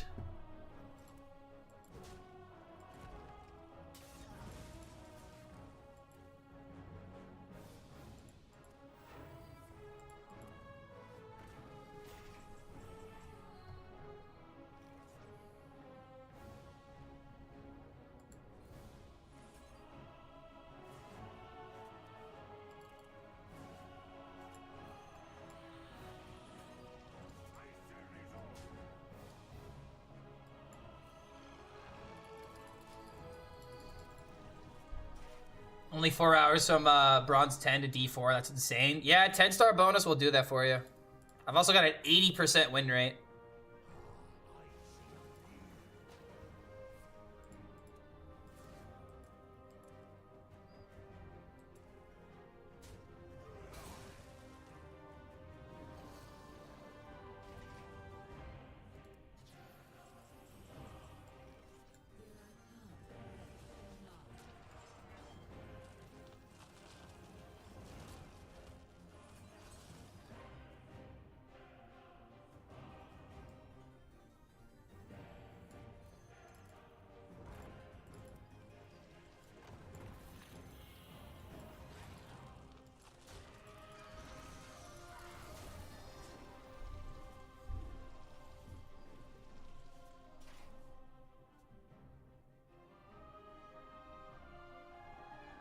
Is he really about to have the combo on 7 even after throwing away the first buff? Oh, fuck this deck, bro! Fucking eat me! Have I ever been to Asia? No, I have not. I've been to Canada, I've been to Mexico, and I've been to France. And also, fuck anyone playing Grunder Hunter, dude. How have you not moved on from this trash-ash archetype? Deck's so omega not fucking fun, dude. God damn. Like, bro, you might, like, I hate using this comparison, but you literally might as well just fucking play Solitaire. It's the most Solitaire deck out there right now. Like, I can't play around the combo.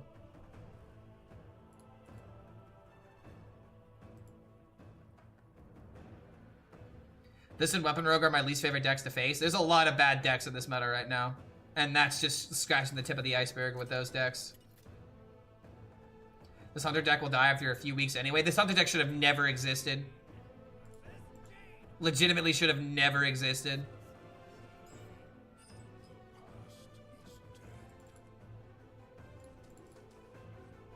I just can't tell you how much I despise everything that Hunter has right now.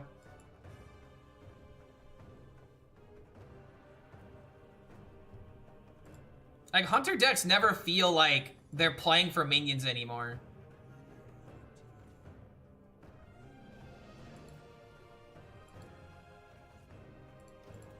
What is going on here?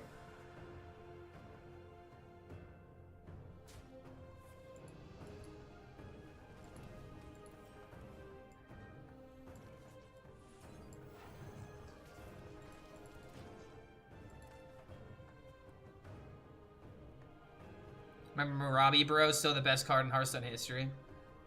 Playing Protoss, Rogue, Terran, Shaman, Warrior, and Zerg Druid this month. Zerg Druid? What? I think you mean Zerg something else, because Zerg's not in Druid.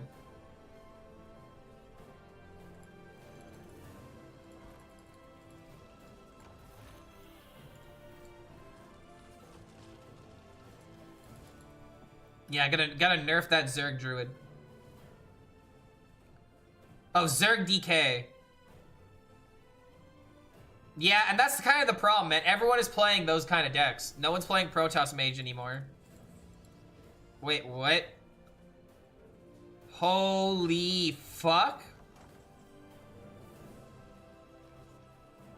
Bro, I was trying to make a point. I was trying to make a point, and now you're here actually playing Protoss Mage?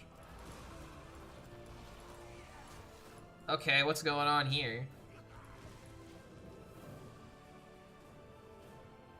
I miss the Nathria Sunken City days. I also miss those days, man. Bring back my Naga Mage when decisions legitimately mattered.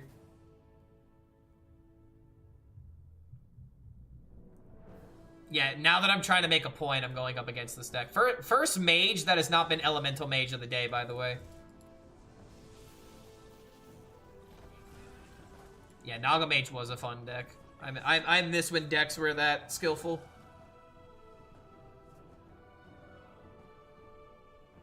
Dude, these draws are omega underwhelming.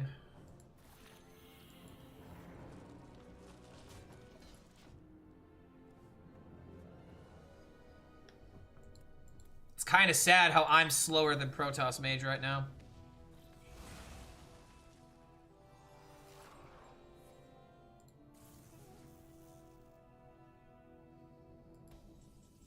Alright, there we finally go.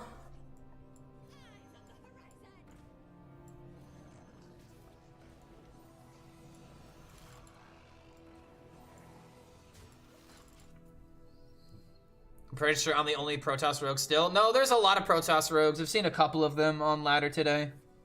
And it's a fun deck. Like, Protoss Rogue is a very fun deck. It just doesn't have the greatest win rate in the world, which is why a lot of people choose not to play it anymore.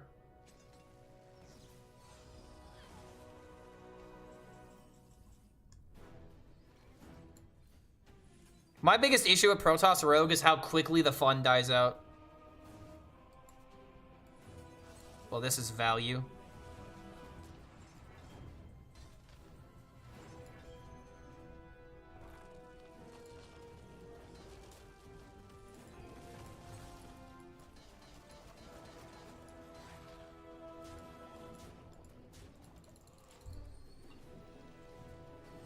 If only Salesman were here to save us. I mean, in some cases, he'd be kind of better. Play him on turn 1, start cycling as soon as turn 2. Blood Razor? You mean Bloodfin Raptor? Oh, wait, no, Blood Razor. You talking about the warrior weapon? OG Malagos Druid? Oh, man, chat, start putting in your favorite nostalgic archetype. He's playing this already? Oh my god.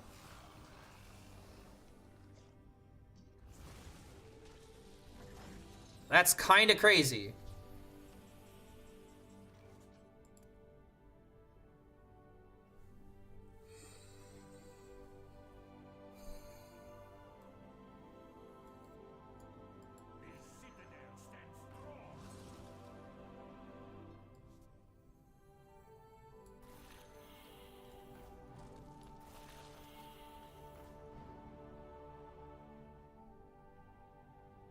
This isn't about to just... there's no way he's just gonna have the second one. There's no way anyone is this lucky. But then again, guess what this card probably is. But if he does do that, then... It puts me to 3 HP? Dude, I cannot lose to fucking Protoss Mage. It should legitimately be illegal for me to lose this matchup. Statistically, a statistical anomaly.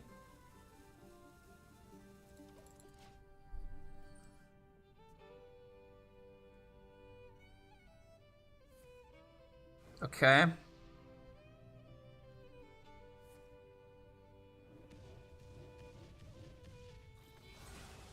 Looks like I win. Nope, too soon.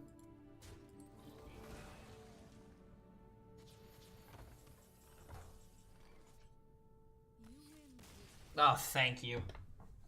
I actually did have it. If I hit him in the face, kill the minion, summon enough minions, and then hit press hero power, that would have been 14. So I did have lethal there. Pretty sure. Galakron Malagos Rogue? Galakron Malagos? Need a playable combo deck other than Grunter Hunter? Yeah, I mean, that deck is Protoss Rogue. Protoss Rogue is the closest thing that we have to a combo deck. But as far as getting the link to the Protoss deck, I would just go to HS Guru. HS Guru, go to the Decks tab, sort to top 1000. Look up Rogue decks. If you can't find any, lower the amount of games that you're filtering for. Can literally show you right here. So HS Guru homepage, Decks tab, standard. Diamond through Legend to top 1K. Filter, Rogue. 50 games. Here's an Archon Rogue that plays 1 Templar. I probably wouldn't even play the 1 Templar, honestly.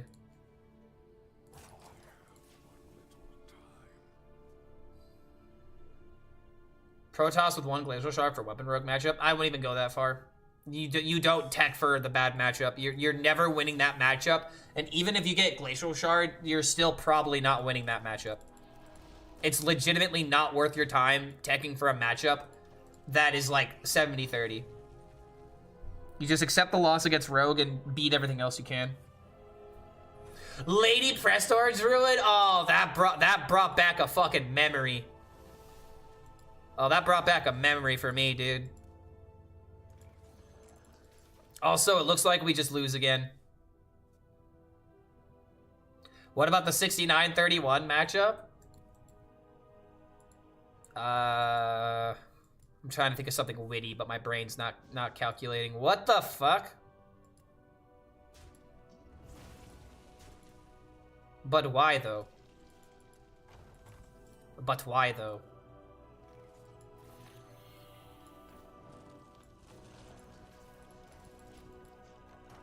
We know he's got cheaper Grunter.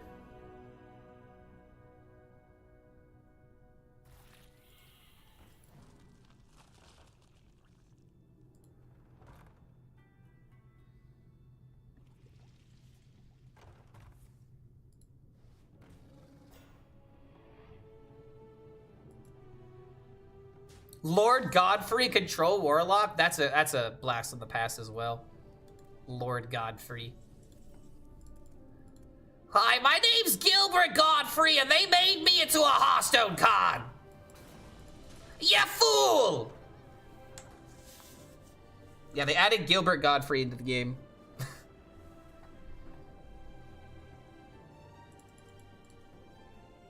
R.I.P. Gilbert Godfrey, though. You wanna know what his last role in entertainment was? It was a cameo on Smiling Friends. The last thing that anybody would think of. Lord HELLSCREAM, the best Hearthstone player. I would pay for a signature card with his voice line. What's I can't even think of like a well-known Gilbert Godfrey joke. I don't know him like that. Wait, what the fuck? What are you doing? Oh, I know what he's doing. He's trying to lower the HP on this. You think I'm stupid?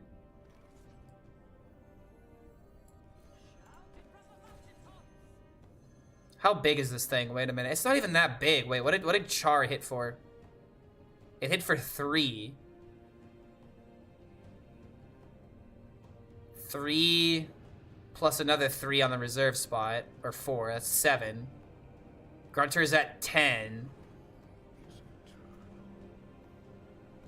I fucking hate this deck, bro. I hate everything about fucking Grunter Hunter.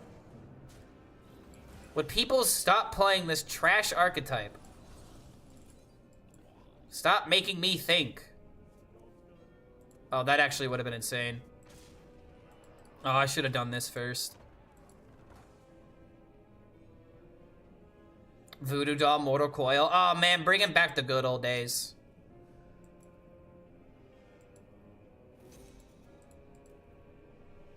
Zerg, DK, Papega. I mean, hey man, this deck fulfills a niche. Not every single Hearthstone player is a smart player, right? Now, even a dumb player can get high ranks.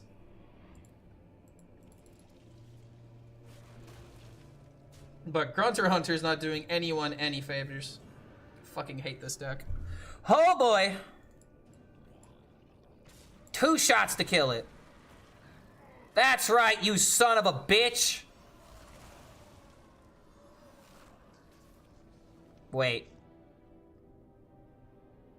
Oh my fucking god, no.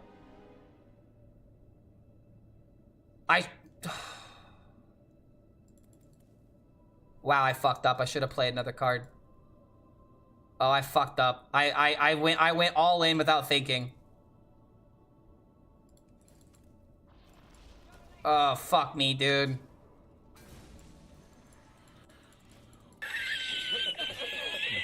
I was gonna play double Viper because I'm like, I'm gonna get unlucky and I'm gonna hit a Zergling. It's actually kind of sad. This was technically correct, but I just got unlucky. He's literally got 2 Zerglings in hand. I confidently made the correct play. Like, not even kidding.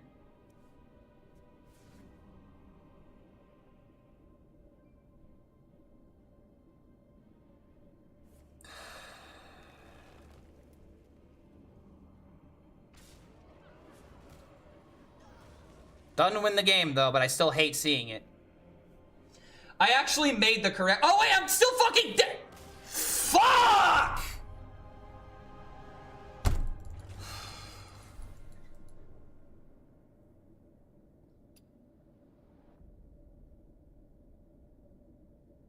He can't keep getting away with it! So here's the circumstance. Here's the circumstance.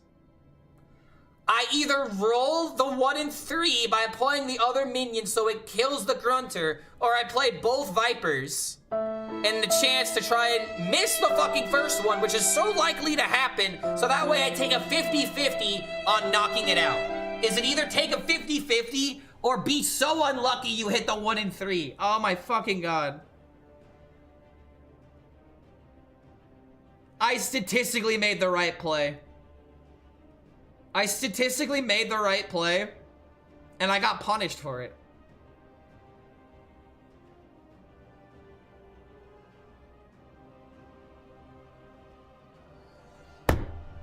Why is Grunter Hunter happen? Why? Why? Why do so many fucking troglodytes play this deck?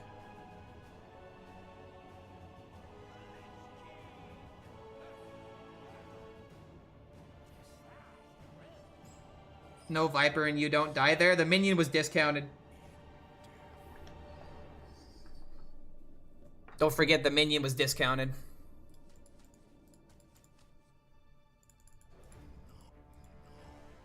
I just can't wait for Grunter to eat fucking shit, to eat fucking lead. Someone go to his house and shoot up Grunter, man. Oh my fucking god. Make bro's parents afraid to go outside. Like, holy fuck do I hate Grunter Hunter.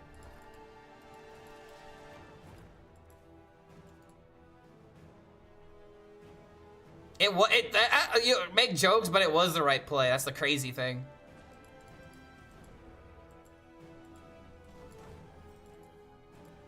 I wish I was memeing, but I'm not.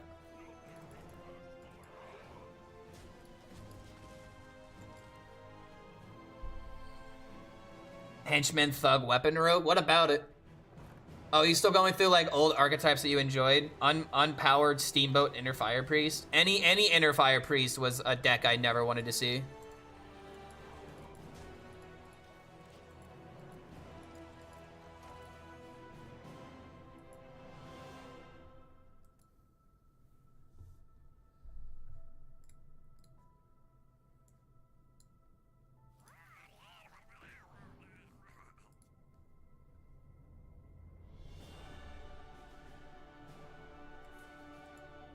I was young, unprepared, and uncultured. Don't blame me for this. No, I can totally blame you for it. Because you had fun while doing it, didn't you? You devious bastard, you. You had fun playing those decks.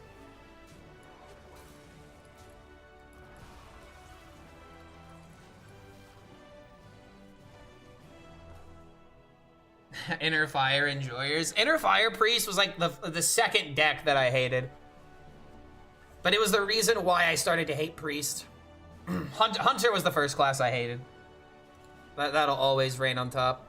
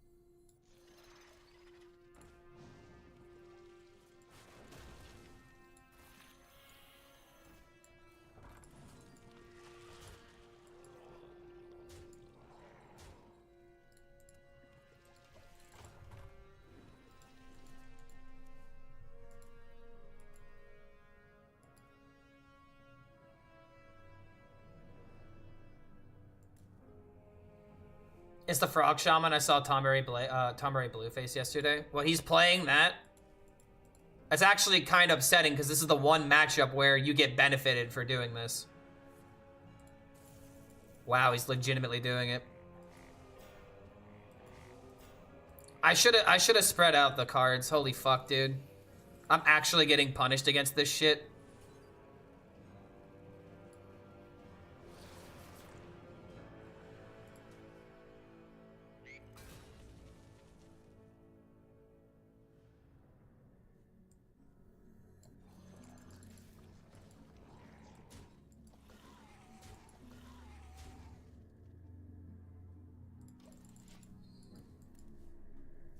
I escaped to Wild and I'm playing a fucking Zerg DK. What is wrong with people? They'll just take decks from Standard into Wild and hope they get extra wins with it.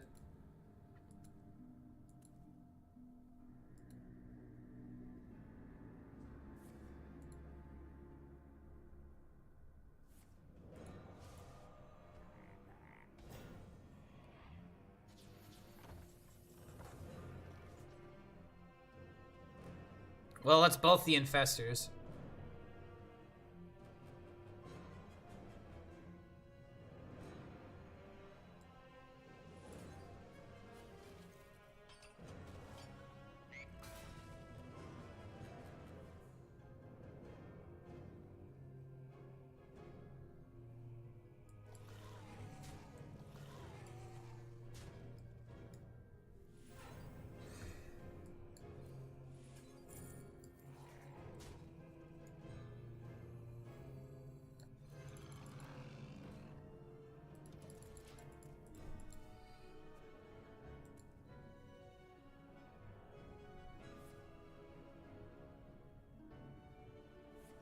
Dude, you've got to be kidding me.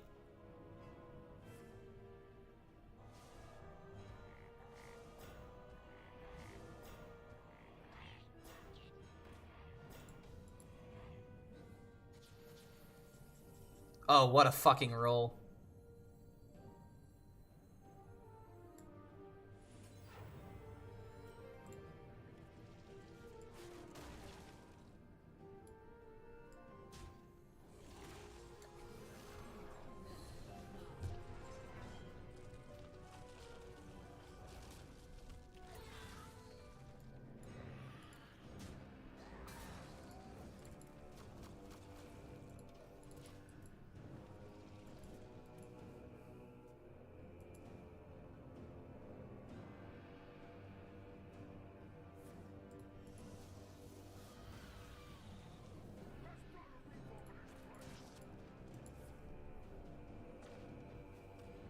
What the fuck? No.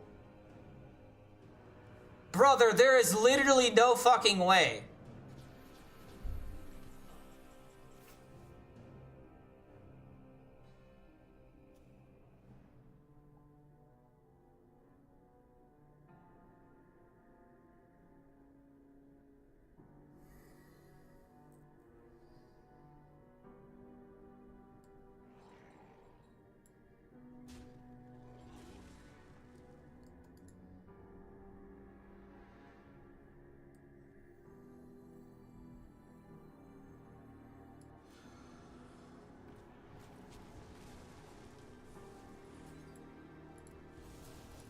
Also order lol.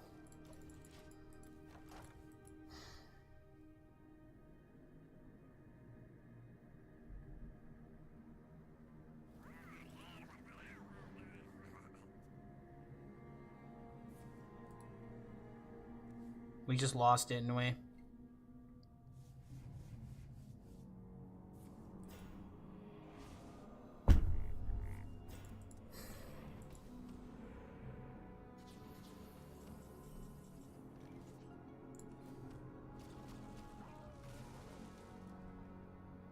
Alright, so how are you gonna fucking win?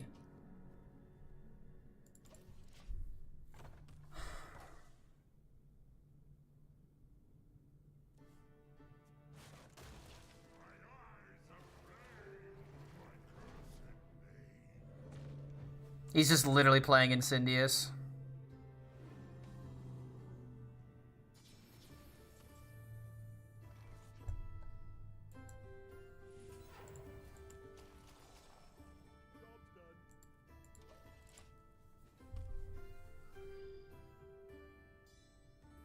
I cannot believe I'm falling victim to this. How are you doing this right now?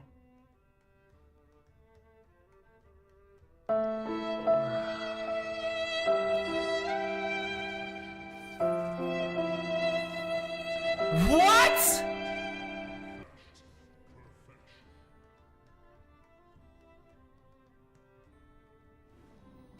How can a deck be so ingenious yet so fucking stupid at the same time?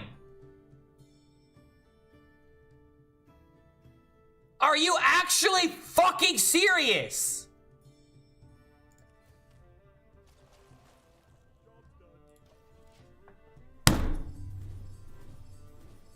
This literally only can theoretically work against DK.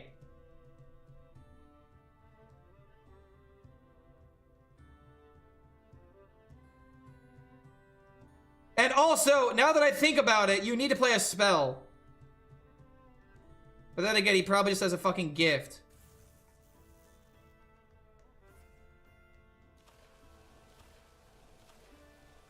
This fucking BM.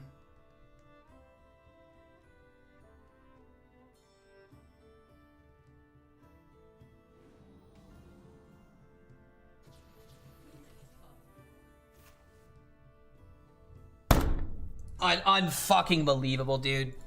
Actually, legitimately can't fucking believe that. Dude, if I were to try and do something like this, I could have 100 games and never get close to doing this.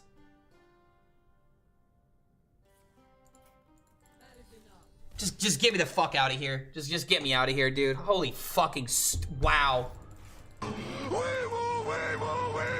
How can you be mad? This is beautiful. I'm mad because I'm playing the only deck that this can happen against.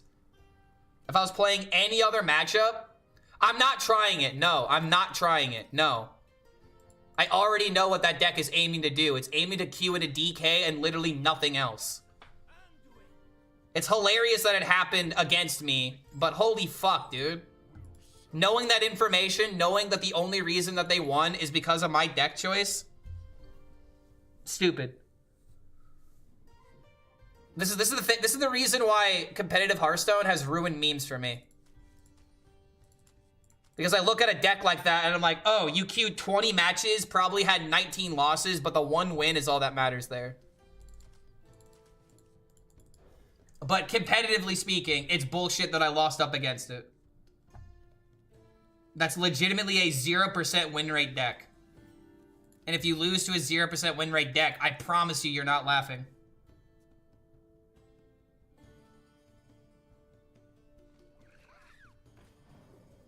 What? No, stop. No!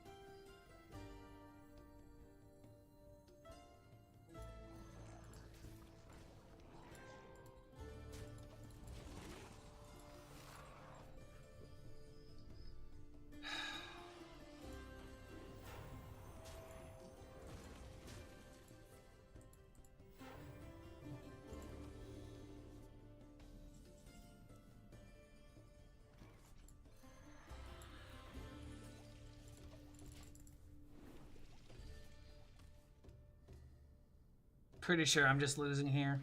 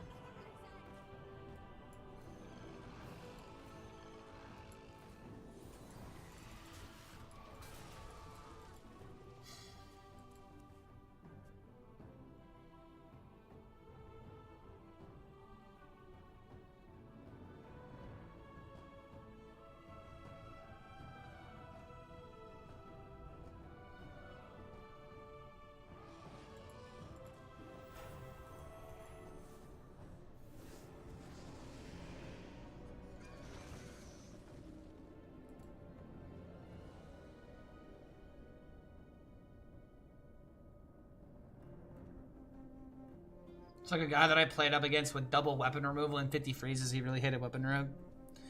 Yeah, and it's just like, it really, like, competitively speaking, it makes no sense to take a deck that favored into one matchup. I'm upset because I shouldn't ever lose against that deck, theoretically speaking.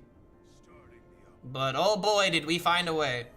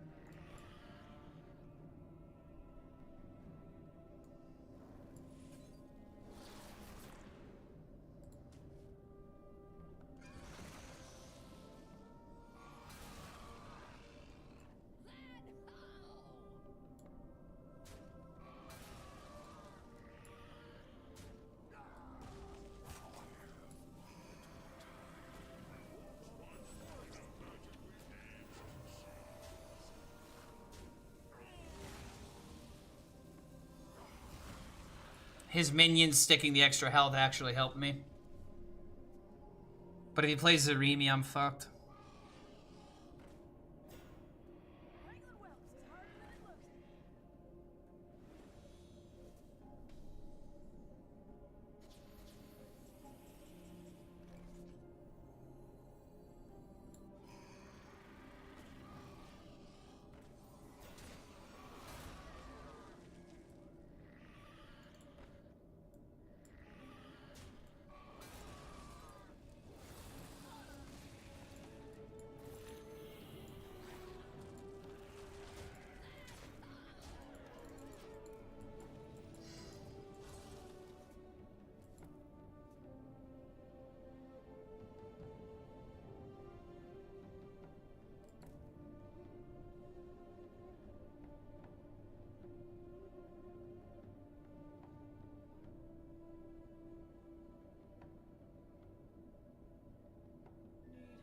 No fucking way, dude. No way. No way. No way.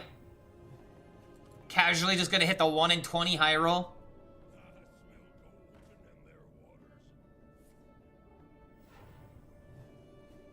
Doesn't have it anyway.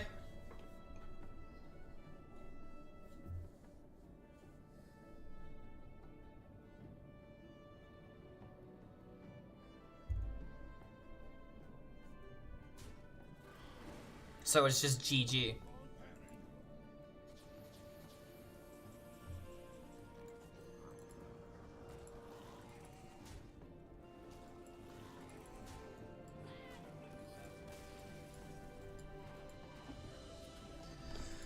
I need to take a break for a second. Gonna use the restroom. Yep, anyone I could spectate?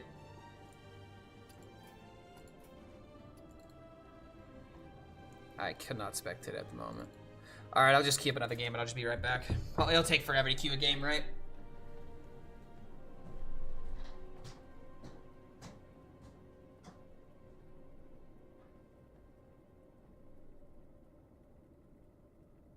My God, how does he do it? Clark HELLSCREAM, the best Hearthstone player that ever lived.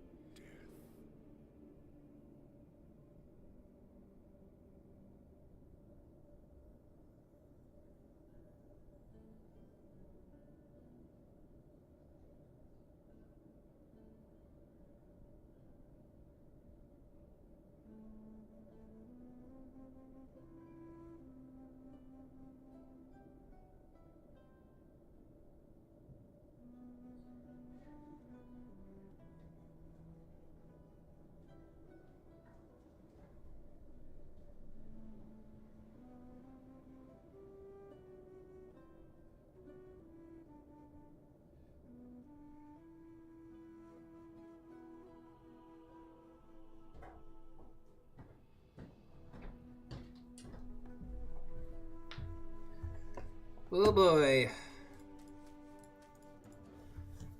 Against a warrior?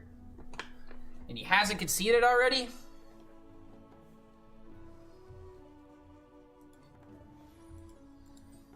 Again, surprised we queued so quickly.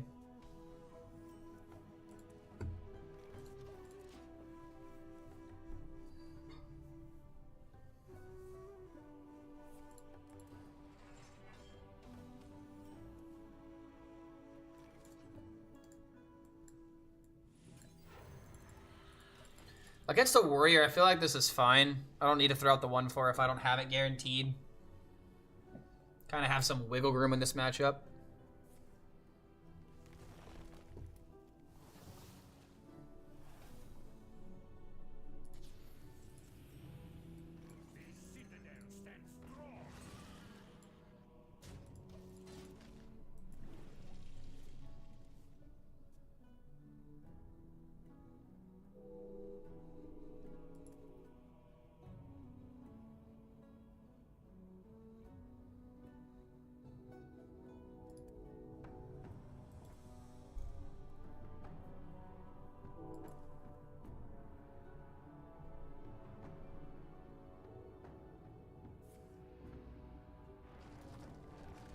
Aftershocks? What?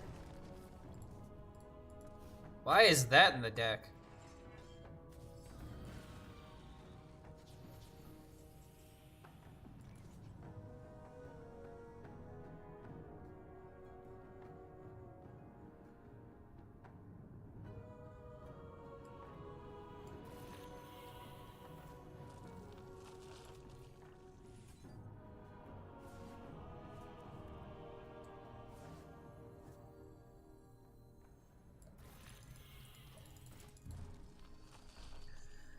This isn't a Brand Warrior, is it? It shouldn't be, right?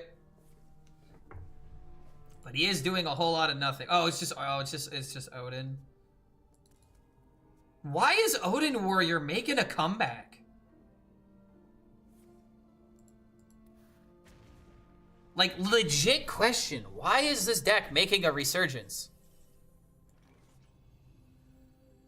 Does God just hate us that much?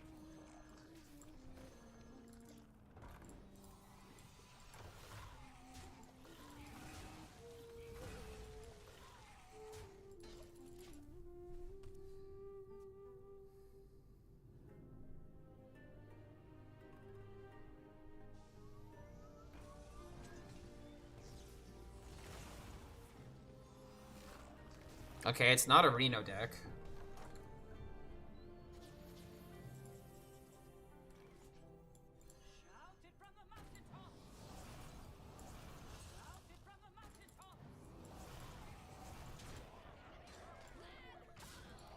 Some kind of weird starship deck.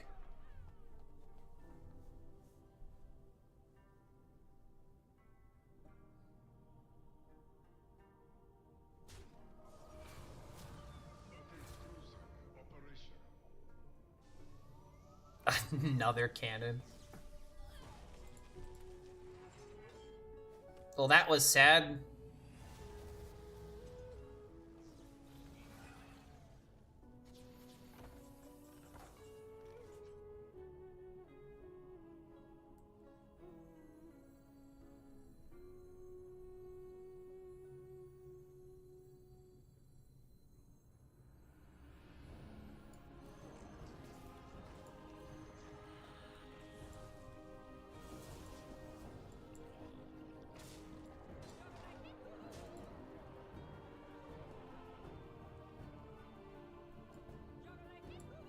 The Yamato is loaded and so am I.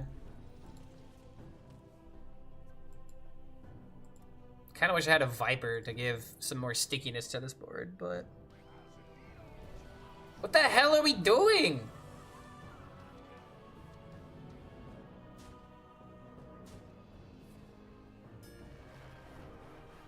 Wow. Wow. Wow. Wow. Holy shit, he actually won it. And there's Mutalisk for easy lethal.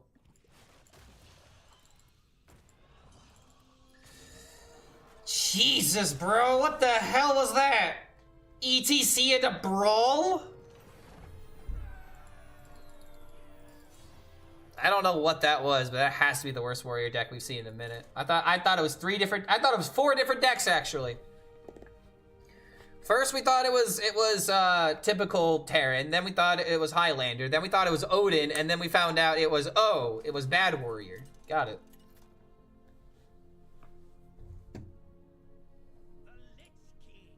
One more time.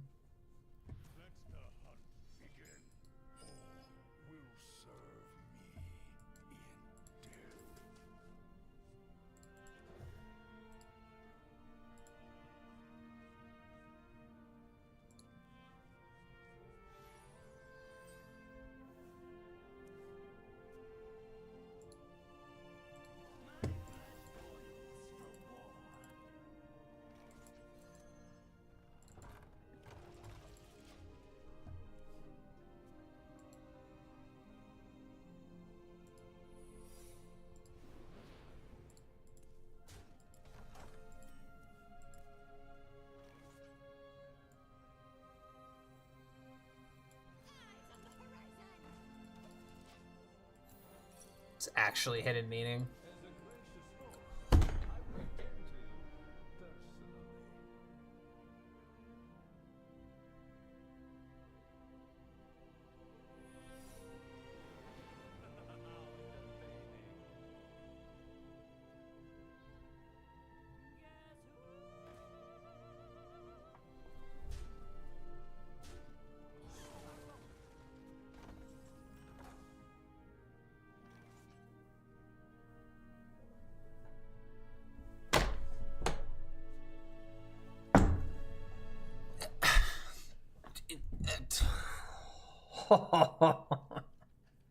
Fucking kidding me, dude? You fucking kidding me?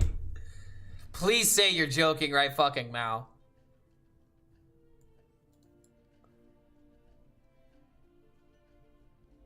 What do I even do?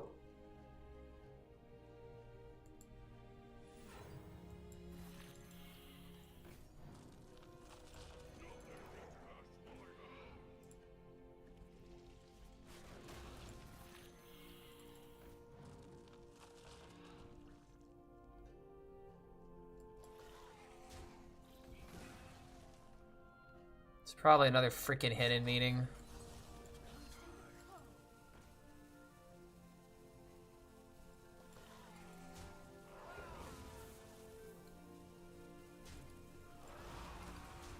Secret hunter, huh?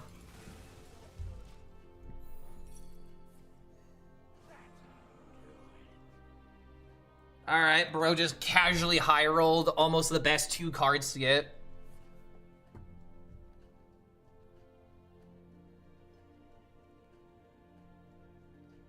Seeing new stuff is always fun, though. This isn't new, though. It's just not explored. Eventually, he'll run out of gas. Eventually.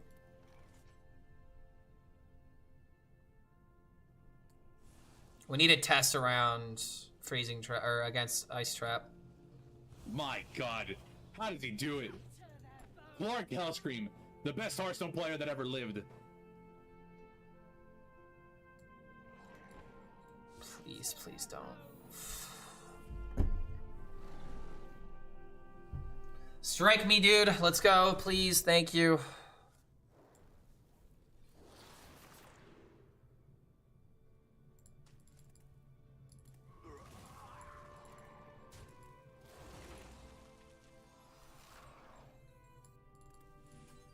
It's legitimately worth the hero power.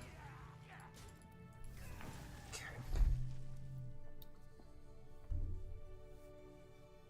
No, Jimmy.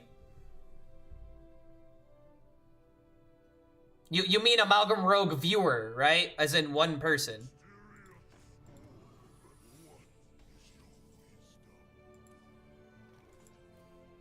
It's counterspell.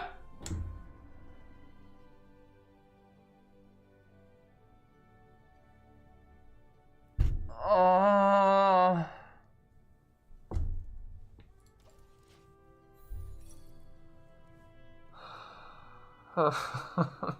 He can't keep getting away with it!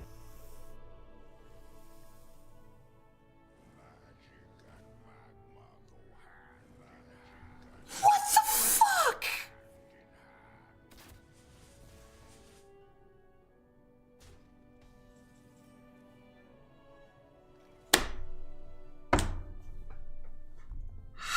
How is he getting away with it? How the hell are you getting away with this?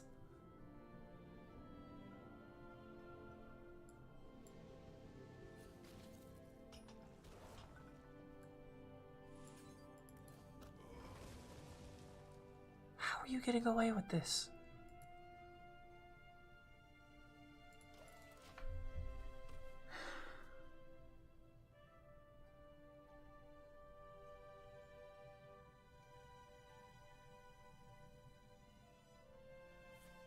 Wind Fury.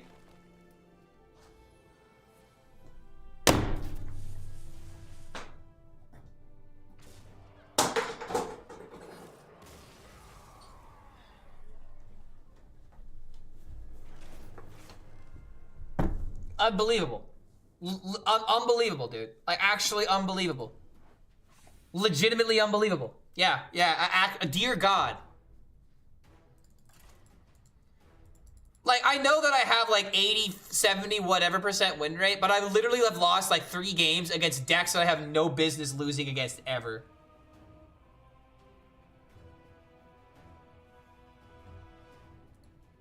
Legitimately no business losing to decks like that.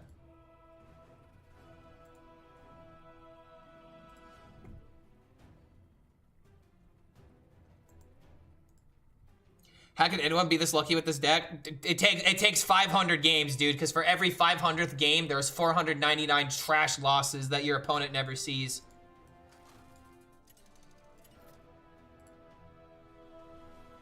Secret Hunter just OP? No, I'm not even gonna joke about that. Secret Hunter's trash.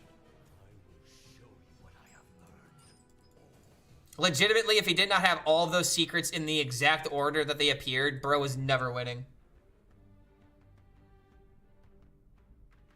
Hunter will be trash? I don't know, dude. Discover Hunter is literally looking like the best deck post-nerf.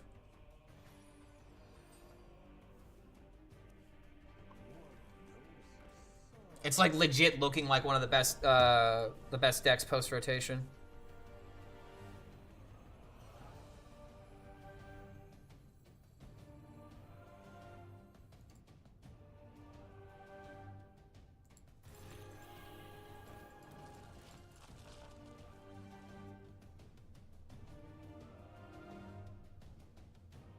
There isn't even one movie worth watching in theaters right now.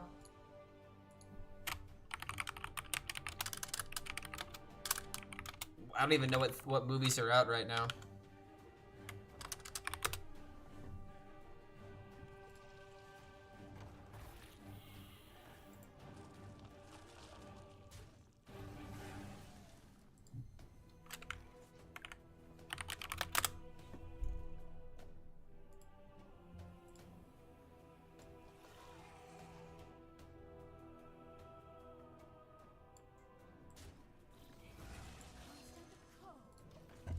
So what movies are out right now?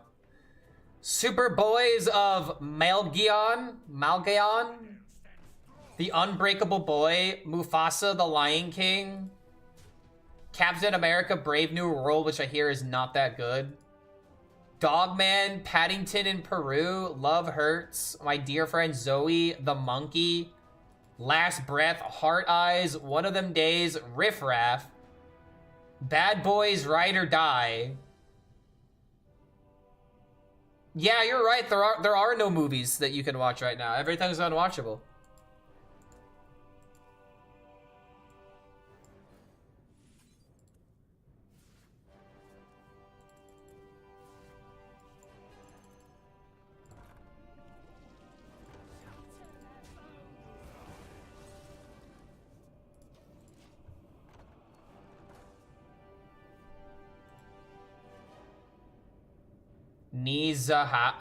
Niza 2, A Sloth Story, Mobile Suit Gundam, Present Moonlight.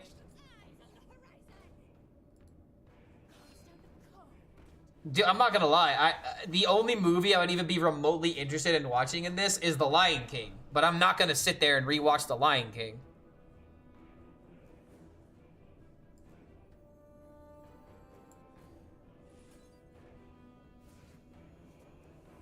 Well, it looks like we're losing this game. We need a really impressive rush turn.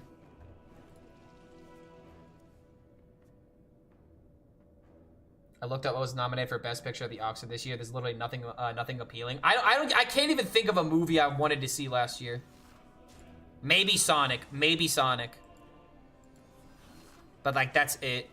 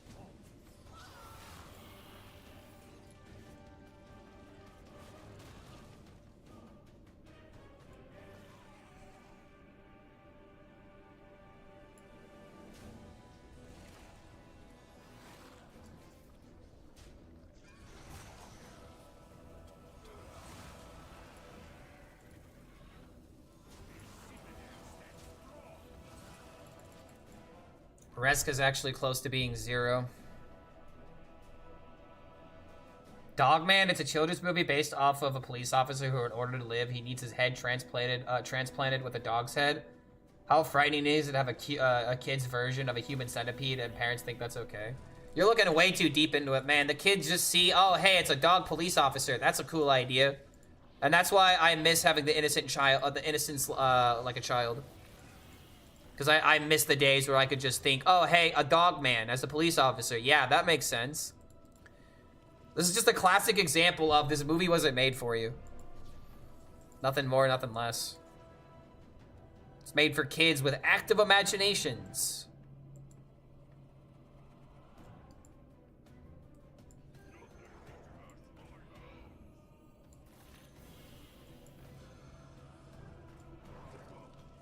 Jesus, dude. Really? I need to do some kind of Reska play.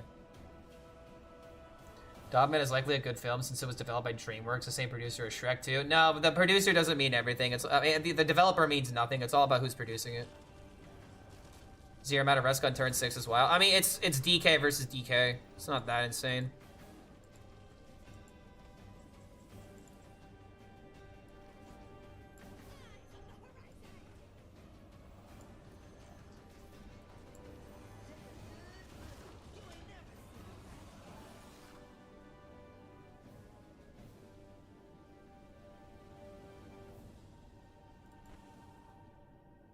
I just fucked up.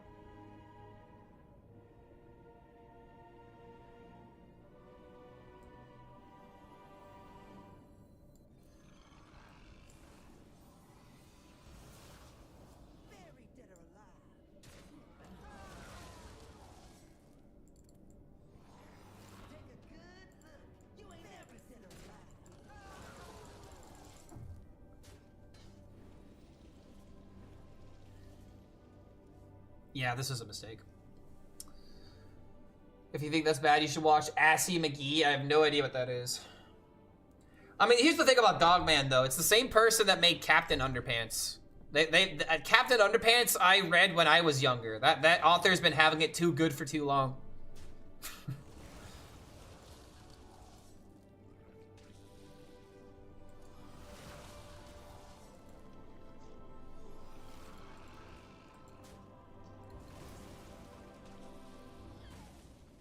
Favorite family film, animated film, or family film, but I mean animated. I mean, I watch more animated animations than I do regular shows. Hercules, that is... Hercules, in terms of, like, historical accuracy, is so bad. But it's a fun film.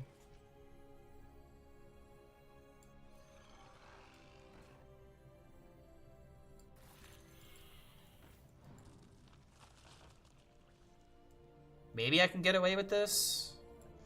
I don't know. Oh, son of a...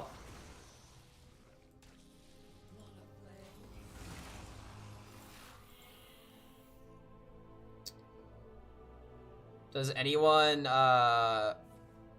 anyone, if the Masters Tour playoffs have prize... They have, they do have it. You have to look at the rule book.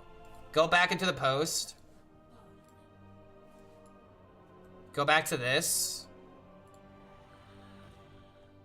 Click the official rules right here. And if you scroll down, it has the pricing of all the events. Right here, page 13 and 14. This is where you can find that information. Oh, yo, wait a minute, did I just win?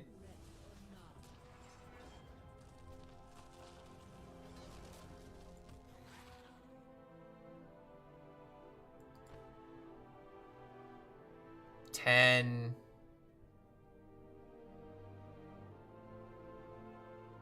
can make this deal 9, so that's 9. Oh, this is totally lethal.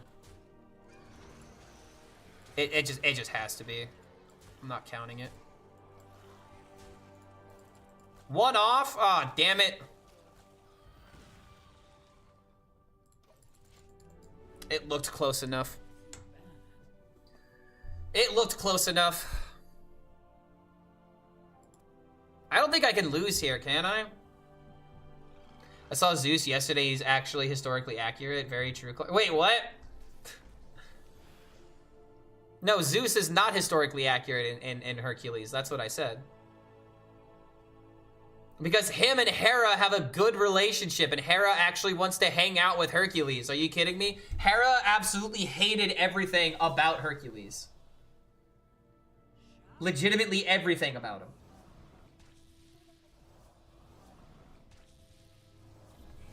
Hera wanted absolutely nothing to do with the illegitimate offspring of Hades.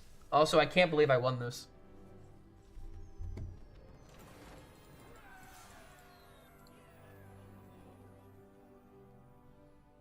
If he is a smooth brain playing Orbital Moon, he would come back here. Hercules is just wrong. Hey, yeah, it's Heracles. Yeah, you're right about that too. Hera is Zeus' wife and sister? No, they're not siblings. Wait, are they siblings? Are they? I don't know if I want the answer to that. Are Zeus? Oh, yep. Are Zeus and Hera siblings? Yeah. Apparently. Oh, yeah. Yeah. Jeez. Jeez, bro. Yeah. Zeus had 6 children, which included Artemis, Apollo, Hermes, Athena, Ares, and Aphrodite. Together, we will explore the. Oh, yay! Yay! Greek family. All.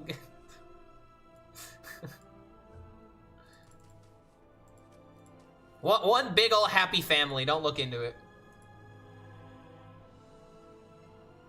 What about Kratos? Yeah, Disney never explained that. Disney only explained the hero part.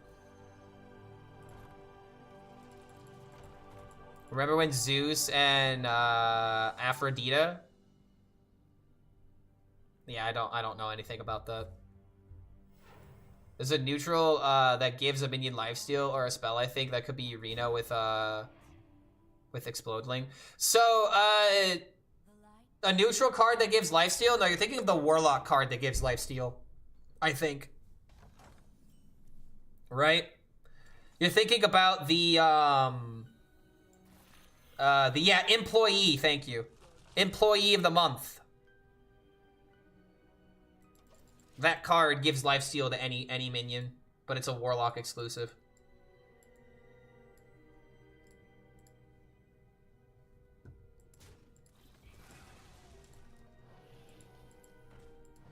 Aggro Paladin?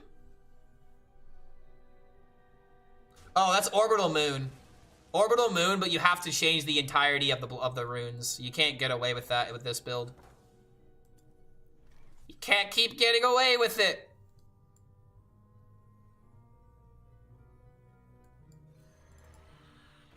I'm gonna let this happen. I'm gonna let this survive for one more turn because I want to stop the turn for Aura. Orbital Moon might be the new, oh god damn it, bro. It's not gonna be a thing, but you can have fun figuring that out. Wouldn't it having Reborn kind of be a problem, though?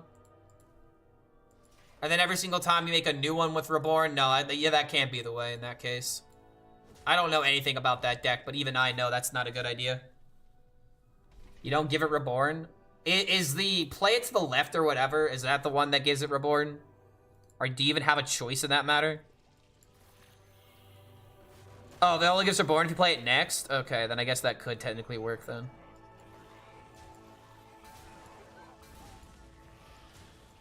Alright, go ahead and play your Aura. Seems like a primo time to do it.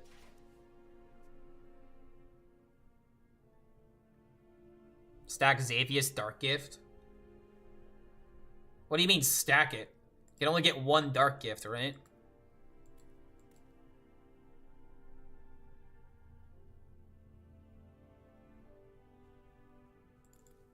Dude, how long ago did we hit rank 5? Yeah, it's felt like 2 hours.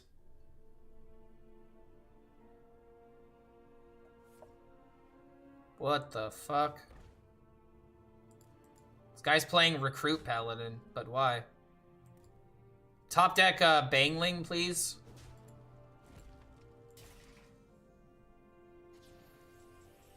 This also works.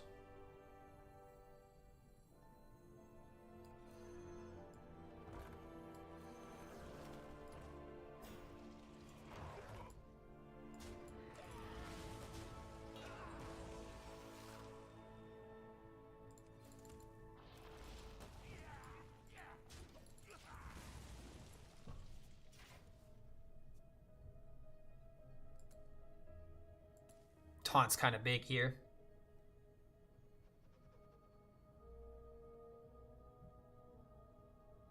A 1,000 years have passed since we hit rank 5. Very accurate. What? Is this guy playing a quest? This guy has to 100% be playing a quest. Either that or this is a bot.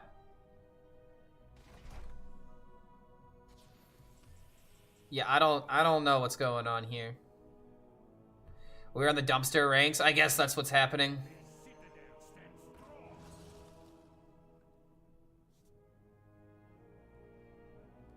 The Citadel stands strong.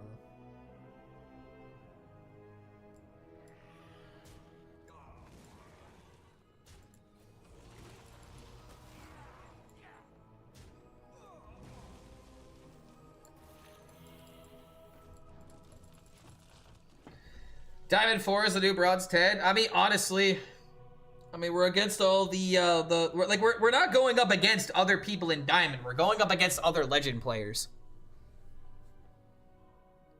He's not called Brand's Bronze Beard for a reason. Okay, that's a good one. What the hell? Hammer of the Naru. That has to be the first time I've seen this card see play in forever. Why are we trading?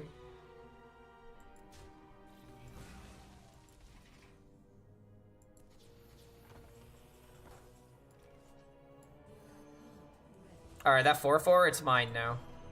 Let them win? Absolutely not. There is no mercy in this dojo.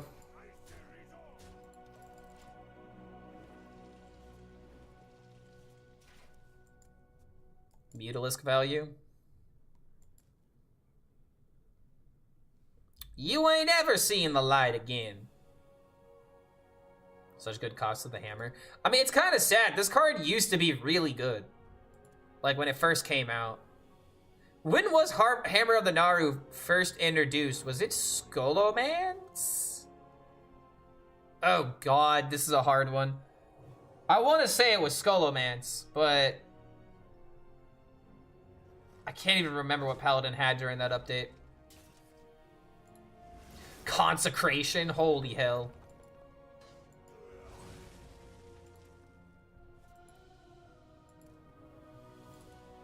Well, Mutalisk might actually win the game if it stays.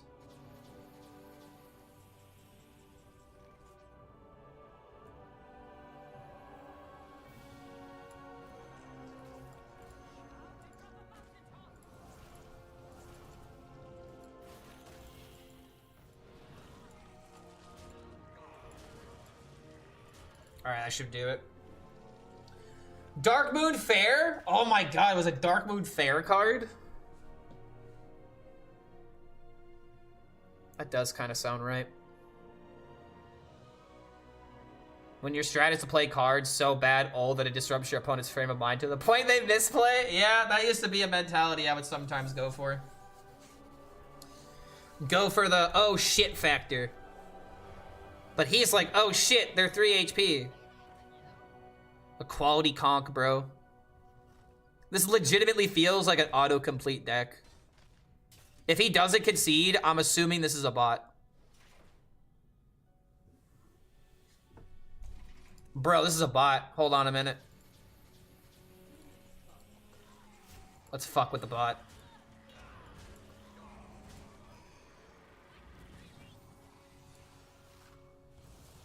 A real person. Okay, alright, it's not a bot. Alright, it is not a bot. It is a real person It is a real person who probably didn't like that I disrespected him so much. Bully? I mean, I'm a Hearthstone player. I'm automatically a bully.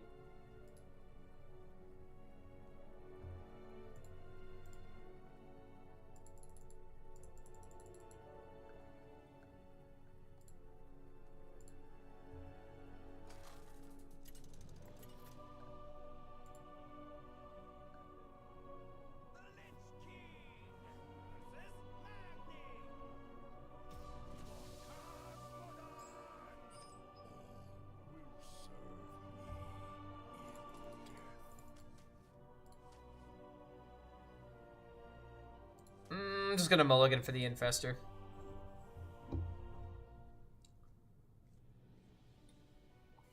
Swing and a miss.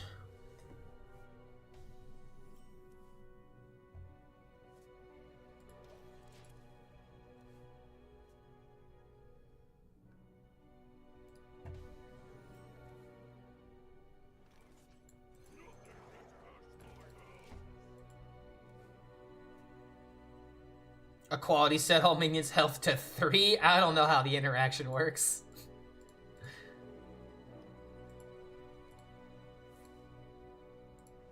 I still feel like I completely disagree with how the auras work, but it is what it is.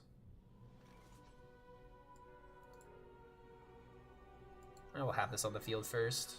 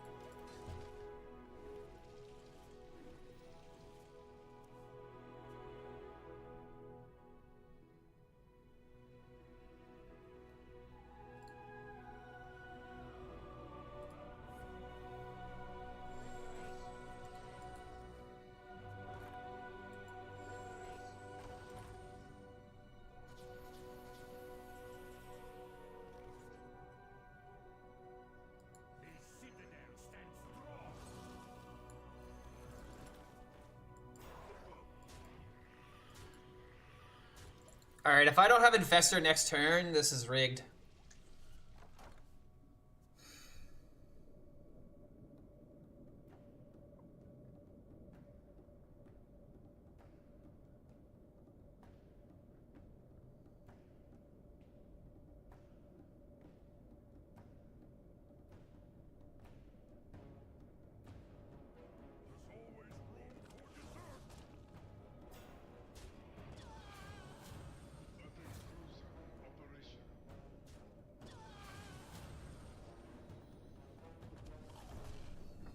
Infestor me, dude.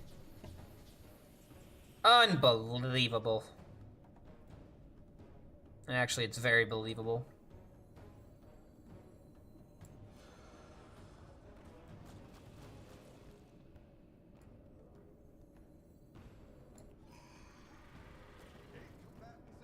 That's a good pull.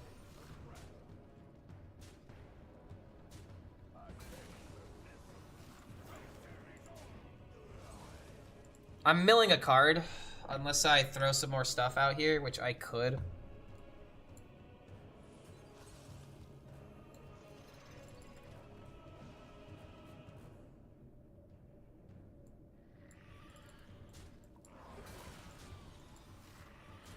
We're somehow maybe winning without Infestor. Maybe. Probably too soon to say that. If I mill a card, it'll be an Infestor? Yeah.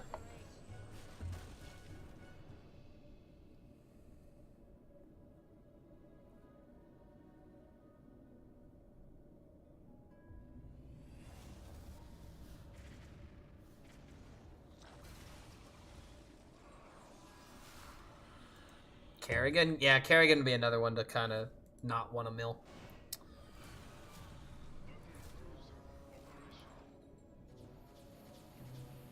There we go, finally.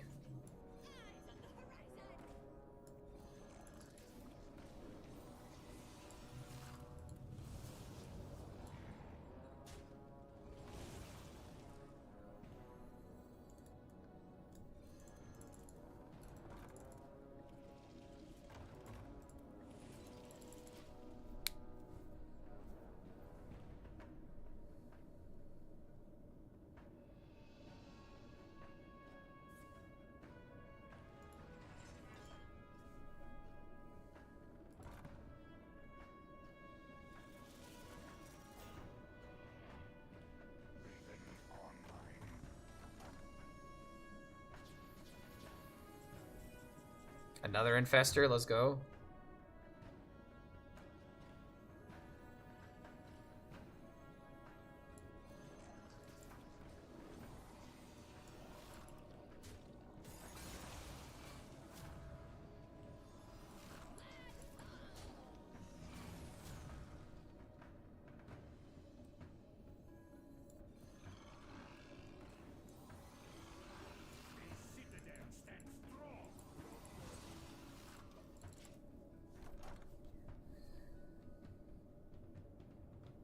Infester, I barely know her.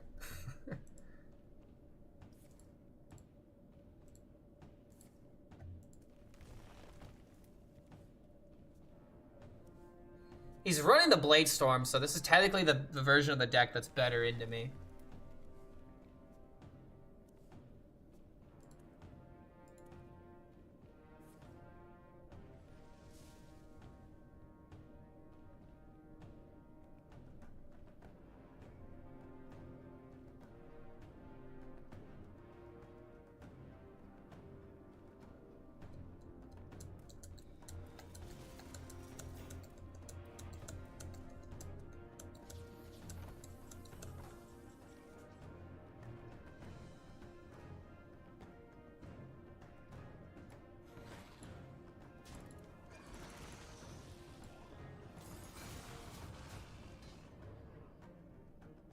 Oh wait, did I just miss lethal?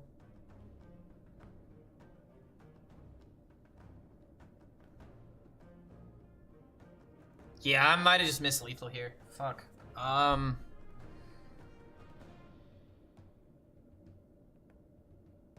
Shit, that was a big deal, dude.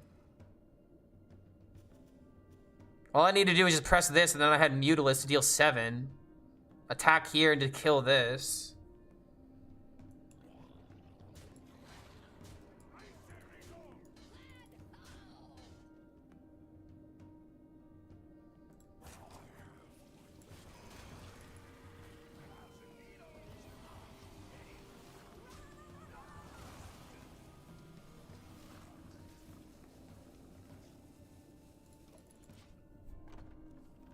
I maybe even could have done something with like Rezka and a Frost Strike, but I don't think that was the way. But if you just launch big ship, I could just take it with Rezka. Are there any Medivacs? There are not. I don't know what Ceaseless is at. Oh, Ceaseless is at 95? Oh, fuck. He could kill the Starship. If it gets reborn, that's kind of a big deal.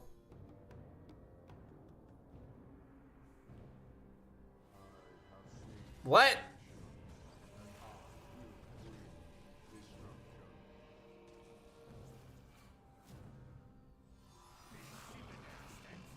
What? No way you high roll the poison is clear, right? Almost fucking worked. But does that have lifesteal? No, it has Rush, Divine Shield, and Reborn.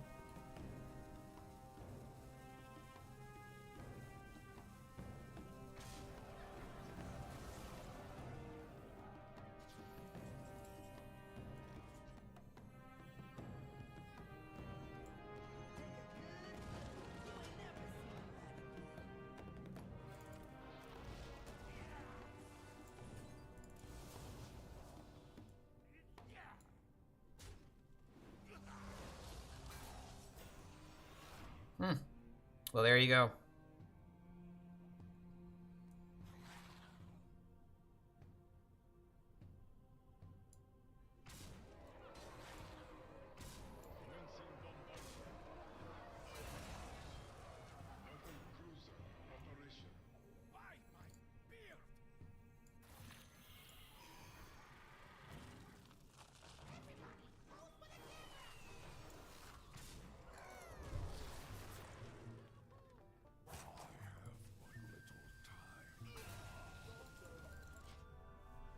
Your turn.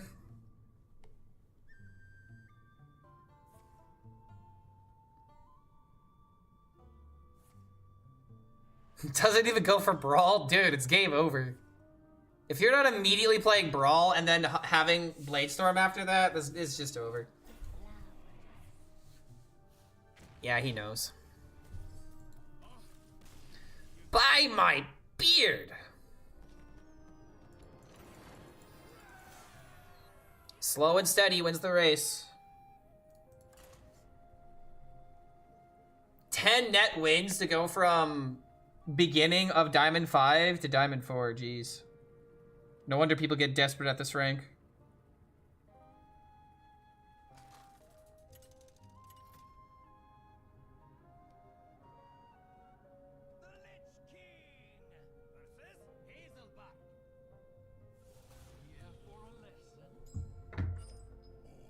Will serve me in death.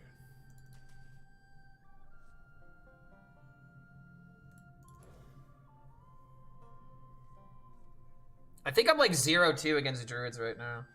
Or am I like 1-2?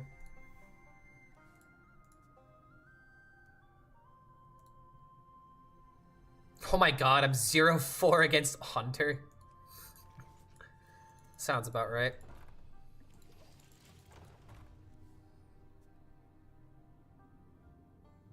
One extra pack and star bonus. I'm not bothered this month. The slog is real in this meta. If you care about esports, you'll care about the star bonus, buddy. Just letting you know. The announcements came out and they legitimately seem worth it. I would just keep that part at least in mind. If you care about esports, then star bonus matters at the moment.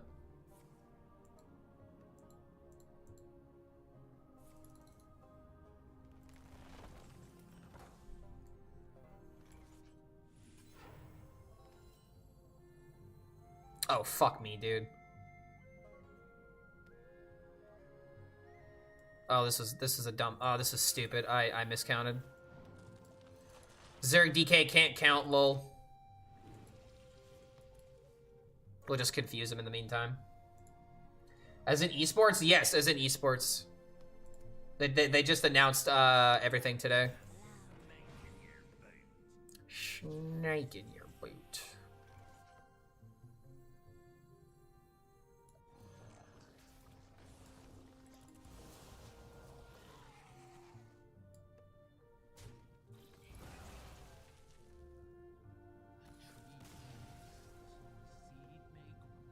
I would love more opponents like this.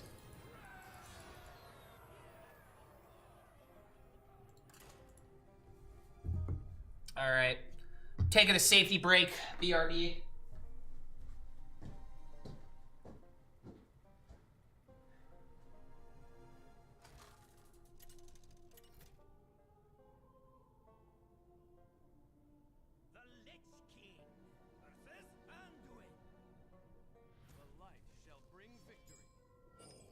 Will serve me in death.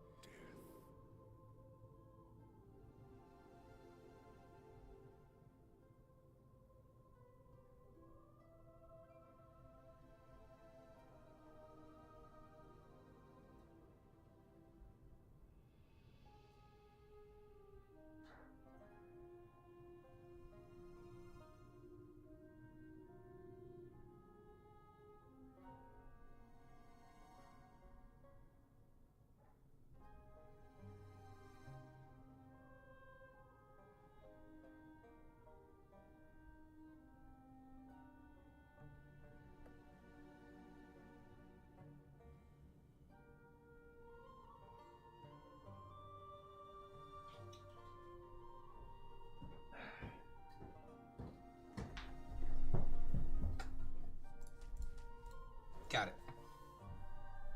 I always get it. I'm always on time.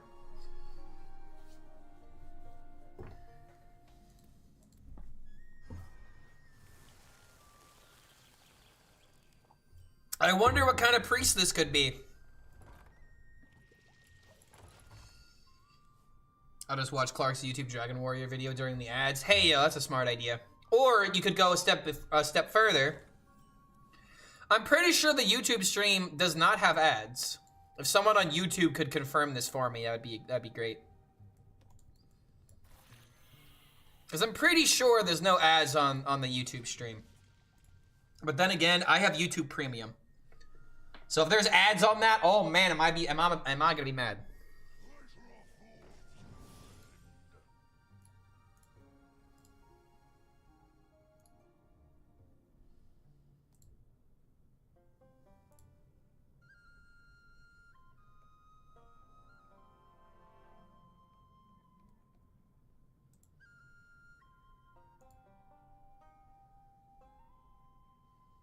It does not, for me. I also have YouTube Premium, but the chat is not consistently working. The chat's not moving. The streamer, the chat's broken. No, there's just not a lot of people chatting on YouTube because it's Zerg DK. There's only so much to talk about. It's Zerg DK. Let's go ahead and take this trade so I can Yodeler next turn. The season is the first. I've gotten the diamond and standard and honestly don't care to push further. No, I totally get that, man. I'm the exact same way right now. The only reason why I'm even pushing through at the moment is not because I like the meta, but because esports is looking very nice next season. Okay, we lost. GG. Game over. It's a Reno deck and they have the one copy of the Deafen. It's over. It was fun while it lasted. GG, guys. Let's pack her up and go home. I'm only doing this to try and maximize the amount of value that I get out of this, but like if I don't get an Infestor sooner rather than later, we're just screwed. Yeah, bro, this is 100% a Reno deck. And they got their only good card.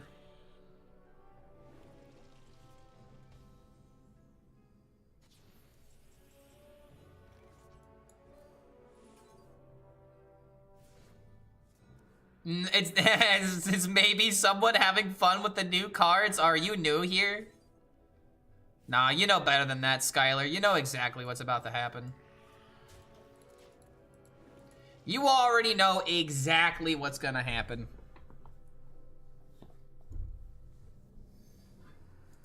If he plays a duplicate, I'll gift a sub.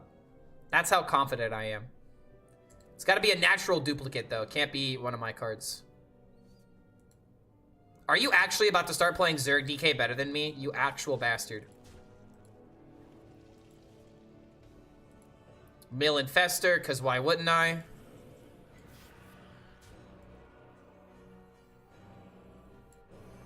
As cool as it would be to throw this out.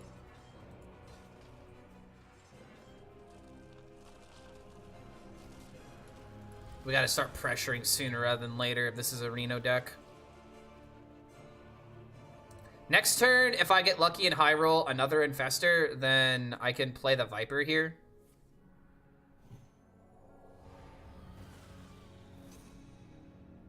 Yeah, dude, in what world is this not a Reno deck?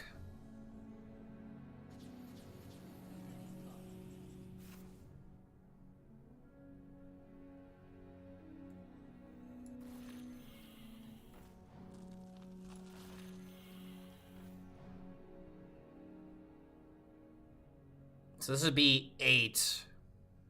It's always just better to do it this way. Guarantee the 2 goes face. Still have a chance. Am I still seeing his stash in my dreams? You mean in my nightmares? Yes. Yes, Reno definitely still haunts me in my nightmares.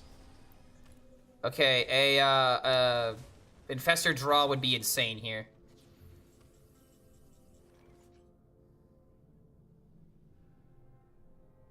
At the same time, wait a minute. I could just make this deal 10. And then I have the Lurker.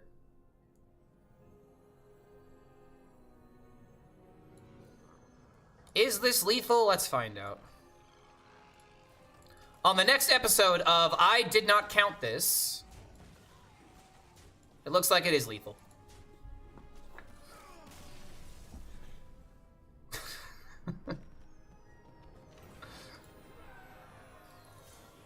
Wait, is that a classic Hearthstone pack code?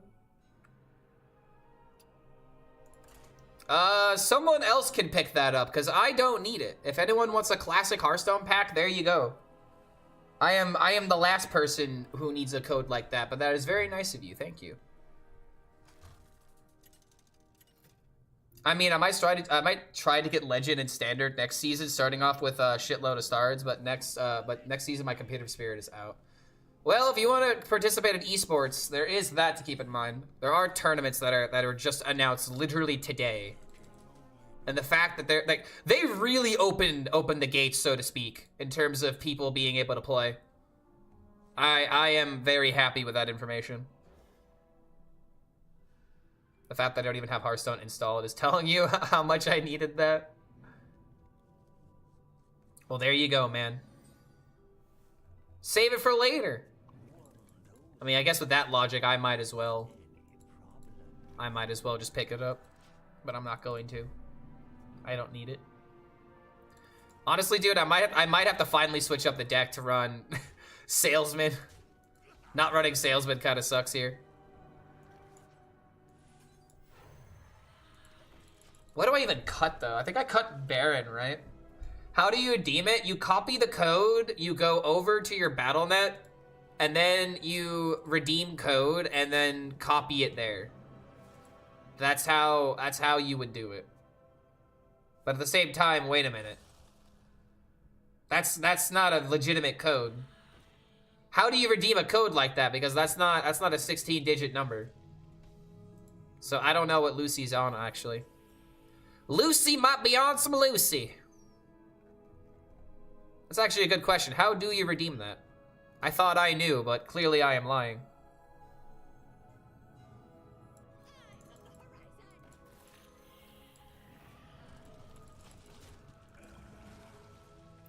Remove Yodeler, Deathgrowl, Reska for the full post-rotation Zerg DK experience.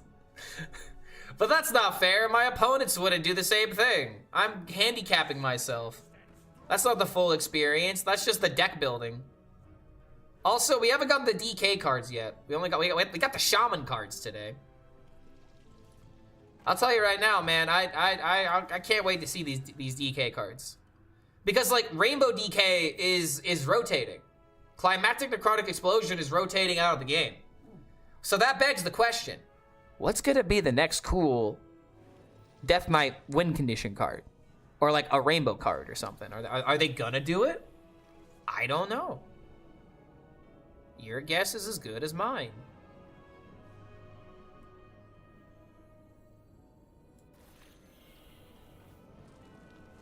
Scrut! God damn it! It's gonna die. Can't let it live, it must go. Like all good things in this world. Seems it was legit, this code has already been claimed. Oh shit, really? Well, someone got it. If you got it in this chat, let me know. Because if so, you're welcome. Slight problem. However,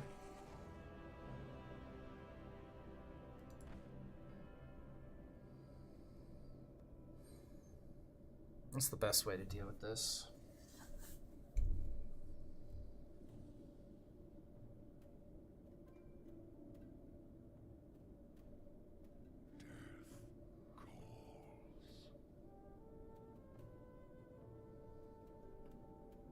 I feel like I'm gonna lose unless I just smork it. So all I do is just smork it, play the Viper, and then try to high roll a victory with like Frost Strike into like weapon or something. Trying to deal with this is just asking for trouble, and I'd rather not be the one who answers the door, if you know what I mean. Because then I have to pay a tip, and I'm cheap as fuck. What has changed about Hearthstone esports? I haven't seen the news. I could give you the link, but essentially what's going on? Essentially what happened is they announced the 2025 year, And there are significantly more people that can participate in the tournaments. They are bringing back open cups, but they are very, very limited. And this is something that I am kind of worried about because I wonder how quickly these open cups are gonna fill up. But here's the link in chat. You can find all the information here. Let me just make sure that's the right link. But yeah, you can find all the information here. The link takes you to this. It tells you the program that's set in place.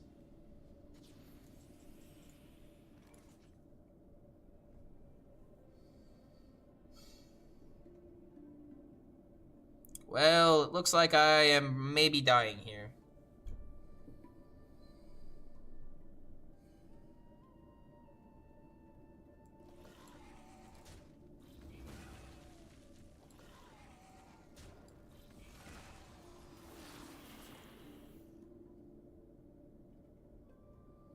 Cultist?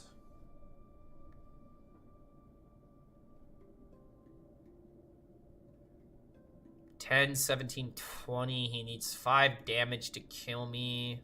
But then how I'm still not killing him, even if I play the cultist.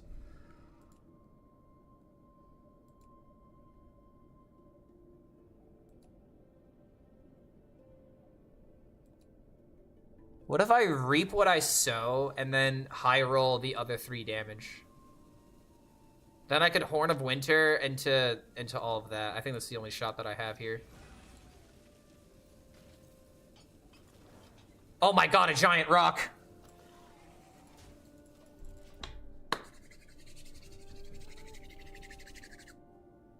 Alright, 10%.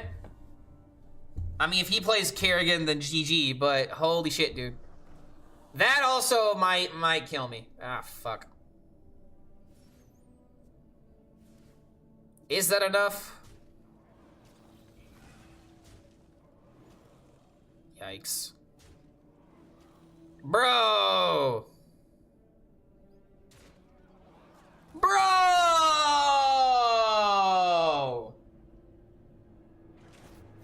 Come on! 450, was that 4 or 5 50-50? That's a... Yup. Yep. Yeah. That sucks. Do you want to flip a coin with Clark HELLSCREAM? No, no you don't. Marvel Rivals time. Yeah, dude, it's crazy how quickly the climb up the D5 was, and now that we're done with D5, it's like, Jesus Christ. Now I understand why 10-star gamers go crazy. Yeah, that scumbag Zergling not taking one for the team. Absolute travesty. I can't believe this guy wasn't thinking about sacrificing his life for the good of the cause. Sacrificing his life for the 10%. That's all that we needed. It was just a 10%, guys. All right, another salesman gamer. I'm like actually kind of being countered by the salesman. All right. I'm gonna have to put him in the deck.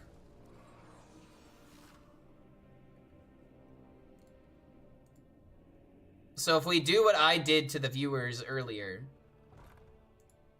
and we show them HS Guru. Why the hell is this deck? Why is the Viper deck so common? Why are people playing Viper Xena? It doesn't make any sense. Make it make sense, doggo. These gamers are out of their mind and they're gaslighting me.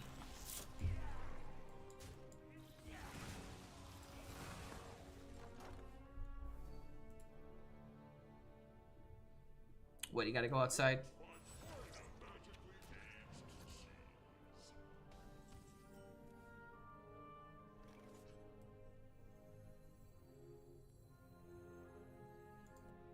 That's new. Gorgon Zormo? Does this mean that he's the blood deck?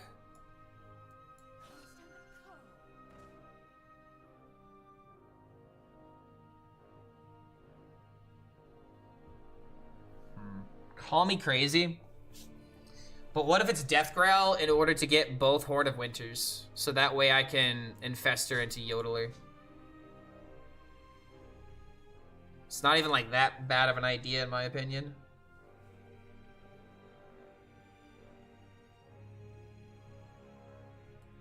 Honestly, fuck it. I'm a greedy gamer.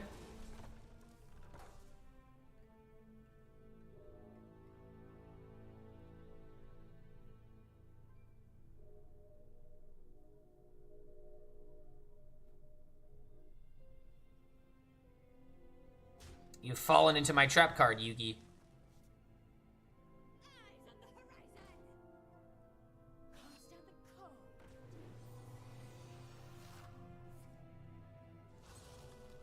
Oh, wow, really? Full tempo?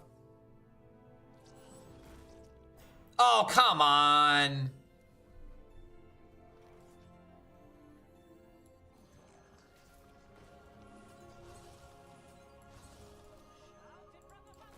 Alright, well, at least I have this going for me, but that taunt was such a high roll, dude.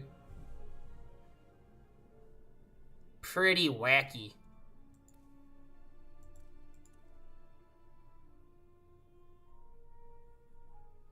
These next couple of draws are going to be crucial, dude.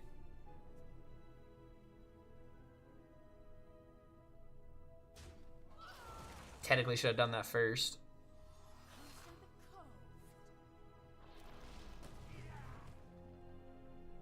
Okay, he's just gonna go face with everything else. This isn't like the... Okay, he's trading more? I would just be slamming face here, dude. I mean, I know how bad my hand is, but... Okay, there we go. Slice into dice. Dealing with this is kind of a problem, but if I don't play this, he easily trades into it anyway. Guess we start with this and see what we get. Crush her! I barely know her. I guess we're crushing it with the boys right now. Crushing those cans. Why can't I discover the 1/1 boar charge from Rexxar in Standard if the boar is not part of the core set or Standard? The reason why is because Rexxar has its set pool of minions now. Rexxar only has the same pool when it came out, and the reason why is because they didn't want to have to update it literally every single time new beasts came out. So there are only certain beasts that you could discover that have the keywords, and there are only certain beasts that you could discover with like certain text. That's just how the card functions. Also, this guy actually might legitimately be playing Orbital Moon. So because he's playing so slow, I'm just gonna go ahead and get rid of the 1/4s. Is this one of the stronger decks you're playing right now? I would say yes. I've gone from bronze to my current rank all in one day. Granted, I started with the 10-star bonus. That's a pretty big advantage. Okay, well now I have to respond with this.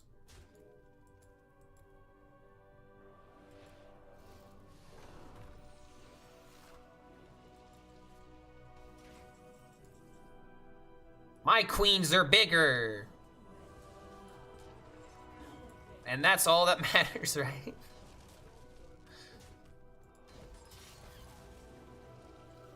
BG cards are unfortunately not in the pool.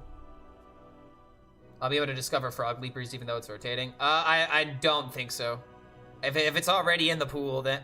If there are newer cards in the pool, I don't remember if it's some that they change every season or something, but I just remember them saying that they're not adding to the pool anymore. Maybe the first option is like the most recent beasts, but then like the second option is just keyword minions, right? I think that's what's going on.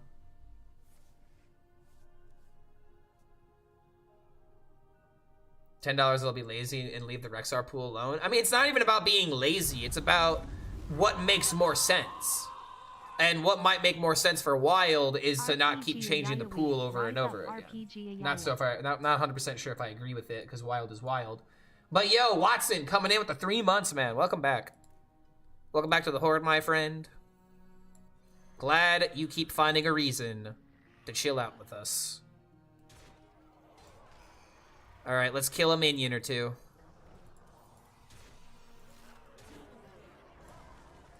I should have done this first in case I ripped in an infestor, now that I think about it.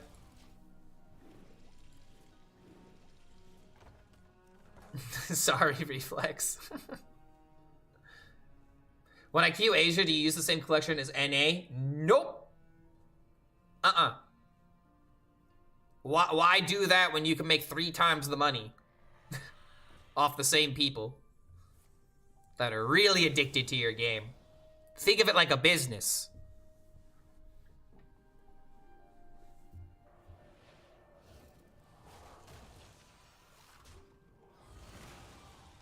That's actually pretty decent. However, it's not fast enough.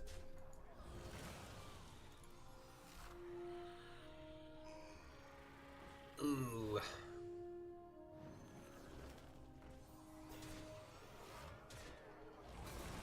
I might be pressured to kill him here. Ooh, Lurker? Lurker, I hardly knew her. Ha ha ha. We could just go for the YOLO lethal.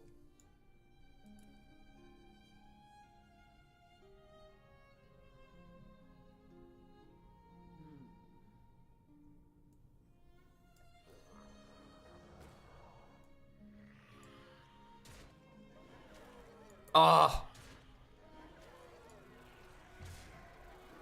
Holy shit, no way.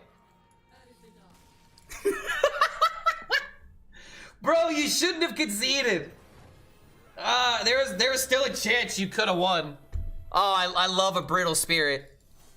Yes, do my work for me. If I play it slow enough, they'll concede.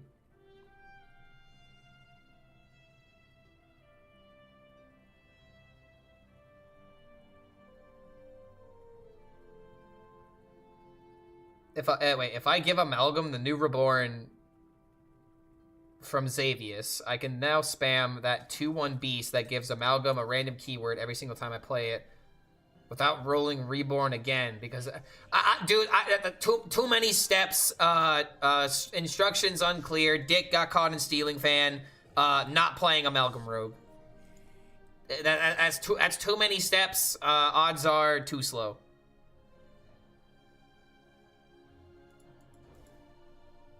I think at this point, you know, why fix what ain't broke? I mean, why try to fix what is clearly broken? You know what I mean? Why even try? It's just done, bro. Also, yet another game where I forget to play the I forget to switch.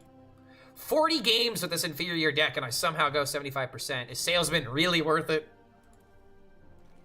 It's still kind of worth it. Also, I'm seeing a lot of DKs now. I wonder why that is.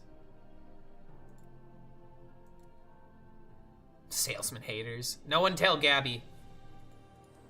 Cause then he'll remind me what tempo means, and I don't commit that kind of stuff to memory. I don't know what tempo means. What the fuck?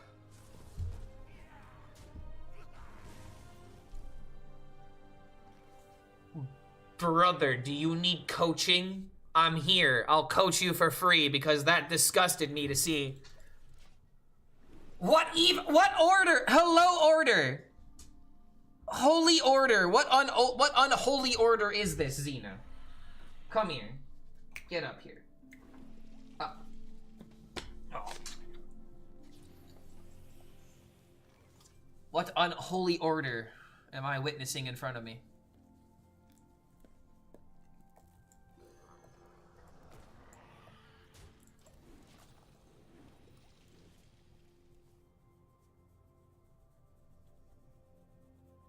First half of the Amalgam reshuffled would have Reborn, but the second half wouldn't, and that's how. Yeah, it just sounds like it's bad. You're shuffling more bad cards into your deck, and then when you play the card that you're literally building the entire deck around, it makes your deck even worse every single time it dies. Like, dude, what are you gonna do? Yo, what's going on, Gabe? Bro, even Warshak, the last meme deck builder, is playing a different deck. What do you mean? What is he playing? Is he playing a basic deck? Oh, what was that, little yawn? Yeah, she's like, quit talking to me like I'm an animal and take me outside, because I am an animal.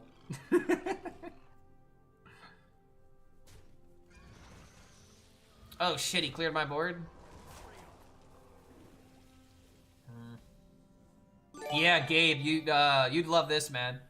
Oh shit! Warrior coming in with the gifted sub to Shashi Zelly. Thanks for that support, bro. Always great to see some IRL friends swing on by and show their support. Fucking on that grind all the time. Which is like, dude, we got esport announcements today, man. My life has meaning again. I can actually play the game and have something like a bigger picture to strive towards. I finally have the, you know, them dangling the carrot in front of me. Getting the dog biscuit that makes me sit down and say yes. Yeah, dude, his so I'm on my Asia account at the moment. There are 3 servers in the game: NA, EU, and Asia, APAC. And I went from bronze to my current rank right now. So almost at the end of the season, we went from the very bottom back up to the top. Started from the bottom, and I'm still relatively at the bottom.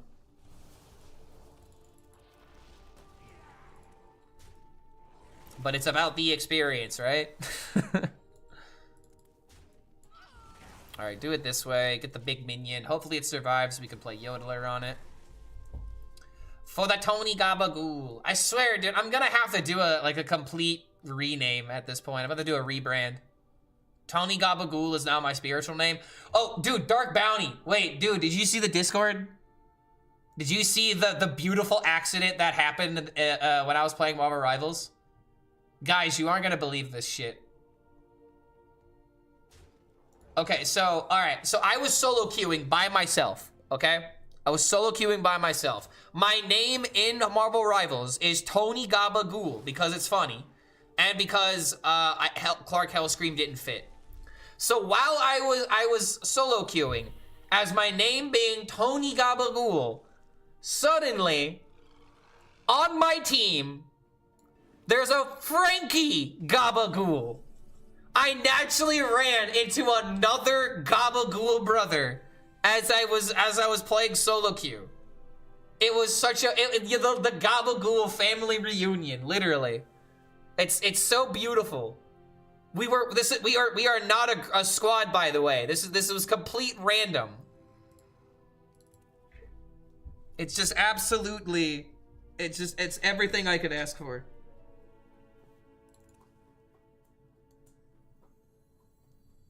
Okay, damn, bro, we cleared everything. After this turn, I'm gonna take the dog outside. She looks very restless at the moment. Ask them for a date? Dude, it's really funny because like I don't remember who started the conversation, but as soon as I realized, I just literally typed in chat, "Hey, Frankie!" Like, I mean, he probably couldn't hear the tone, but as I typed it in all caps, I think he understood the tone I was going for. Did everyone assume you were together? Probably. I would not be surprised.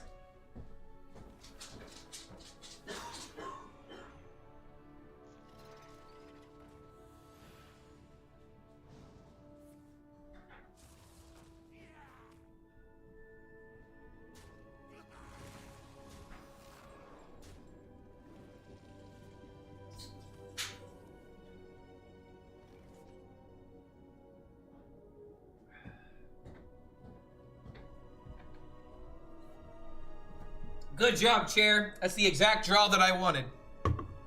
However, we're fine.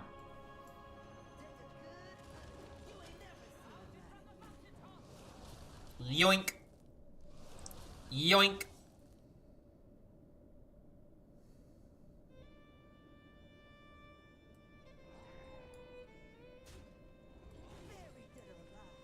Yoink.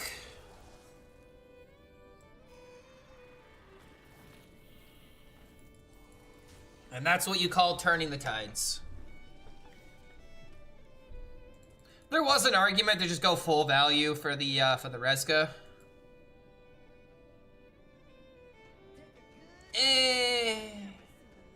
It might have been the play. I had to convince him to play it, but the man won't budge. Wait, convince who to play what? Orbital Zerg deck probably isn't as good, but it's as fun. Honestly, dude, I was talking about a version of this deck that was being popularized on the China server. They were kind of obsessed with the Orbital Moon version of this deck when this mini set first popped off. But sadly, no one else has really been able to replicate the results. So I think people just kind of naturally became uninterested. Oh, son of a bitch! He did the same thing to me. Well, our ham might be cooked unless I draw exactly Frost Strike. We did not draw exactly Frost Strike, so we're all crying together. It's okay. It's a safe space. Sometimes you have to be brave, and you have to admit when other people have cooked you. Dude, as much as I would love the idea of just like making my minion bigger, it literally serves no purpose for me to do that. I have to go for the Frost Strike high roll. There's nothing else that matters. Because he's just going to go ungy bungy, and if he doesn't kill me, then I have to come back somehow. So we're playing for the one and... Oh, God. Dude, no! And we didn't even hit the 50... Oh, God damn it. Alright, I'm stealing his deck. It's clearly better than mine. Who needs Chillfall and Baron anyway? The sad music is just for dramatic effect now. Very, very sad times. Serve no purpose. Double Airlock Breach is nice. Double Airlock Breach, I feel like, is a pretty good card, but Airlock Breach is one of those cards where it's like, it wins you the game or it does nothing. Because it's always dependent on the matchup. To play the current Brawl, it's Miniature Warfire. In Standard, it's oddly relaxing.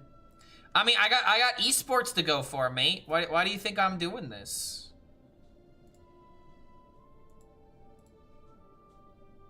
I got esports to climb for. I don't doubt that the Tavern Brawl is not fun. I just say that the Tavern Brawl is usually not fun for me particularly. Oh my God, I don't have Salesman? No, why aren't you in my collection? Oh no. Wait, hold on a minute. No, this is what I should do. Because I want the stats to carry over.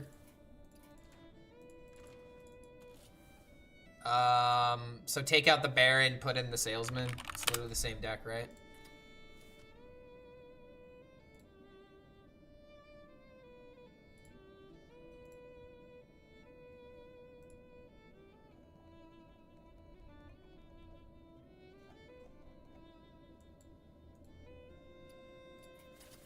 There we go.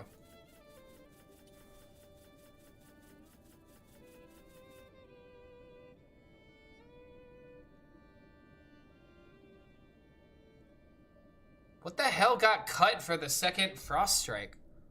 One Baron for one Salesman. But what else got cut? Oh, wait, there was another card that got cut entirely. I can't tell what it is, but we'll just accept it. We'll figure it out later. All right.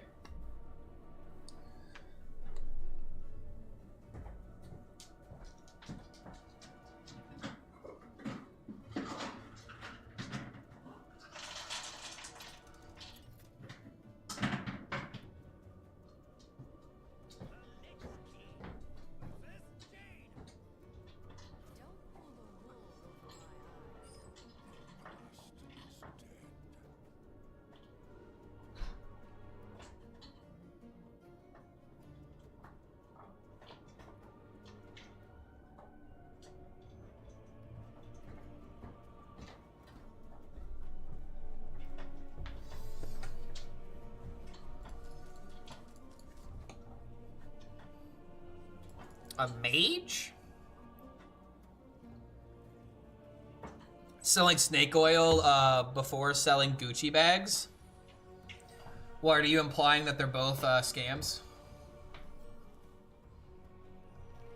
I mean, if I really wanted to scam people, I would just sell off-brand Stanley cups, because it's such a lucrative business.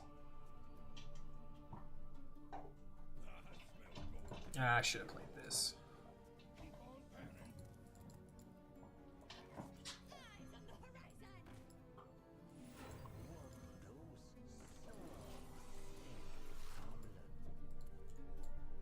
All right, let's hope that holding this was correct. Turn 5, I could spread the death rattles. If you want to scam people, make a YouTube video on Amalgam Rogue. Old Clark would have made a video on Amalgam Rogue, for sure. Really? Okay.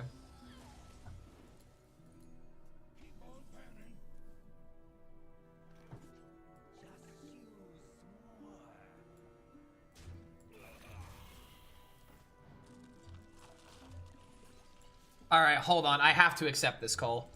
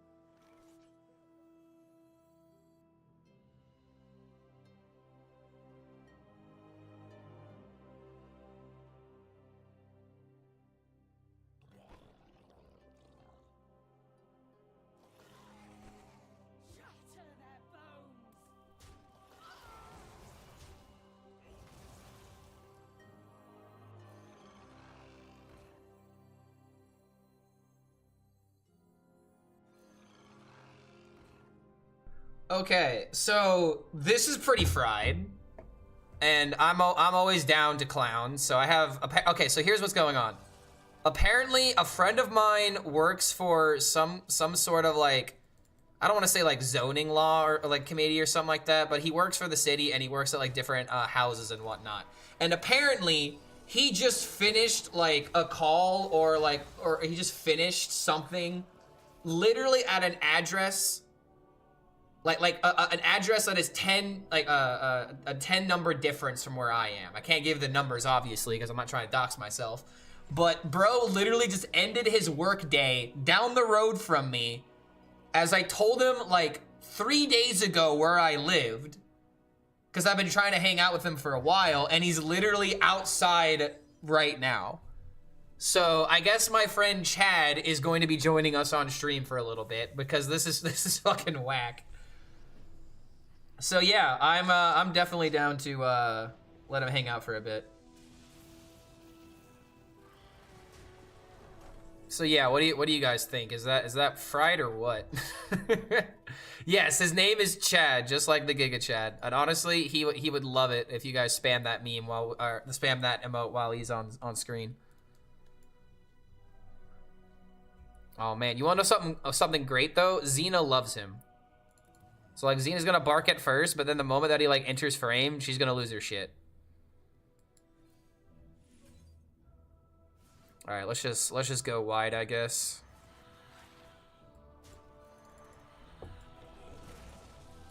We are completely chilling right now. Like this mage has nothing because we destroyed their card.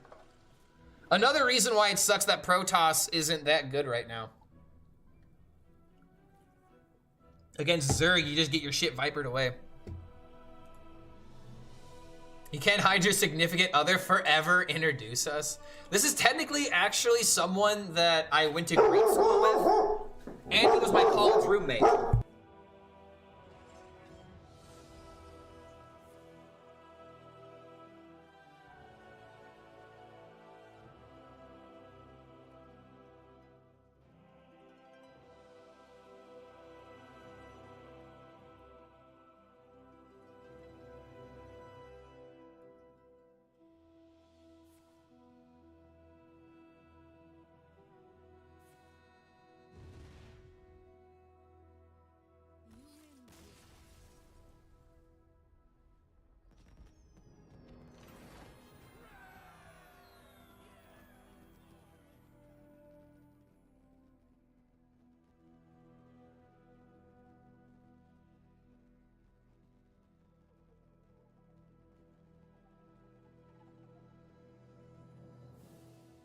I can't tell if she recognizes you or not. I feel like she's just pissed I haven't been here in a while. Maybe. Because like anyone... Because she's playing. Yeah, there we go. But anyone from like College House, she's like, you know, she'll immediately start getting like cuddly with. But I did just feed her. How you doing? Yo, let me go full screen real quick. Bam! Still can't be seen. You're gonna have to scoot over a little bit. Oh, shoot. Yep. Hold up. Hey, come here, doggo. Stop yapping me. Come here. I've got it now. Yeah, I've got it now. So this is my room, my former college roommate, Chad. Also, we went to grade school together. So, yeah. We've known each other for a while, and it's pretty crazy how he was just finishing a day just literally down the street from where I live. So that's pretty whack. Chad, you want to introduce yourself? Well, I'm Chad. I'm a lowly government employee, but not anything malicious. He's an FBI agent. No. Oh. I used to do a lot more exploring of things. I used to like it, like urban exploration and climbing things I shouldn't climb. But you get a bit older, things start hurting in the morning, and you also start worrying about things like, maybe I do want to retire one day and can't afford to get a bunch of trespassing charges. So these days, rambunctious is what we used to be all the time. These days, I pretty much just go hiking or build some Lego and call it a day. Read some books. Yeah, big Lego connoisseur over here. You know, I was actually hanging out with my my aunt the other day. I had left something at her house during Christmas, and I went to go pick it up like last week or something. And she was telling me how she has to think about getting more room for all these Lego sets that she gets, because she gets like the yearly releases or whatever. And it's like the full scene, so it's like she's got a cafe, she's got like a jazz club. Like, you probably know exactly what I'm talking about. The thing is was definitely a point, I don't know, probably 8 or so years ago, I'd say now, where Lego as a company definitely realized, oh wow, we have a huge adult market, and with that adult market, you know, came more advanced sets, which was cool, awesome. We got the Titanic, we got multiple giant Death Star iterations that were play sets, but still, I mean, it's cool to see things like that. They pump out new things all the time. They made a Bowser, like a pretty big I remember Bowser seeing that, recently, and you more so just have to kind of look online to see, hey, what do they have right now? Because it's always something new. But what comes with that is the insane price tag. Remember, they released a Ultimate Collector Star Destroyer a few years ago. It was like $800. Jesus. I mean, how many pieces are we talking about, though? I mean, Because that's probably where the price tag's coming in, I right? think it was like 5,000 pieces, something along those lines, and someone may correct me on that, but you know, about 5,000 pieces. Came with a handful of exclusive figures to that set, I think.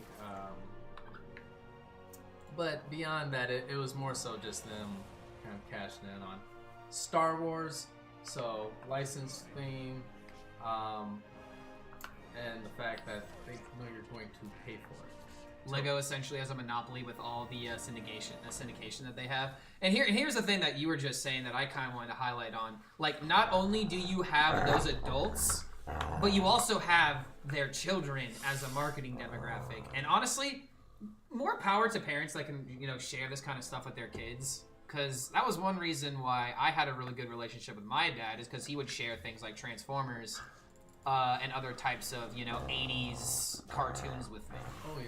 Well, there's been a huge third-party boom over the years. I mean, even from the time that I got into the hobby until now, it's just been like I've watched it in real time get more refined, but also as it became more commercialized. It's kind of like watching what's going on with Pokemon cards right now, right? Yeah, Very similar.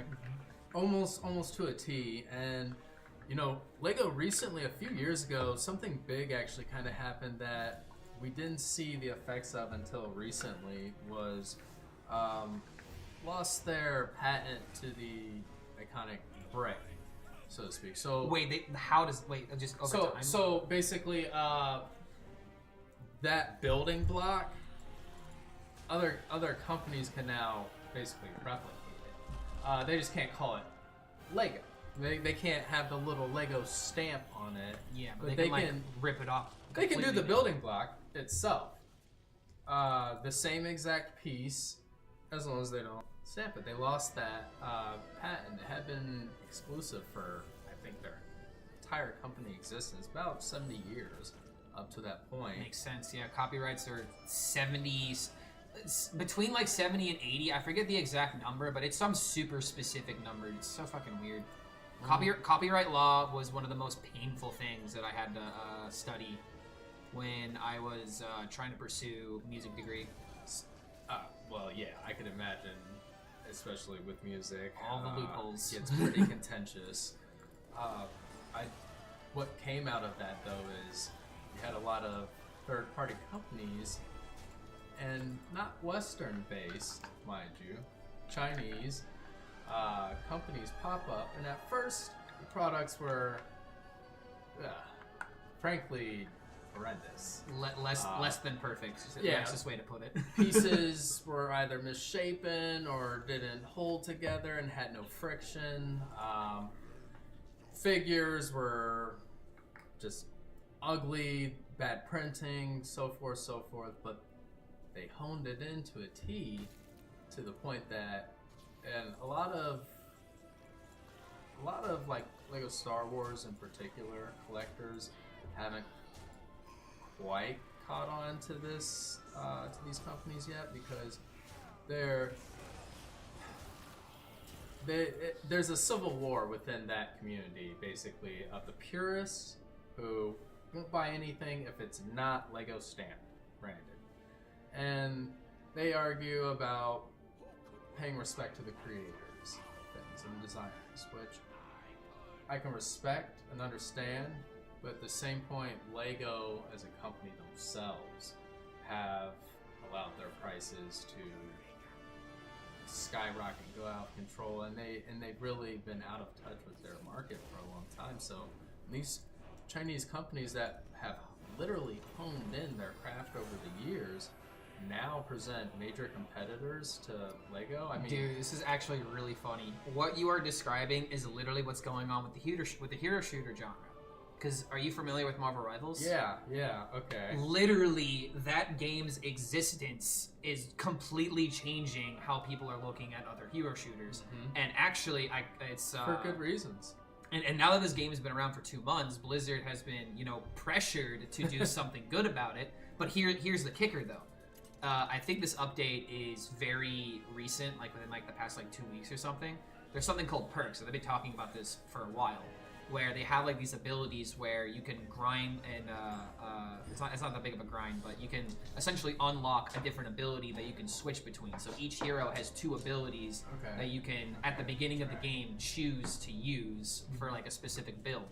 And from what I am hearing, everyone that was criticizing Overwatch, I was criticizing it too, honestly. A lot of those people are like, you know what? This is great. This is fantastic in the game. We've been waiting for this forever. And now that it's finally here, it kind of feels it kind of feels amazing to say they finally did something right. So now that the existence of Marvel Rivals on the market is there to give that additional pressure, Blizzard has to step up their shit in order to make sure that Overwatch doesn't become, redundant. At the same point, it's... Excuse me? What? A penguin? Okay, this actually isn't that crazy. I think this is the Vicious Syndicate deck, but it's still crazy to see a penguin. It's crazy at the same point that this is what it took for Blizzard to actually get its shit together. It took honest-to-God pressure. It took real competition saying, hey, we're about to swipe your entire user base for them to say, oh, wow, hey, guys, hey, our product still exists. Maybe we should do something about this. Exactly, which, I mean, yes, I can cheer when I do see something good happen. At the same point, if it takes a pitchfork at their neck, it's a little less come on, you should have known. There's a little less joy in it, Yeah. Trust me, Hearthstone's been the exact same way, where it's bro, come on, you.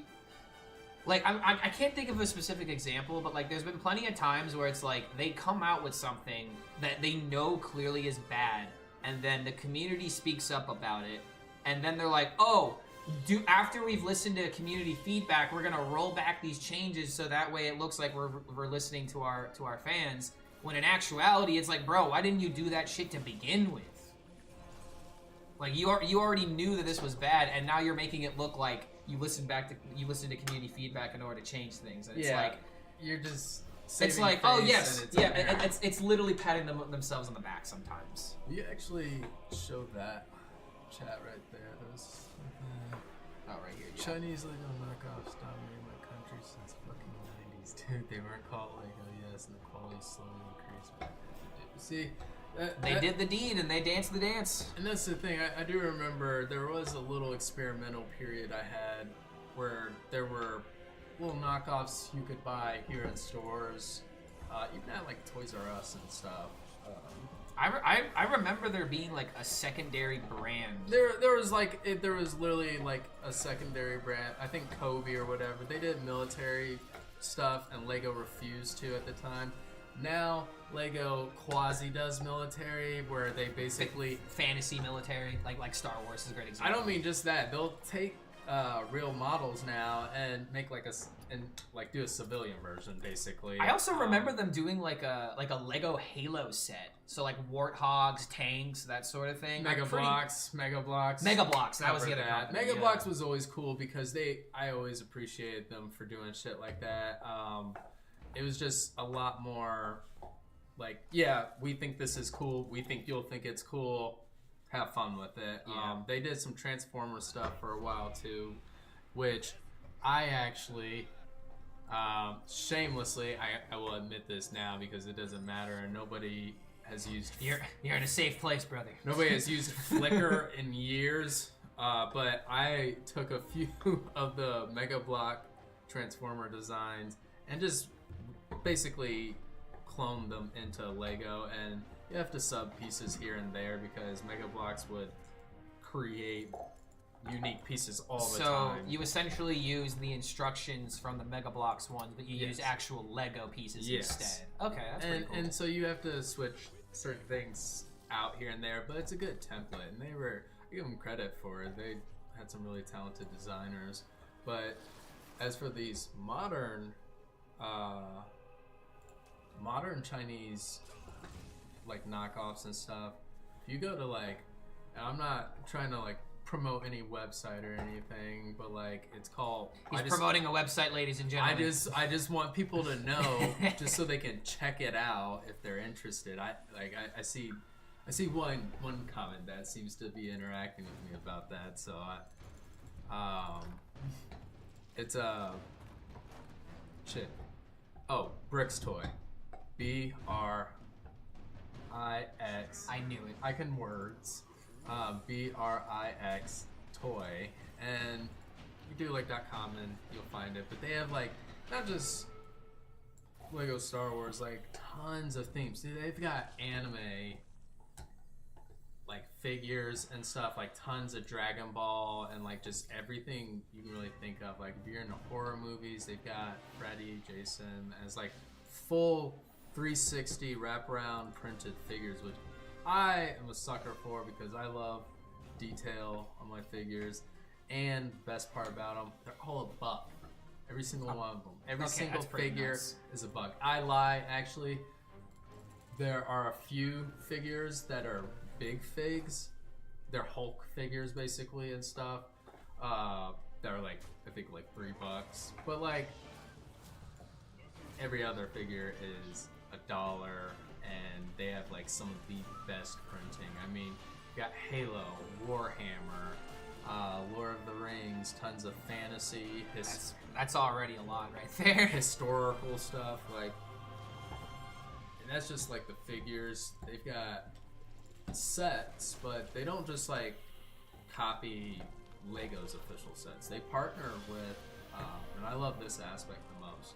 They partner with creators, like mock builders, basically. Like, You know, my because my aunt is really into this type of stuff. Something that my aunt and my uncle do is that this is a total boomer thing, but they'll just like watch YouTube on their TV, and different days will have different, you know, like, oh, my aunt will be the one that's like, oh, let's queue up these videos versus my uncle who wants to watch these videos. So it's almost like they're watching TV, but they're watching YouTube instead.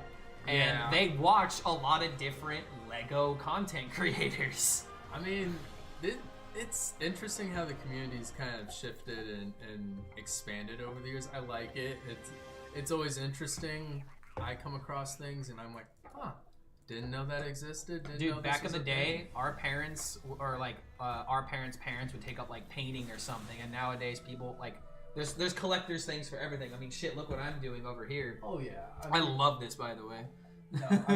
That's actually pretty rad. I actually just noticed that you had the roll up there. Damn, you have had a long day. Yeah, no, it's been don't ever work for the government in any capacity. It's From the two people that I know that work for the government, every single time I ask them how their day's been, they're just like, everyone just blames you for shit, and it's like, dude, I am the literal lowest man on anything.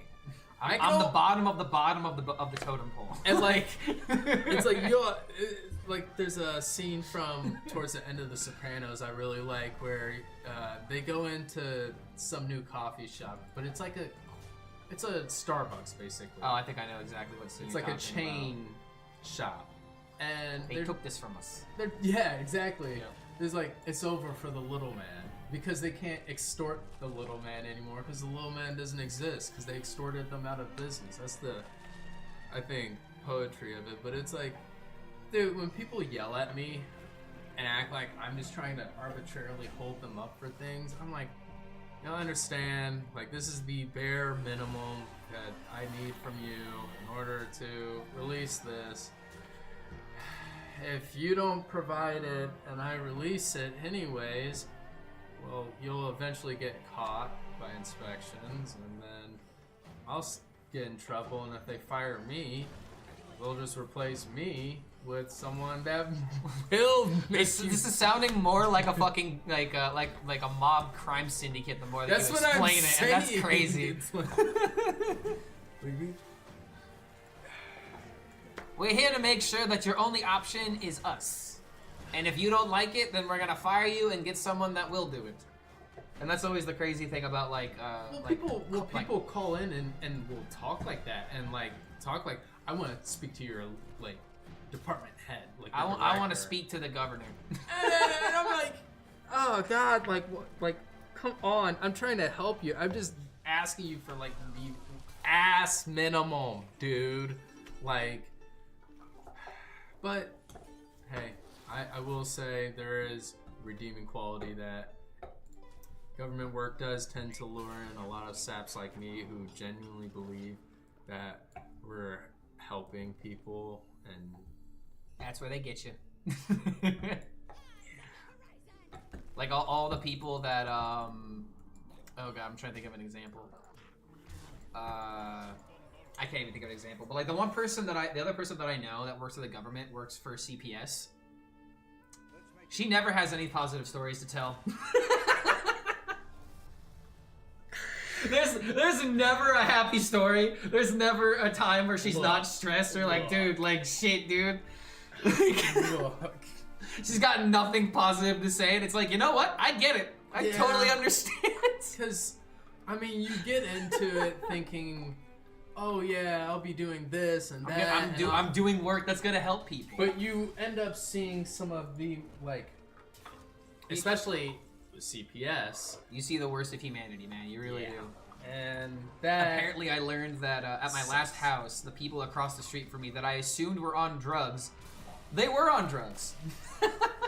How did you come to find this out? All right, this is very, very simple. It's not like it takes a rocket scientist to figure this out. But one time during the winter, when there was snow on the ground, one of my neighbors was shirtless on his lawn, just literally doing this, just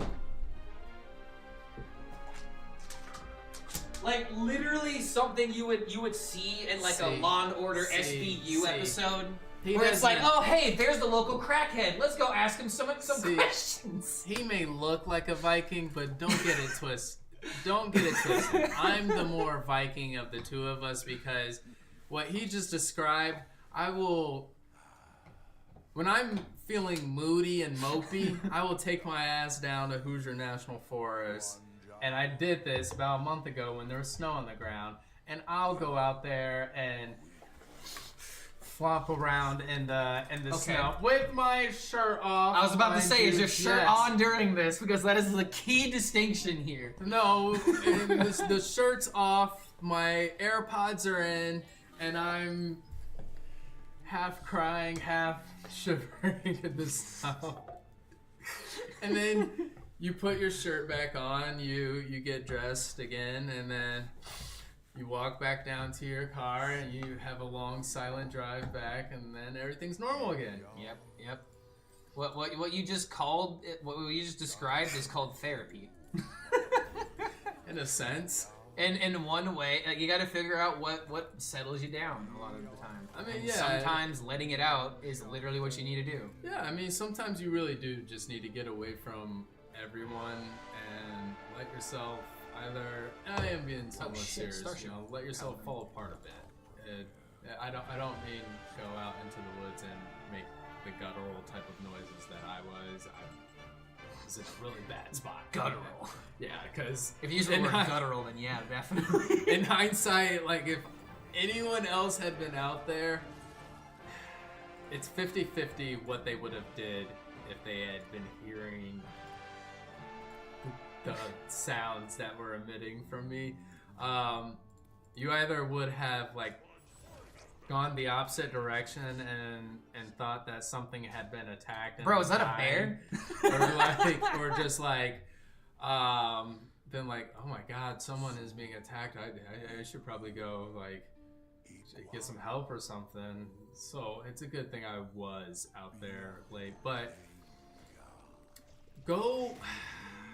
See, I would say go with people, but that defeats the purpose of going harrowing because what ended up compelling me to go back to my car and cut my crying and solitude short was I was sitting on this kind of ridge and it went down to a valley and there's a little creek running through it. On the other side it went back up to a hill. And at one point I had been like, I was like, all right, I'm gonna stop sniffling and get up and walk around some more, whatever. And it was about 5 o'clock, not dark yet though, but enough that I should have been heading back at that point. And I get up and I look all the way on the other side, the other hill. I see what I was like, is that like a baby, like a fawn, like a baby deer or something? And then it turned, cocked its head, and I was like, is that a dog?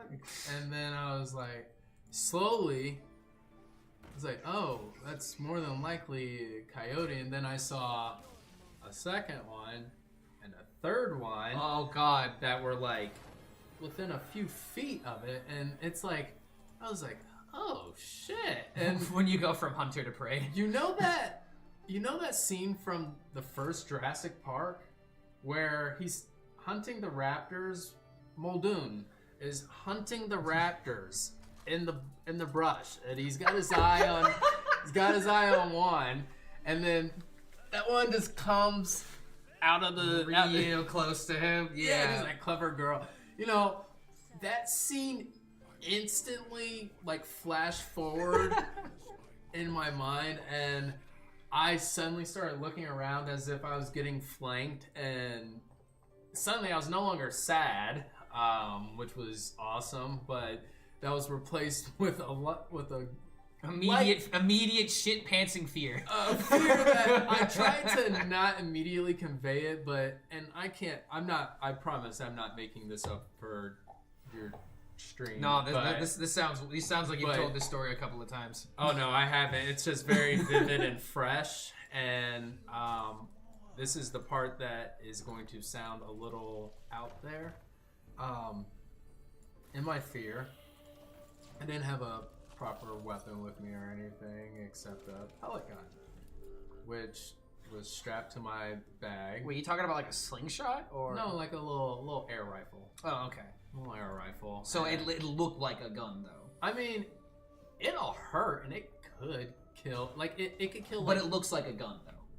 yeah. Yeah. But the thing is it makes like almost no noise because it's more so meant for small game, like ducks or squirrels, something. yeah, Yeah. things of that nature. Well, jeez, all right. I mean, now you've reeled us in. You got it. Yeah. Yeah. Now I have to, and it sounds a little goofy even now that I'm saying it out loud. So basically, in my fear and in my realization, I was like, I don't know how many more there could be. I quickly undid my little pellet gun, my little air rifle, and I started shouting in German across the way at the top of my lungs, and just fired a shot over in that direction. And I'm telling you, these little pellets are like this big. Like, that's the thing. After I fired it, I was a little more afraid because I was like, huh. And they probably would have heard a slight little whiffing. Is it impacted nearby, but nothing scary? You essentially rolled for intimidation. You literally rolled a 3. The fact that you fucking were shouting in German is the funny part. I thought because German It sounds threatening. German, I don't know. You can say some of the most benign things in German, and it can sound blocky enough to sound like you're intimidating, and I don't know. In my mind, At the time when you were perfect sense. looking for options, it's like, all right, gotta go with this one. Yeah, and so I started running back, and that turned into wait. I can't gas myself running. I have to jog all the way back, looking over my shoulder the entire time, like Leonardo DiCaprio from that one movie. What was it? Revenant? Revenant? I don't know that one. Oh, what? Where he's the fur trapper who survives the bear mauling, and he's left for dead, and Nah. oh, You know the last movie that I watched was The Hateful Eight, actually. Clark. Oh, wow. What? How long ago was that? Like last month. I don't really watch too many movies. I have. Oh shit! I haven't seen the new episode of Invincible that came out yesterday. Oh fuck! No one say anything. No one say anything. Hi, girl. I'm glad you remembered me. Wait, now. he rolled a trapdoor spider? Oh, come the fuck on. Crazy. So do this trade's here, coin this, play this, hit Horn of Winter, and do the thing. I used to rub myself in some snow after taking a shower. Now what? Why though? What? What does that do? Does that train you for the seasons to come? When you go out like and hunt Taking bears? this out. Well, I just want to know, was it for enjoyment or did you have a purpose for it? There had to be a purpose for it. Like, I've heard of some wacky things. Then again, I'm the guy who goes out on the frozen lakes and rivers just to go across. Just to live life dangerously on the edge. For absolutely no reason. Donkey on the edge. Which, oh shit, have you seen the trailer for Shrek 5 that just came out today? I heard there was a trailer, saw something that confirmed that there was a real Shrek 5 coming out, and then was like, I want it to be a complete surprise. I'm going into it blind. I'm going into Shrek 5 blind. It's not coming out till 2026 though. Like, this is the very first trailer, just them announcing that the project is happening. It's not happening for a while. What? How deep into 2026 are we talking? They did not confirm. I think they said summer. Did they say summer? I don't remember. It's gonna be a minute. But the only thing to keep in mind, do you want me to tell you the one thing that's different? So, like, they have the original cast. Okay. But Shrek has a daughter now because of Shrek 4, right? Who do you think is voicing that daughter?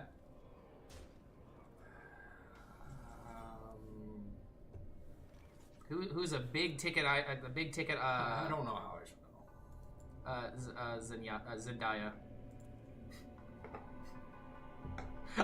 That's the exact reaction I was hoping for.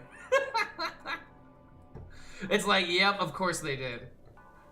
Why wouldn't they? It's such a slam dunk. Everyone loves Zendaya. Shut up! Jesus. God, I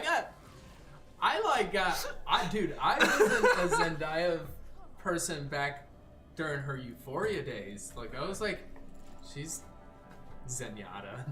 Honest, I'm not gonna lie, dude. I prefer Zenyatta to Zendaya, and I mean, it's like, no disrespect to her or anything. She's but just it's in like, everything now. It's just fatigue. Yeah, exactly. Fatigue, like.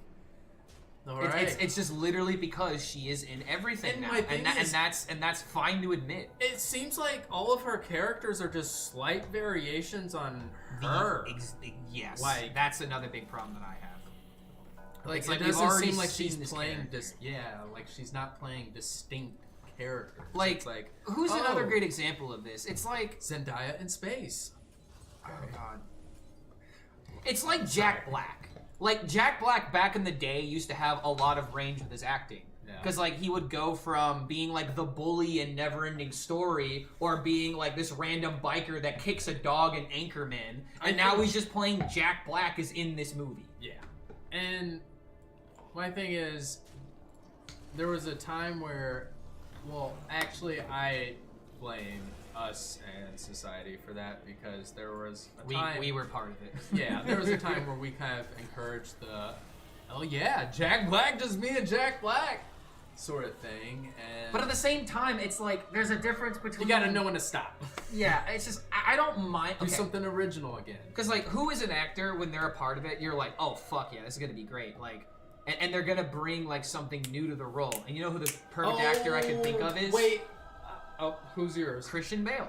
Yes. Christian Bale, yeah. because like a perfect example is when he was in the Thor Love and Thunder or whatever thing where he was like the God Slayer. He was like the only actor who was trying in that fucking movie. Yeah, and he had like 10 minutes total in that movie. And every single one of his scenes were stellar. I'm trying to look up the actor that I'm thinking of right now. I don't know how to pronounce his last name. Another great example is the guy who plays one of the German soldiers, soldiers in I think it's Inglorious Bastards, where it's like the very first movie is an SS soldier talking to a guy who's hiding Jews, and he just literally just starts talking to him like a normal person, and then suddenly on the flip of a dime he just gets really serious. He's like, "You're hiding Jews, aren't you?" And he just breaks him down mentally, makes him start crying, and then just, you know, confess. That was like the first scene of the movie, and it's like that actor that plays the SS soldier is a fantastic actor. It's the same guy that plays Django's friend I know who you're talking about. in that movie, in Django Unchained. The actor I'm thinking of is Ralph Fiennes, I think. Ralph Fiennes. Fiennes? I think it's chat probably. Let me pull it up on screen, as I am most likely dying here pretty soon. Oh, we played fucking Reno, dude. The game got this He far. was Voldemort, and he was Voldemort. He's Voldemort, and the actor for Voldemort. The actual actor, yeah. He's been a few things. Oh my god! Now that you say it, go to take off his nose. I could totally see it. Go to images, because it'll show some from some of his different projects. He's played like an just go into SS IMDb. officer and stuff too. Like, I guess IMDb, the ultimate website for this kind of stuff. Yeah. Wait, was he in Schindler's List? Schindler's List, Yeah, Conclave, yeah, Brand, he's Budapest. He's in Schindler's List. He's the Macbeth, the movie in 2024. Oh Oh my my god, goodness. this guy's got a lot of stuff in the last year. He's like the commandant or whatever. National Treasure Live. Wait, National Theater Live. Whoops, sorry. National. I was about to be like, bro, National That's way- Treasure, that's like way shit, different. dude. He was in Lego Movie. Yeah. He most recently, I believe he was in The Chef. Is that the movie I'm thinking of? The Chef? Well, Oh, isn't that like the movie with all the memes that came with it or whatever? It's like the dude with like the really like messy hair, like blonde messy hair. I'm not sure. He plays has a tattoos and shit. He plays a chef who basically has a bunch of rich people. The menu. The menu. It had Anna Taylor or Thank Anya you. whatever Taylor in it. Thank you. Yes. Awesome. Yeah, it was The Menu. I loved him in that. That was a great movie. Actually, I know a lot of people who were not satisfied with the ending because they're like, what? He just lets her go because she just wants something simple. And it's like, it's not necessarily that it's simple. It was something that she actually wanted. Yeah. It was passion. She wanted something real. She spoke her mind. Yeah, I mean, it was the passion he has been lacking, basically. Yeah. So, yeah, I thought he was awesome. So my opponent is doing some whack ass shit right now. Oh god, is he freezing my board? This is rude. I think I have rushed into the next turn though, so I can get rid of this crap, but this is just disrespectful more than anything. Oh, this is not active? Okay, guys, let's go. I remember getting out of my Battlefront matches and taking my headset off and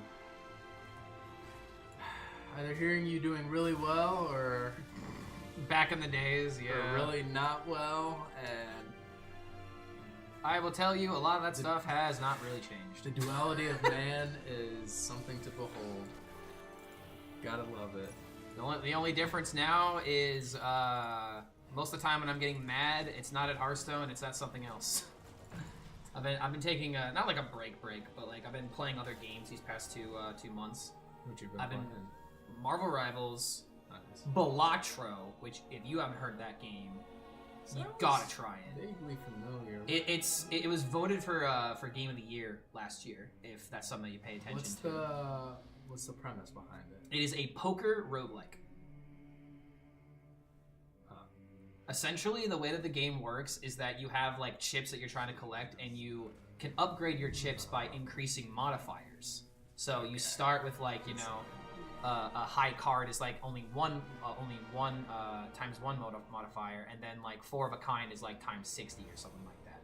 So at first you're encouraged to like, you know, play like the normal hand where you want to go for like the higher value hands. But as you complete rounds and you go through antes, you literally can start fixing your deck.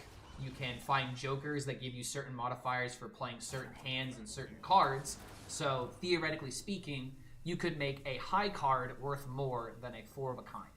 And since this game is digital and you're adding cards into the deck, you have other hands that aren't possible, like for example a flush house, where it's a full house but it's a flush. You have 5 of a kind that you can do, 5 card king, so royal. There's so many different ones. But the point that I'm trying to make, we beat this bitch. Let's go.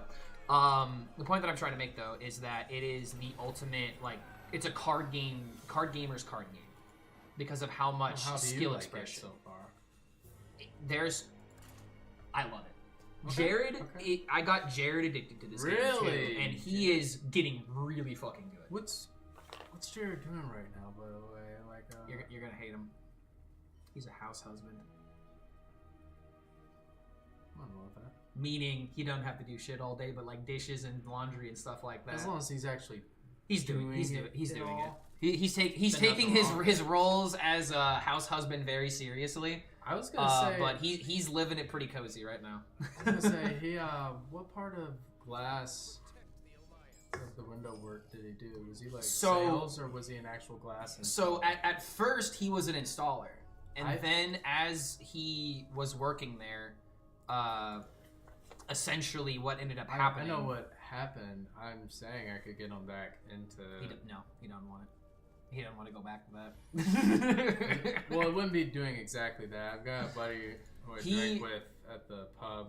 I don't really know what he's doing in terms of like career. I think if anything, he's like really exploring like game design, game development. Oh, I was gonna say it's a like sprinter van job. Like he drives it's like 48,000 or something a year, and he just drives a few times a week.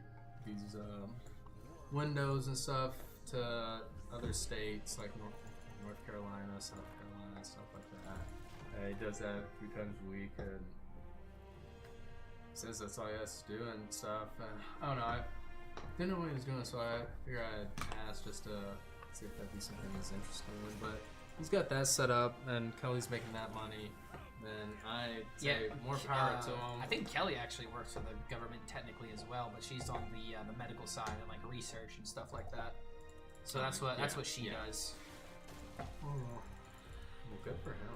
But yeah, they got. I mean, they're like adults now, dude. It's fucking crazy. Don't say that shit.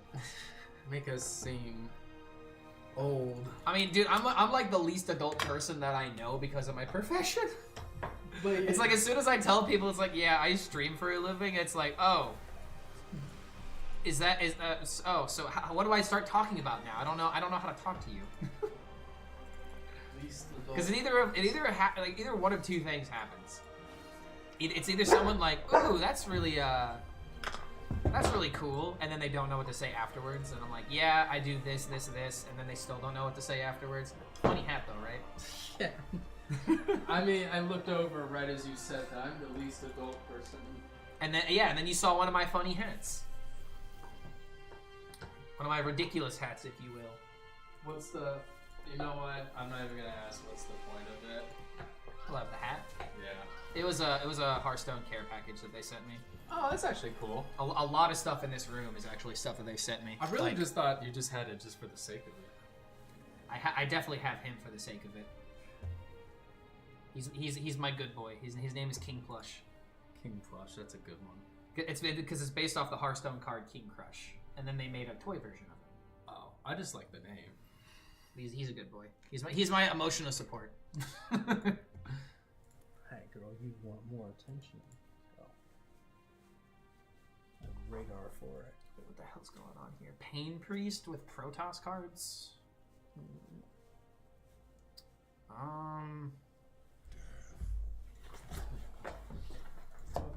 Oh, okay. That's, Yep, if you give her an inch, she'll take a mile. I know.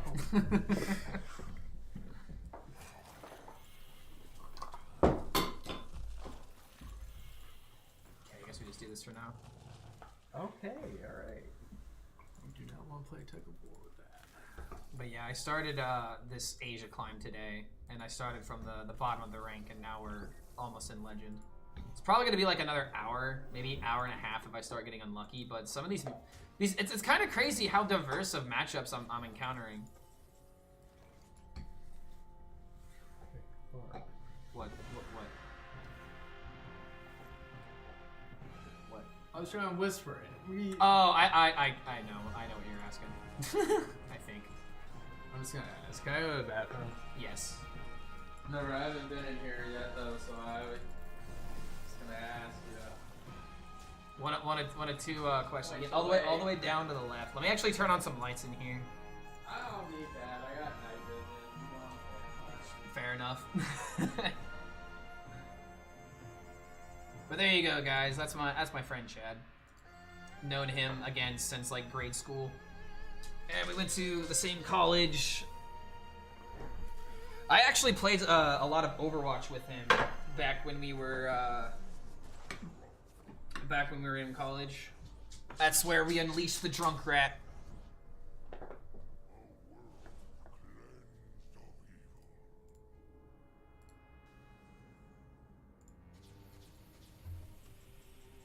Oh shit. Is this lethal?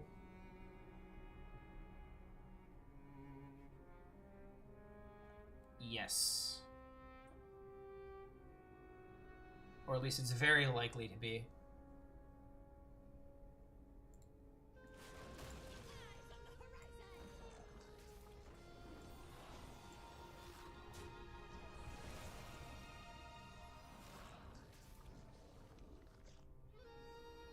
Oh, wait a minute.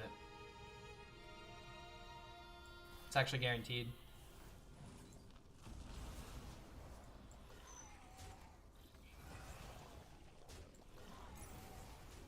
Alright, good thing I actually took the time to think about that one. I might have missed that if I wasn't paying attention. Yeah, look at this win rate. 37 and 12. Killing it right now. Hey, you. Don't sound like you're actually gonna kill him.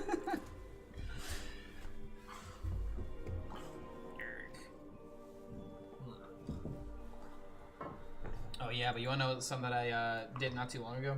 I've been bringing more friends on stream. Who'd you bring on recently? You remember Daniel, right? Yeah, of course. Daniel has slowly been getting back into Pokemon collecting, and so we got 2 boxes that we opened on stream.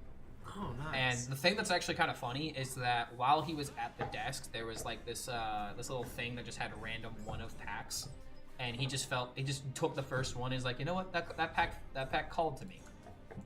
And as we were doing the pack opening, he started with that one, and he opened a Ho-Oh. It's like a Ho-Oh EX in just that one pack. And if you don't know, for context, Johto was my very first game. Like, I love the Johto region. It made me love Pokemon. And then as we were opening the new set that he was telling me about, we ended up unpacking this Lugia.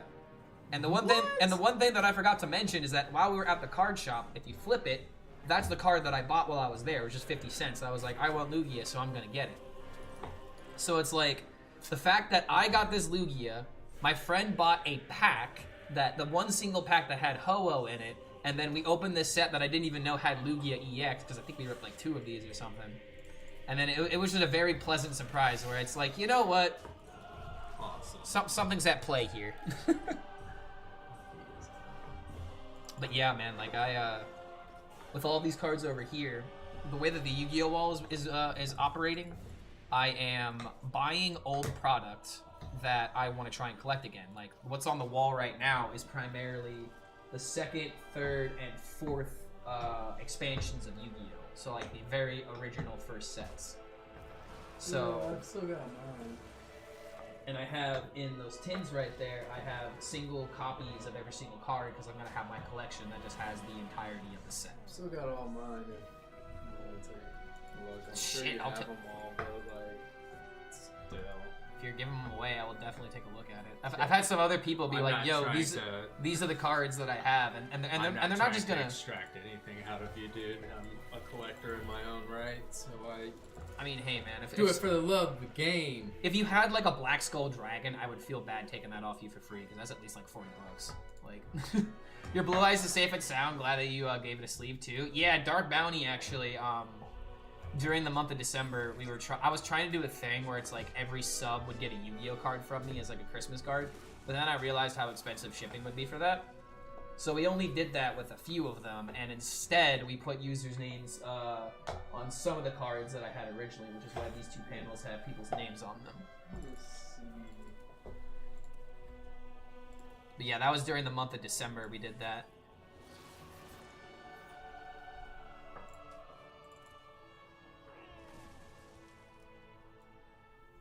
I guess I'm just gonna, I don't want to have to play the 1/4, but it's like, I need to try and make something happen here.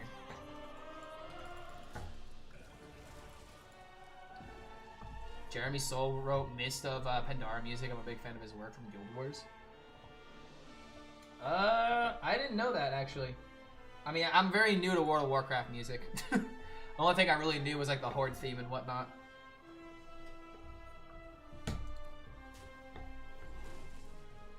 Almost there.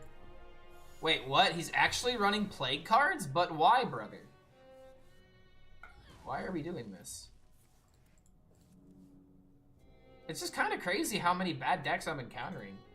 Must really be people trying to figure out something new. Alright, come on, Fester. Nice. And we got 2 of them. But I'd rather start getting the value at this now.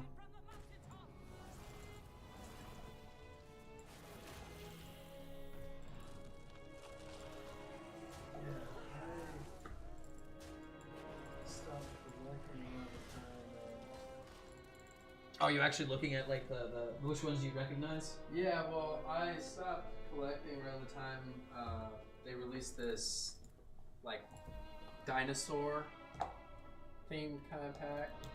I think I know which one you might be talking about. It was like the Like last Superconductor Tyranno and stuff like that. Yep, super black Tyrannosaurus, mass extinction event as a trap card. I actually remember Black Tyranno. Yeah, Black Tyranno was like a 2800 beast. That one crazy. actually came. Corpse Explosion. What? That one actually came with, I believe, a re-release of a card I had a long time ago and far older deck, which I was surprised to see it re-emerge. It was Mad Sword Beast. Oh, yeah, that's definitely an older card. But I've got. That's what I was looking for up here.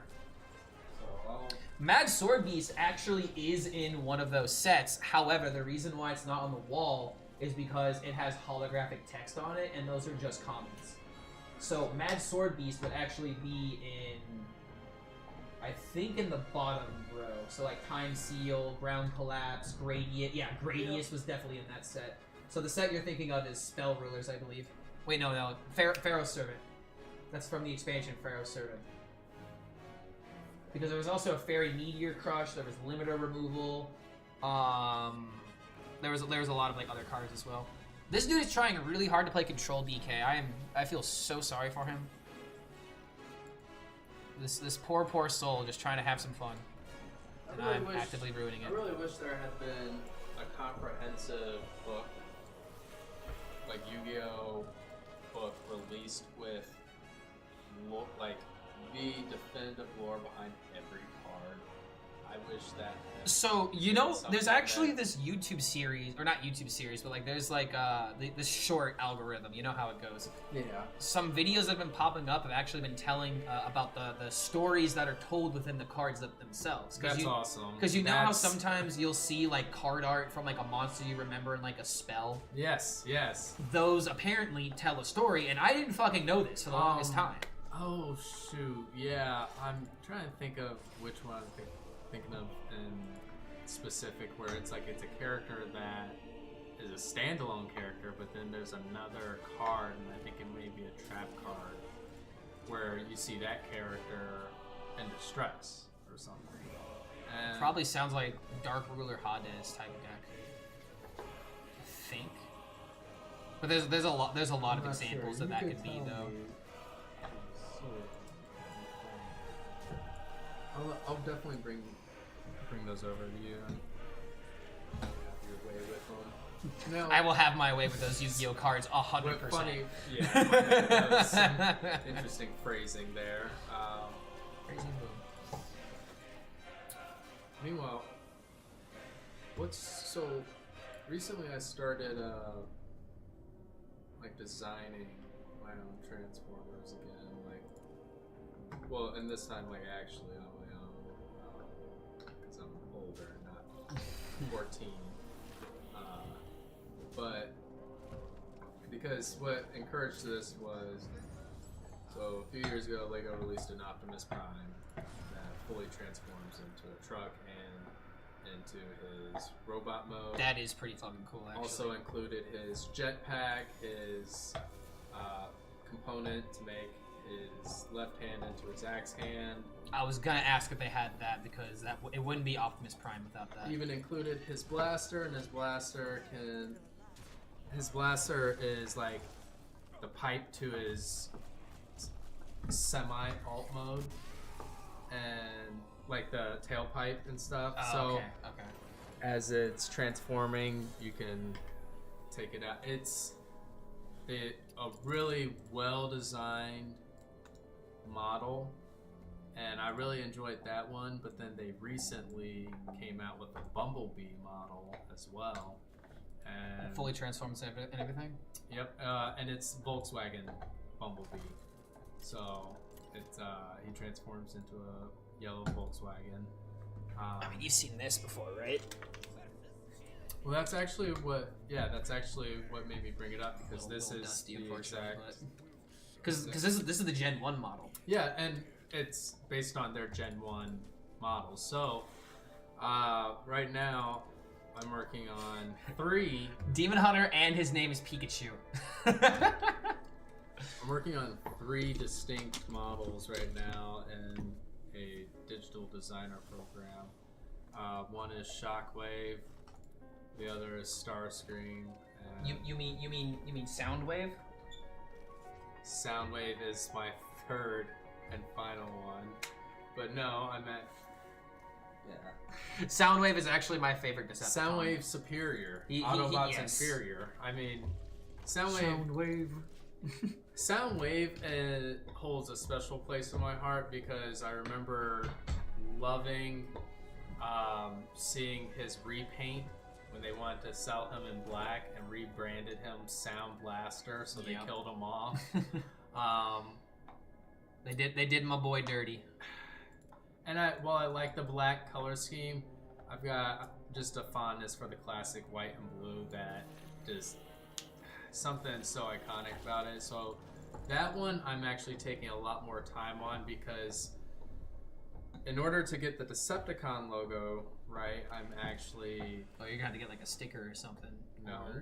I'm having to use some really tiny pieces, though, that aren't actually going to press on. They have to basically... They're a bunch of flat, smooth pieces that I can put in at an angle, and then I can use opposing colors to make them look like the... So basically I'll have to You can kind of like give shape in the form of a letter. And I've planned it out, but it's held in by friction, so I have to design it accordingly, and it's kind of annoying. And that one's taking quite a bit of time. I've had a lot more luck with my Starscream. Yo, what's going on, Lynn? Good to see you. But yeah, so I'm working on those. That's why I was asking if you have a favorite, because I might try to throw that into the mix too. So my favorite Transformers are definitely Soundwave, Megatron, Optimus Prime, and Grimlock. Original Grimlock from the Gen 1 Transformers will always be my favorite, just because the simple voice acting. Me Grimlock, no listen to tiny whatever. Like, it's just I love Grimlock. To Tiny Bot, like Yeah, I get that. The voice acting for him was like, it's what I was a dumb kid, and that's what dumb kids need to be stimulated on something that they aren't gonna watch unless your dad sits you down and be like, you're gonna watch this because when I was your age, I enjoyed the hell out of this, and I know you'd like it too. But you don't sit down and ever watch anything, so shut up and listen to this. See, Grimlock actually would be probably a good one. I may give that a go. That actually sounds fun and nightmarish at the same time. A dinosaur that transforms into a robot. Yeah, how fun was It'd that? be fucking brutal. So I think I'm going to take the cheap, easy, and infinitely more fun route right now of doing Megatron. And I'm not gonna make him into his gun alt mode. Yeah, that's actually a good question. Like, what's his transform state gonna be? Because then that depends on which era that you're pulling from. I'm thinking of going with G1 Megatron. Because you could do like Galvatron, and that would be fucking sick. But then again, he transforms, I think, into a turret. He transforms into a stationary blaster. Yeah. Which I'm not gonna see Galvatron. I like the character design, but I'm honestly, real talk, if we're going that era of Transformers, at least G1 era, season 3 beyond, basically, or post movie. My favorite design was always Cyclonus. Okay, I know the character, but I can't think of the design. Cyclonus, because his alt mode was absolutely peak. Oh, okay. Absolute, so one of the absolute peak. Is made up of either Bombshell or Kickback, or actually no, Bombshell and Skywarp, I believe. Or wait, was it Thundercrack?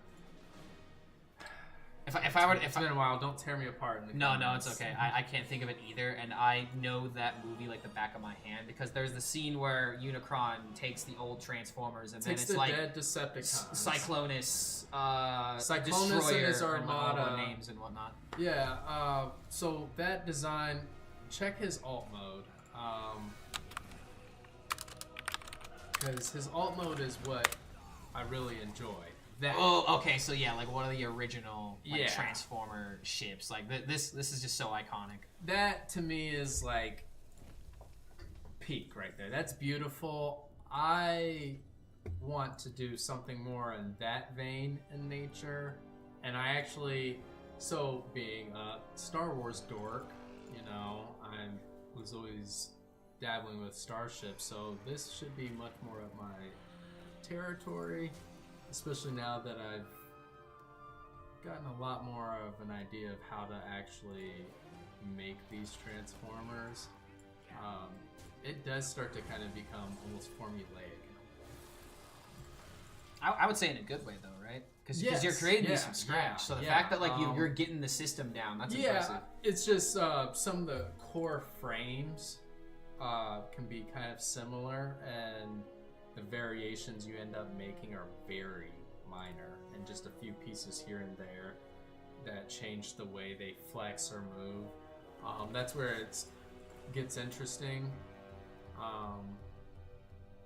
My thing is, every single one of these Transformers, I want to be able to transform into at least one alt mode. Now the triple changers, that shit's gonna, haven't, because one of my favorites is Astro Chain. Always loved Astro Chain and thought it was so cool because I love trains and I love space. I like trains. Yeah, exactly. And you know, they actually kind of did that bit in the most recent Skybound comic, actually, like 2 or 3 issues ago. Astro Train wants revenge on Megatron, but he blames Soundwave basically for duping him and using him. So what he does to basically ambush him as Soundwave's Decepticons, because there's like been a civil war basically within the Decepticons and to an extent the Autobots. Mutiny. Oh well, it's more so Optimus Prime's Autobots have lived a very different life in war. And this is being on post-movie, Earth. right? This is the Skybound comics, Oh, so okay, this is a okay. different continuity than a lot of the movies and such. But it does follow a lot of the G1. It follows the G1 designs. But the thing is what ends up happening is as Soundwave and his Decepticon group are confronting Optimus Prime's Autobots, Starscream, who, by the way, give a little background context because this is kind of cool and I think it's really neat that they did this. So basically, Soundwave killed Starscream, or thought he killed Starscream, because he basically threw him down a volcano after beating the shit out of him. And the reason he decided I don't care what Starscream does, but he deserved it. He's always the weasel. You know what Soundwave said right before he threw him down this volcano? What? Because Starscream was begging for his life. He's like, "You kicked my Ravage." Ravage is one of his cassettes that transforms into... Ravager was the Panther, right? Yes. And he did. While, by the way, Ravage was already injured and badly wounded, and Soundwave was like holding him to be like, "Hey, like, you need to get him help," and like, Starscream had abused him. What a bunch of nerds. Yes, we're talking about Transformers, Lim. What, yo, you got a problem? This is exactly what boys do behind closed doors. As I was saying before we were assaulted like that. Wait, am I dead? Oh my god, he almost fucking killed me. That's actually terrifying that it was this close. Yeah. Starscream is found by... So this ties into G.I. Joe. G.I. Joe ties Oh, okay. into this So I've storyline. actually I've always known that G.I. Joe had like a part in Transformers, but I never knew when it actually happened. And the last like live action movie, they tried to tease that shit, but that movie was so fucking dog. Like, Well, holy crap. The thing is like the way it ties over in this Also, final boss. continuity is I can hopefully be done. you know Destro, dude, Silverface. Yeah. Okay. Well, you know, he works for Cobra, but his front is that he runs like a mercenary, I believe, group called Mars. I find it funny that you said the silver face guy instead of just the guy that talks. No, that's Cobra Commander. Oh shit. Yeah. Wait, Silverface? Wait. No, okay. He literally has like a bald head and it's like a silver, like just metal face. Then I do not remember that. Like, I thought you were talking about the Cobra Commander. He's guy. like one of Cobra's second in commands or something. One of his lieutenants, basically. I'm pulling him up. You'll 50-50. It's a 50-50 between this and the Roman Empire, in fairness. Dude, he actually could probably tell you a couple things about the Roman Empire, so let's fucking... let's stay down one rabbit hole at a time. Literally. Destro. Like, Oh, like okay. this dude. Okay, I do remember this guy. I'm very limited on my G.I. No, Joe yeah, I knowledge. get it. I wanted He looks to paint like a Colossus, picture. kind of. Yeah, he's like Cobra Commander's second in command or whatever, and basically runs this little research / mercenary company. And well, these little group of dudes and a few chicks find Starscream's like very mutilated, still alive robot body in the lava, pull him out, hook him up to one of the like Cobra tanks or whatever, and Starscream is like appalled. They hook up a bunch of bombs to him. Long story short, Starscream basically dupes them into tracking down a bunch of Decepticons for him. The Combaticons and Astro Train and a few others, I believe. And when they go to confront Soundwave, the way Astro Train makes his entrance is he comes in as the shuttle.